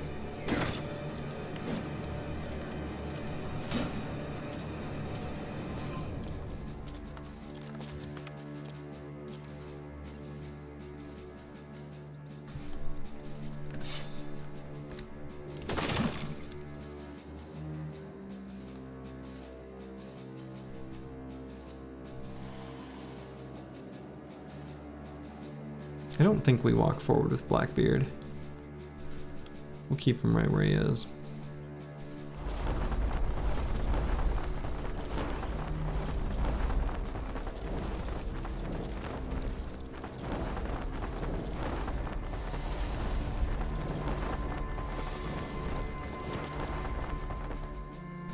Okay. So that's a good target for Zerk. So let's try to get it.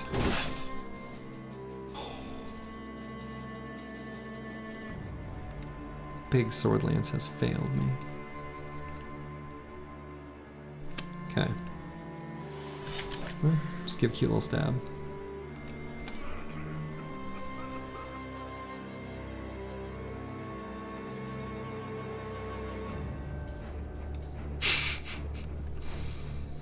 Alright, we should be able to get a kill here with a regular attack. Big sword lance has failed me again. Alright, I guess we're gonna puncture. Okay. Sword lance is not looking so good right there. Oh shit, that's funny. Okay. I like a fire pot right here. That's too juicy.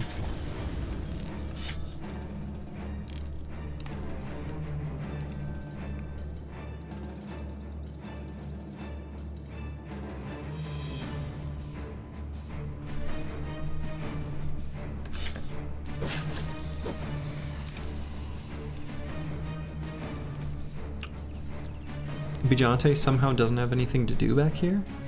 Awkward. Let's see, who do I want to protect from the backside? I guess Blackbeard, so going here sort of makes sense.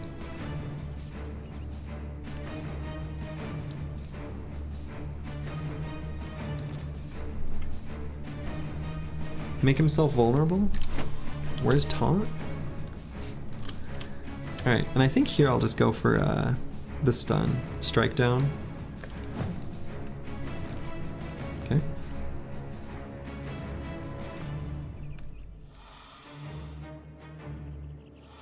This seems like a good opportunity to put some enemies in nets. And we'll try again in Reckonum. There we go.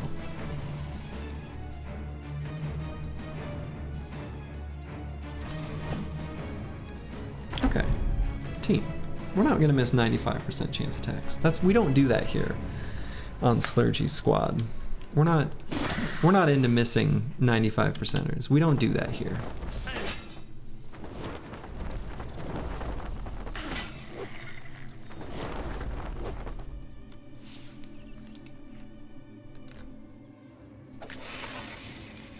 Better.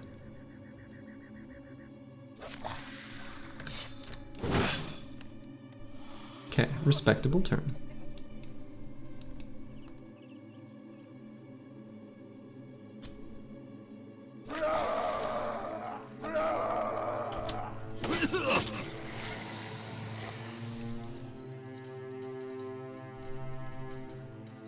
Okay, let's go ahead and net this guy and then attack him. Okay, proc 9 lives, and that guy will die to the fire.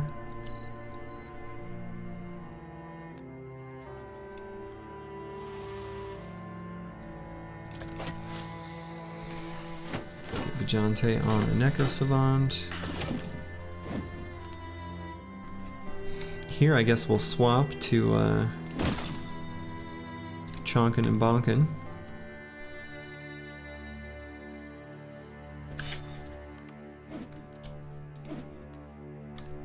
Okay, we're gonna miss our high percentage attacks. All of them, in fact. Not all of them. Get out of the miasma.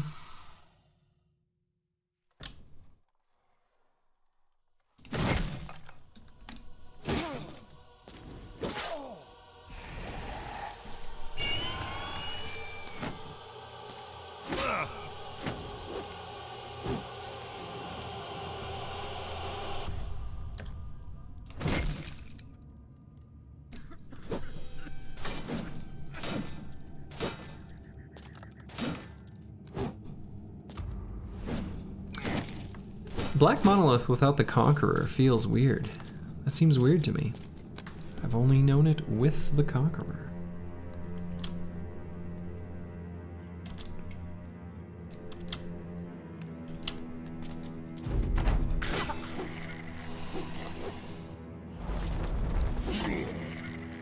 Are you kidding me? Blackbeard, no.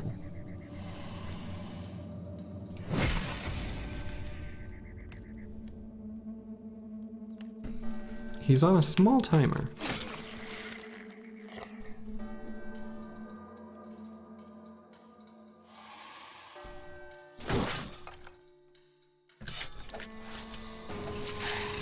Okay.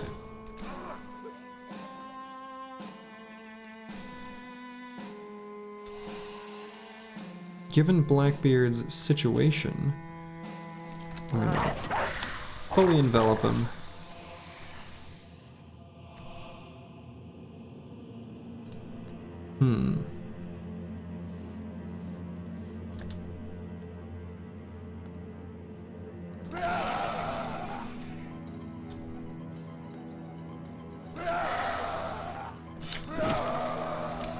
Okay.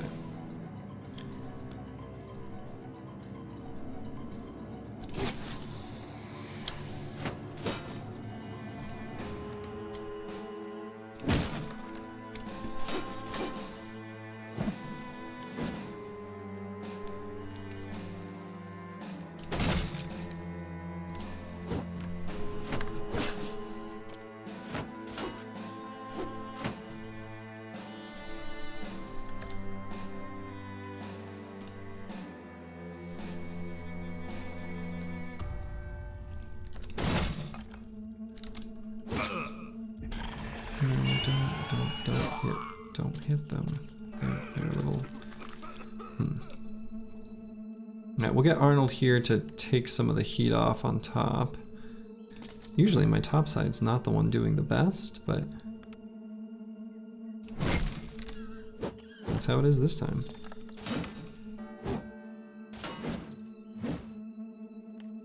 Okay, recover and end turn. So, yeah, I'm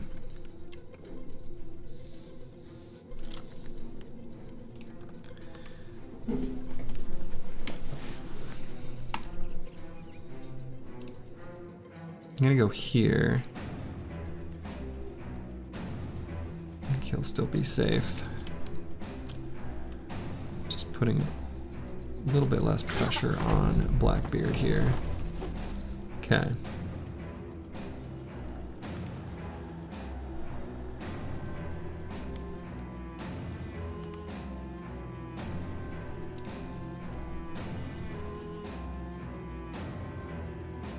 Definitely need to move this guy away.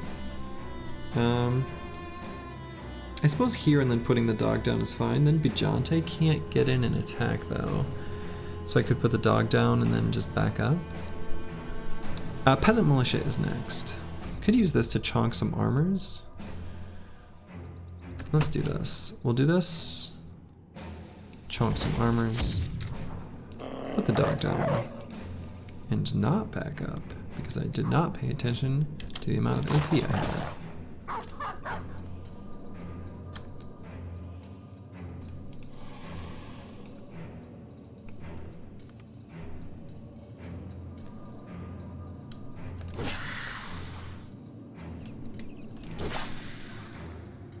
Okay. Lord Jingo being a boss, as he has been this whole run.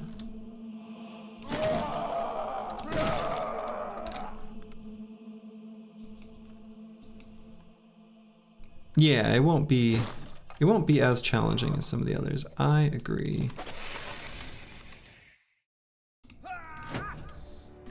Okay, we are before them, so we're faster. I think we're just not getting slower the next turn is what's happening there.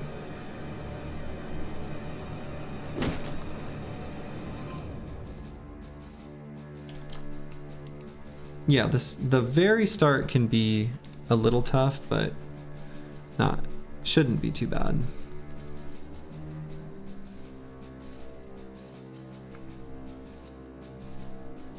I think this is safe. Can confirm, was safe. Could throw a fire pot up here.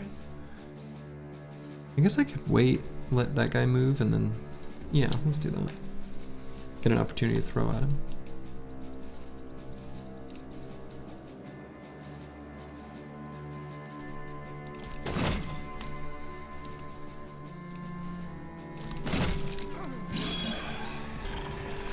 We will need to go help Arnold at some point here.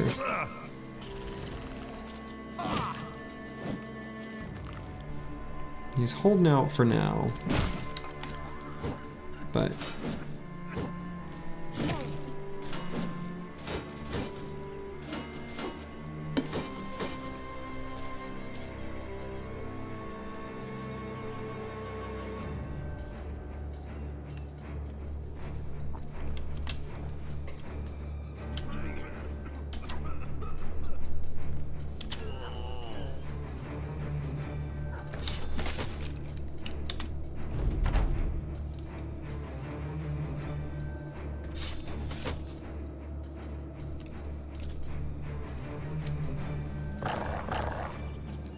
anyone got any bandages? So yeah, let's use this sweet sword. That might even be enough to kill. Probably not, but it will be close. Was close. Alright, big sword lance. We'll soften these up.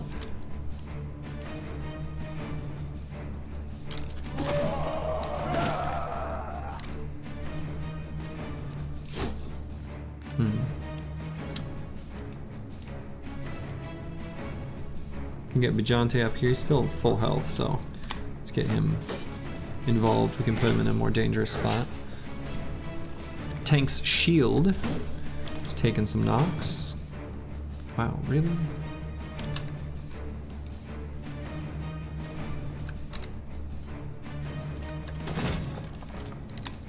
Origin can do it. Why couldn't you guys?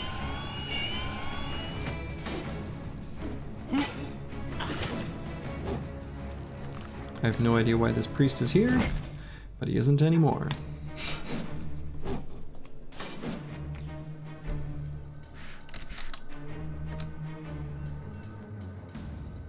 No one's hitting him in the head. Hit him in the head, you nerds.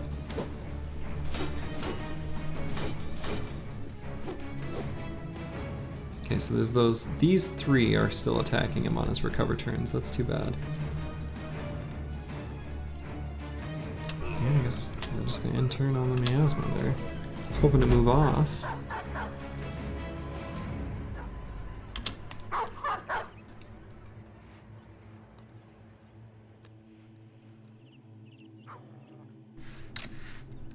Okay. 4 throwing axes remain.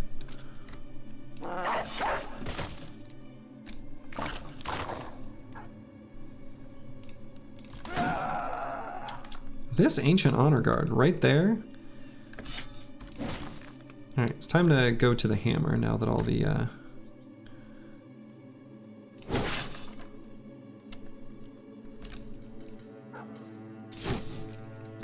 please, come on. Don't hit him in the head.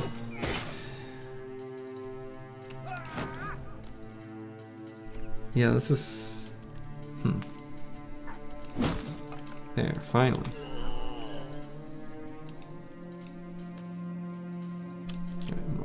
First, let's get in range of. That's fine, he can go in miasma.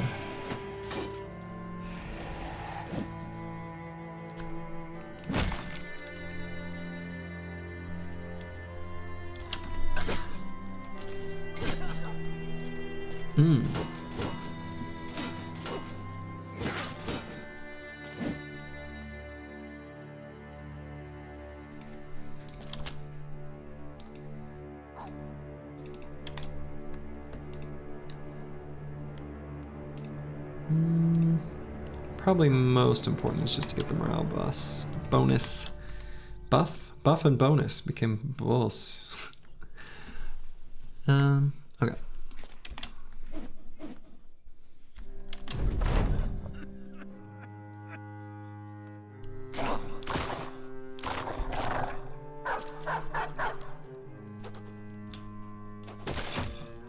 Lord Jingo, missing 95% chance attacks.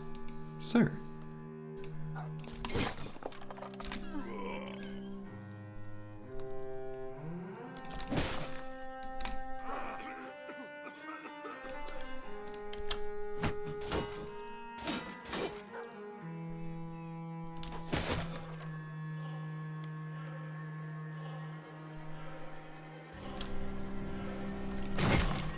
Goodbye, priest.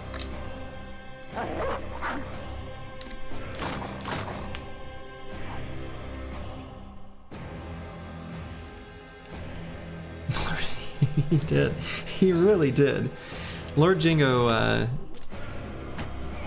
and Burnfried, you know, all the throwers really did pretty good job of choking in the library.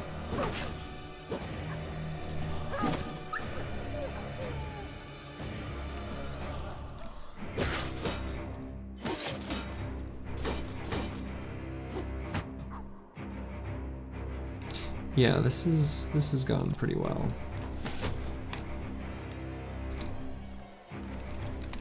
We'll see if we can get to the tank in time. Capitalism wins.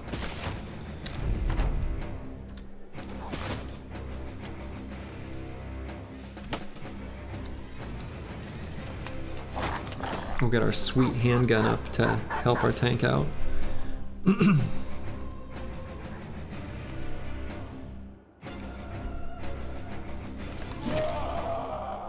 Risky maneuver, but I did it.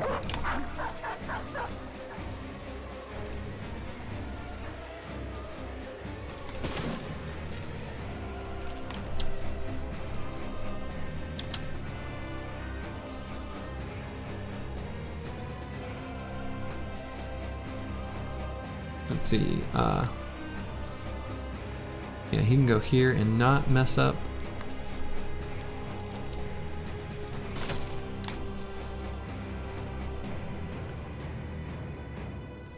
I mean, I might shoot the tank like a little.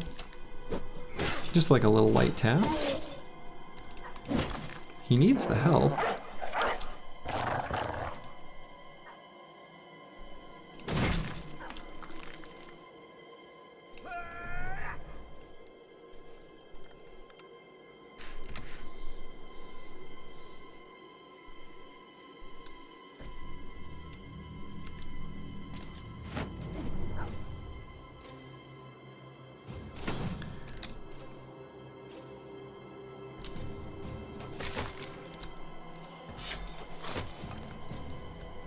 No idea what that priest was thinking.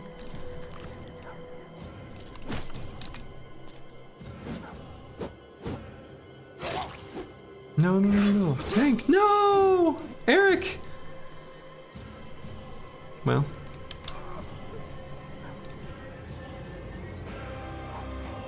What were their chance to hit at the end there? 16... 16, 20, yeah. Well.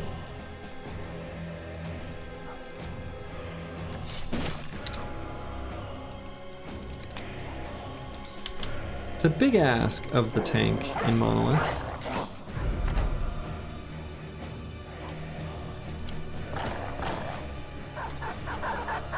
Yeah, he's gonna end up with brain damage and he'll be stronger for it.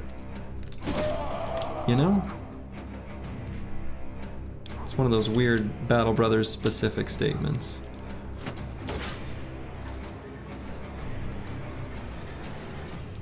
Alright, let's get Bijante. Hero of the Battle of Many Names. Yeah, only 2 turns on the gunner is true.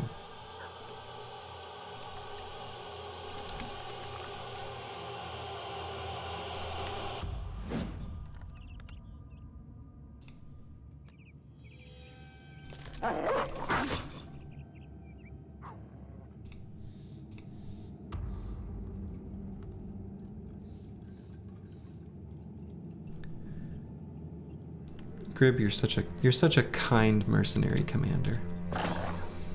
I'm not so kind. They're lucky to have you. Not so for me. Oh my goodness.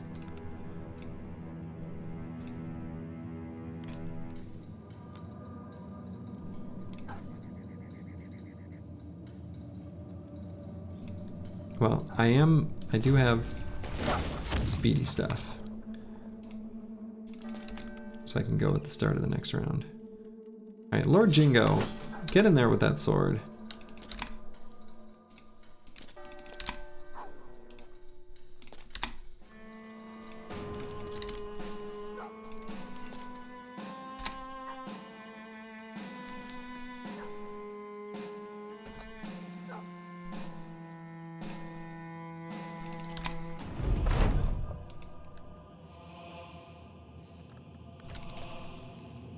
And back away.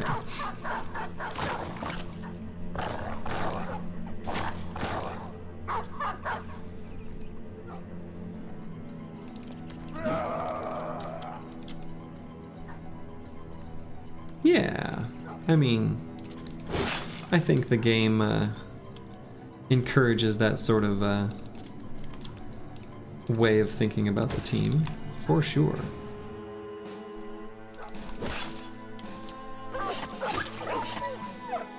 The Conqueror taking out some dogs.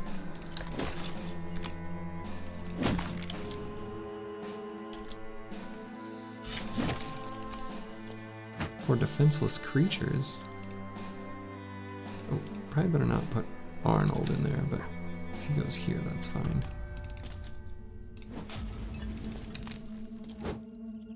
Oh.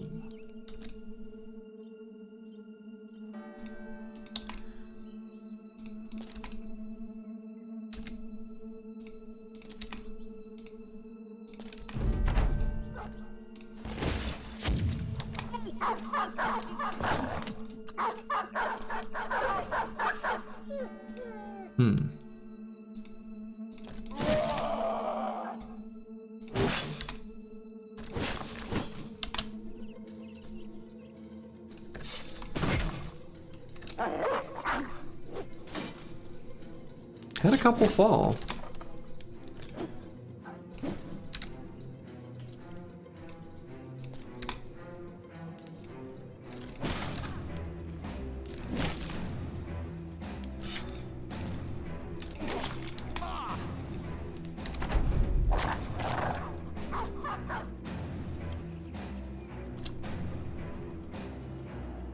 Alright, a javelin. Boom.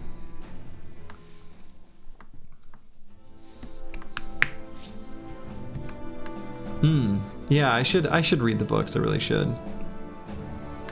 Yeah, for the team that went in, it wasn't as clean as you'd like. But, you know?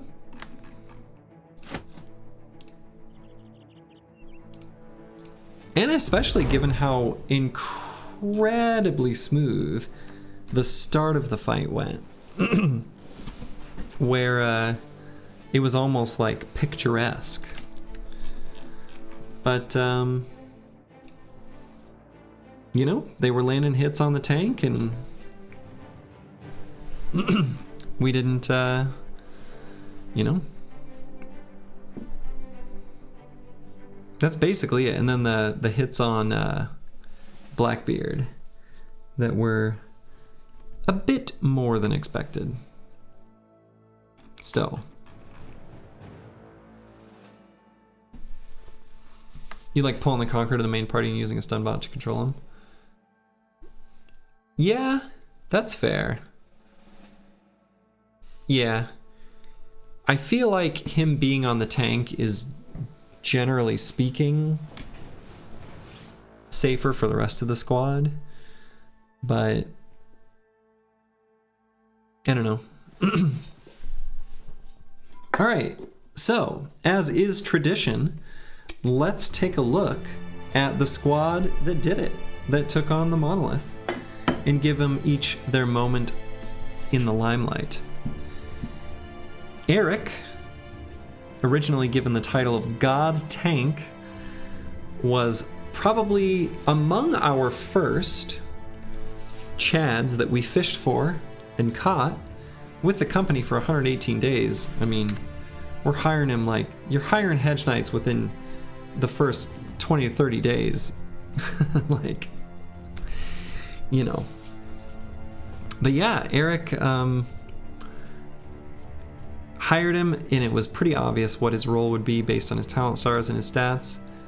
His traits don't exactly fit a tank, but that's fine. And he's been awesome. He apparently killed an unhold once. He's not here to get kills. 71 is more than I would have thought, if we're being honest. He did awesome the whole run. Up next is Arnold. Arnold is a sword master that we hired and managed to not let die. This is probably the highest hit point sword master I have ever seen. 107 for a sword master. Look at these stats. This guy's disgusting. He's awesome. He was mostly holding defensive positions, and like, he was huge in so many battles, including the Monolith, where he held that northern flank of the main squad. Up next is Saeed for 127 days, picked up pretty early. Yeah, no attack star dismissed. Saeed is a relatively early pickup that we got from a southern city. You know, I don't know if there's too much to say about Saeed. I think the big noteworthy thing is, if I recall correctly, he's a ranged nomad. I was looking for a ranged bro and got this. And turned him into a fatigue neutral. His base melee defense was good, and he rolled well, and so we just went with it. Up next is Bijante. Now, Bijante, There are 2 fights against orcs in this campaign. One where I fought a sea of tents when the team was like level 5 and 6, and it was a very bad idea, way up in the north. And that's the fight where we claimed the Dragon Tongue of Splendor. But in that fight, Bijante with Reinhold, I believe was his name. Special moment for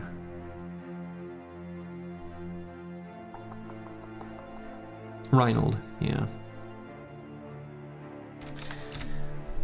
But Bijante and Reinhold held off the orc advance and got us that Dragon Tongue of Splendor.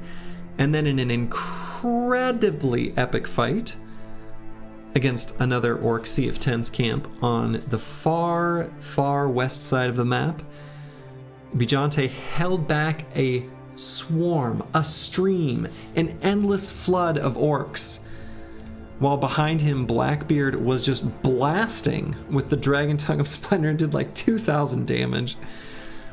But Bijante, even when engaged in melee, the Orc Warrior had nowhere to push him, as Bijante was braced not only with his spear, but with his bros behind him. A beautiful bit of emergent storytelling. Absolutely Chad. One of my starting bros. So, definitely the highest performing, got himself a named spear, picked up Drunkard, which is not actually what I would have wanted, because really high melee skill is a lot more important than damage. But he picked it up because he was heartbroken that he had lost Reinhold. And, you know, and Gernot, the other starting trade caravan hand, all fell, but Bijante lives on. Yeah, Gernot, rest in peace. Up next, Stone 51. I should tell him that he played a part in this campaign as well, but tradition to name my Oath Taker after a fine fella of the Battle Brothers community. Just look at this guy. Beautiful fatigue neutral. Insane. Definitely next run we're not going to have this level of chadhood, and that's okay. We aren't going to need it. But absolute monster of a bro. All these fatigue neutrals are just insane. And has been with the company for only 84 days, so picked up relatively recently. We have 4 fatigue neutrals. Up next, the final fatigue neutral is Borjigin. Borjigin was also picked up somewhat early in a southern city with the company for 124 days. My initial plan, my initial thought, my initial hope was that he would be a frontline gunner. A forge gunner that simply devolves or turns into a fatigue neutral as he runs out of fatigue. But given the lack of ranged attack stars and the first 2 or 3 level ups all being a 2, I decided not to do it. And he simply became a fatigue neutral instead, which is totally fine. Even though he has superstitious, he only occasionally became afraid, and never in any crucial moments. But Borj did a great job for the squad. Up next, Hartbert. Hartbert was, company for 131 days, a very early pickup, weirdly high melee skill for a butcher, had some events that gave him even more. So I was like, screw it, why not? This build right here is kind of a good tempo damage build that I like to do. And this sort of dodge quick hands with polearm mastery makes use of any early, bill hooks or pikes or things like that. And then you can use sword lances later, and they'll perform really well against a variety of different enemies. And then you just give them a big ol' bonkin' chonkin' two-hander. Whatever your favorite one is, you give that to them as well. And did great. Very happy with how he performed. Up next, Lord Jingo. When we were unable to find a good ranged bro after we'd picked up Borgigan, I was like, I need to desperately find a hunter. So I actually went on a special trip up to, not White Black, it would have been Airwalden before we, went to war with them. Anyway, we went to Airwalden and we were looking for ranged bro, picked up a hunter, or actually, no, maybe we were going to do that, and I think I actually bought him in Straukwacht. Because it does have the Gatherer's Hut and Leather Tanner.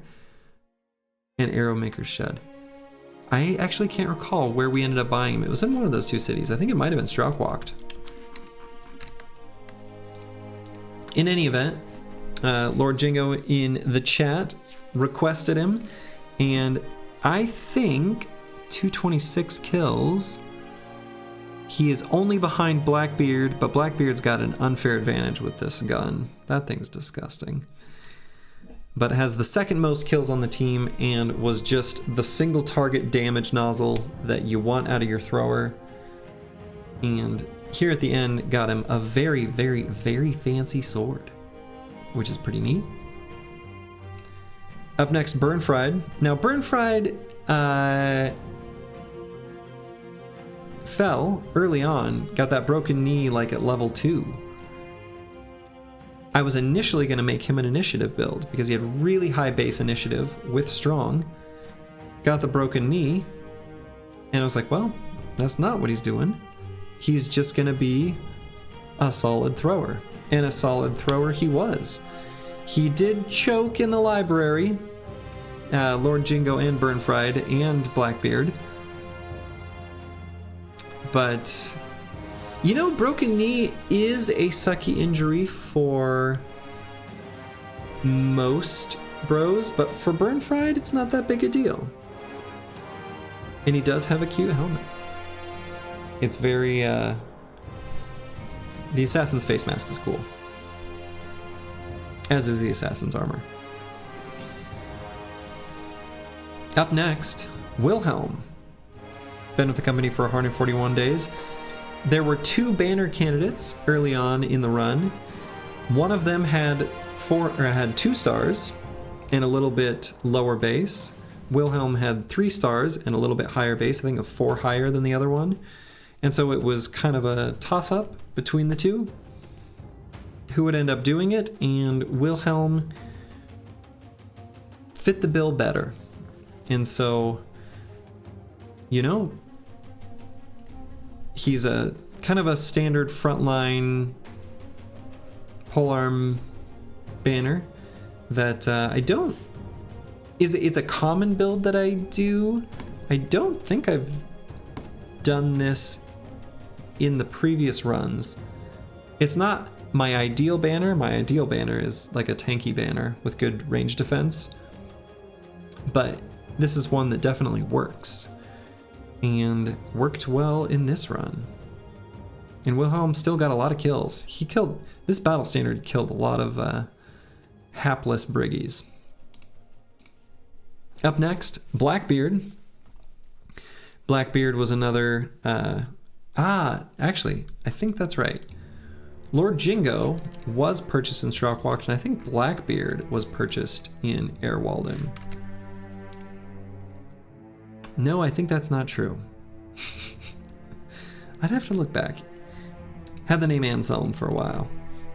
Anyway, this is a fun build that helps you take on Lindworms and some other enemies a little more comfortably.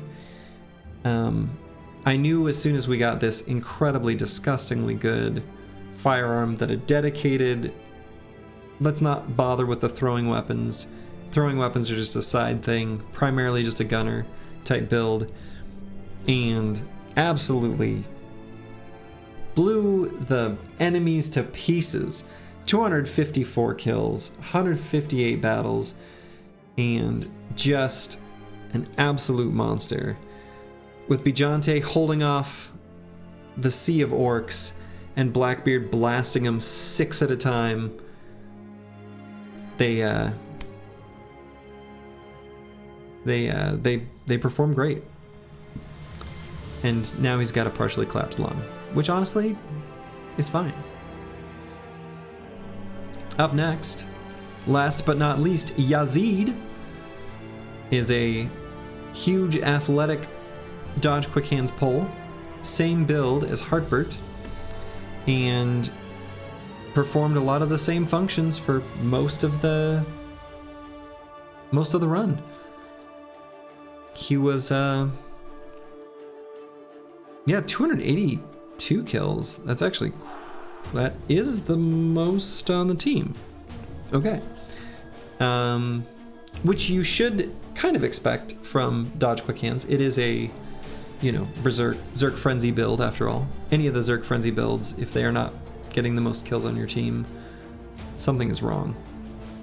But with huge buffing his damage and this named Sword Lance that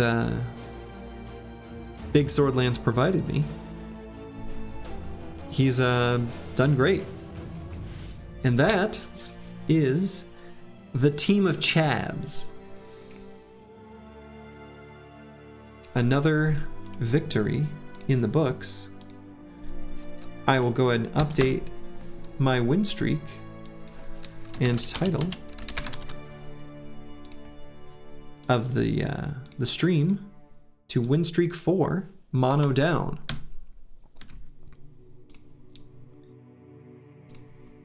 So now we've got our set. Next up will be Peasant Militia.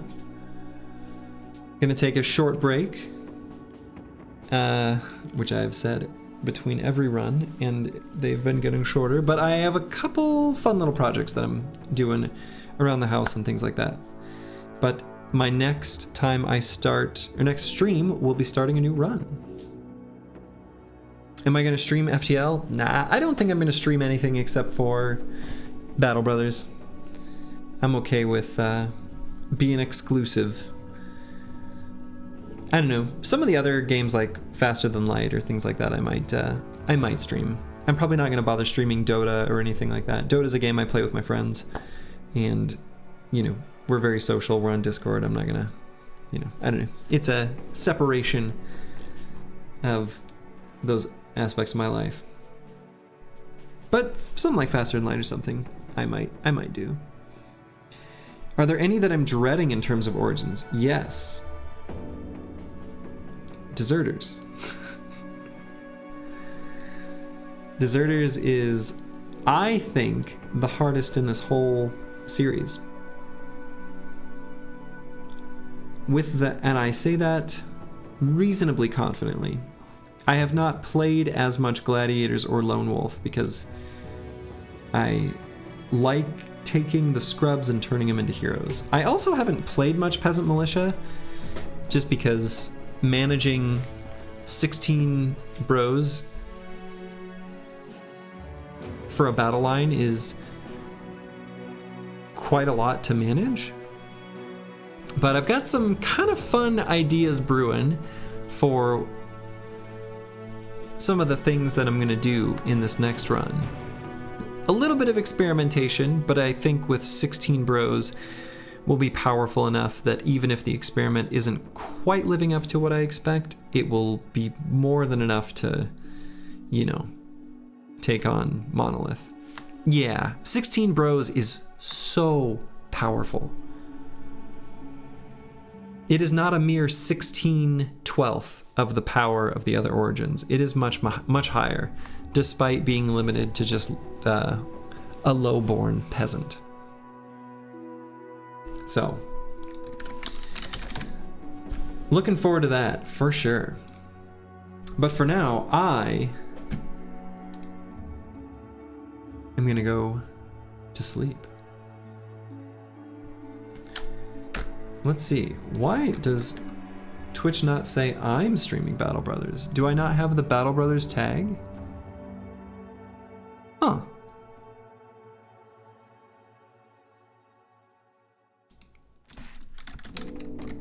Do I show up under Battle Brothers? I'll have to fix that later. Anyway, yeah, thanks everyone for joining us. Let's see. I'll send you over to... You know, I don't have anyone in mind. I think I'll just call the stream there. Have a wonderful day or night wherever you are. Have yourself a wonderful day or night. Ta-ta.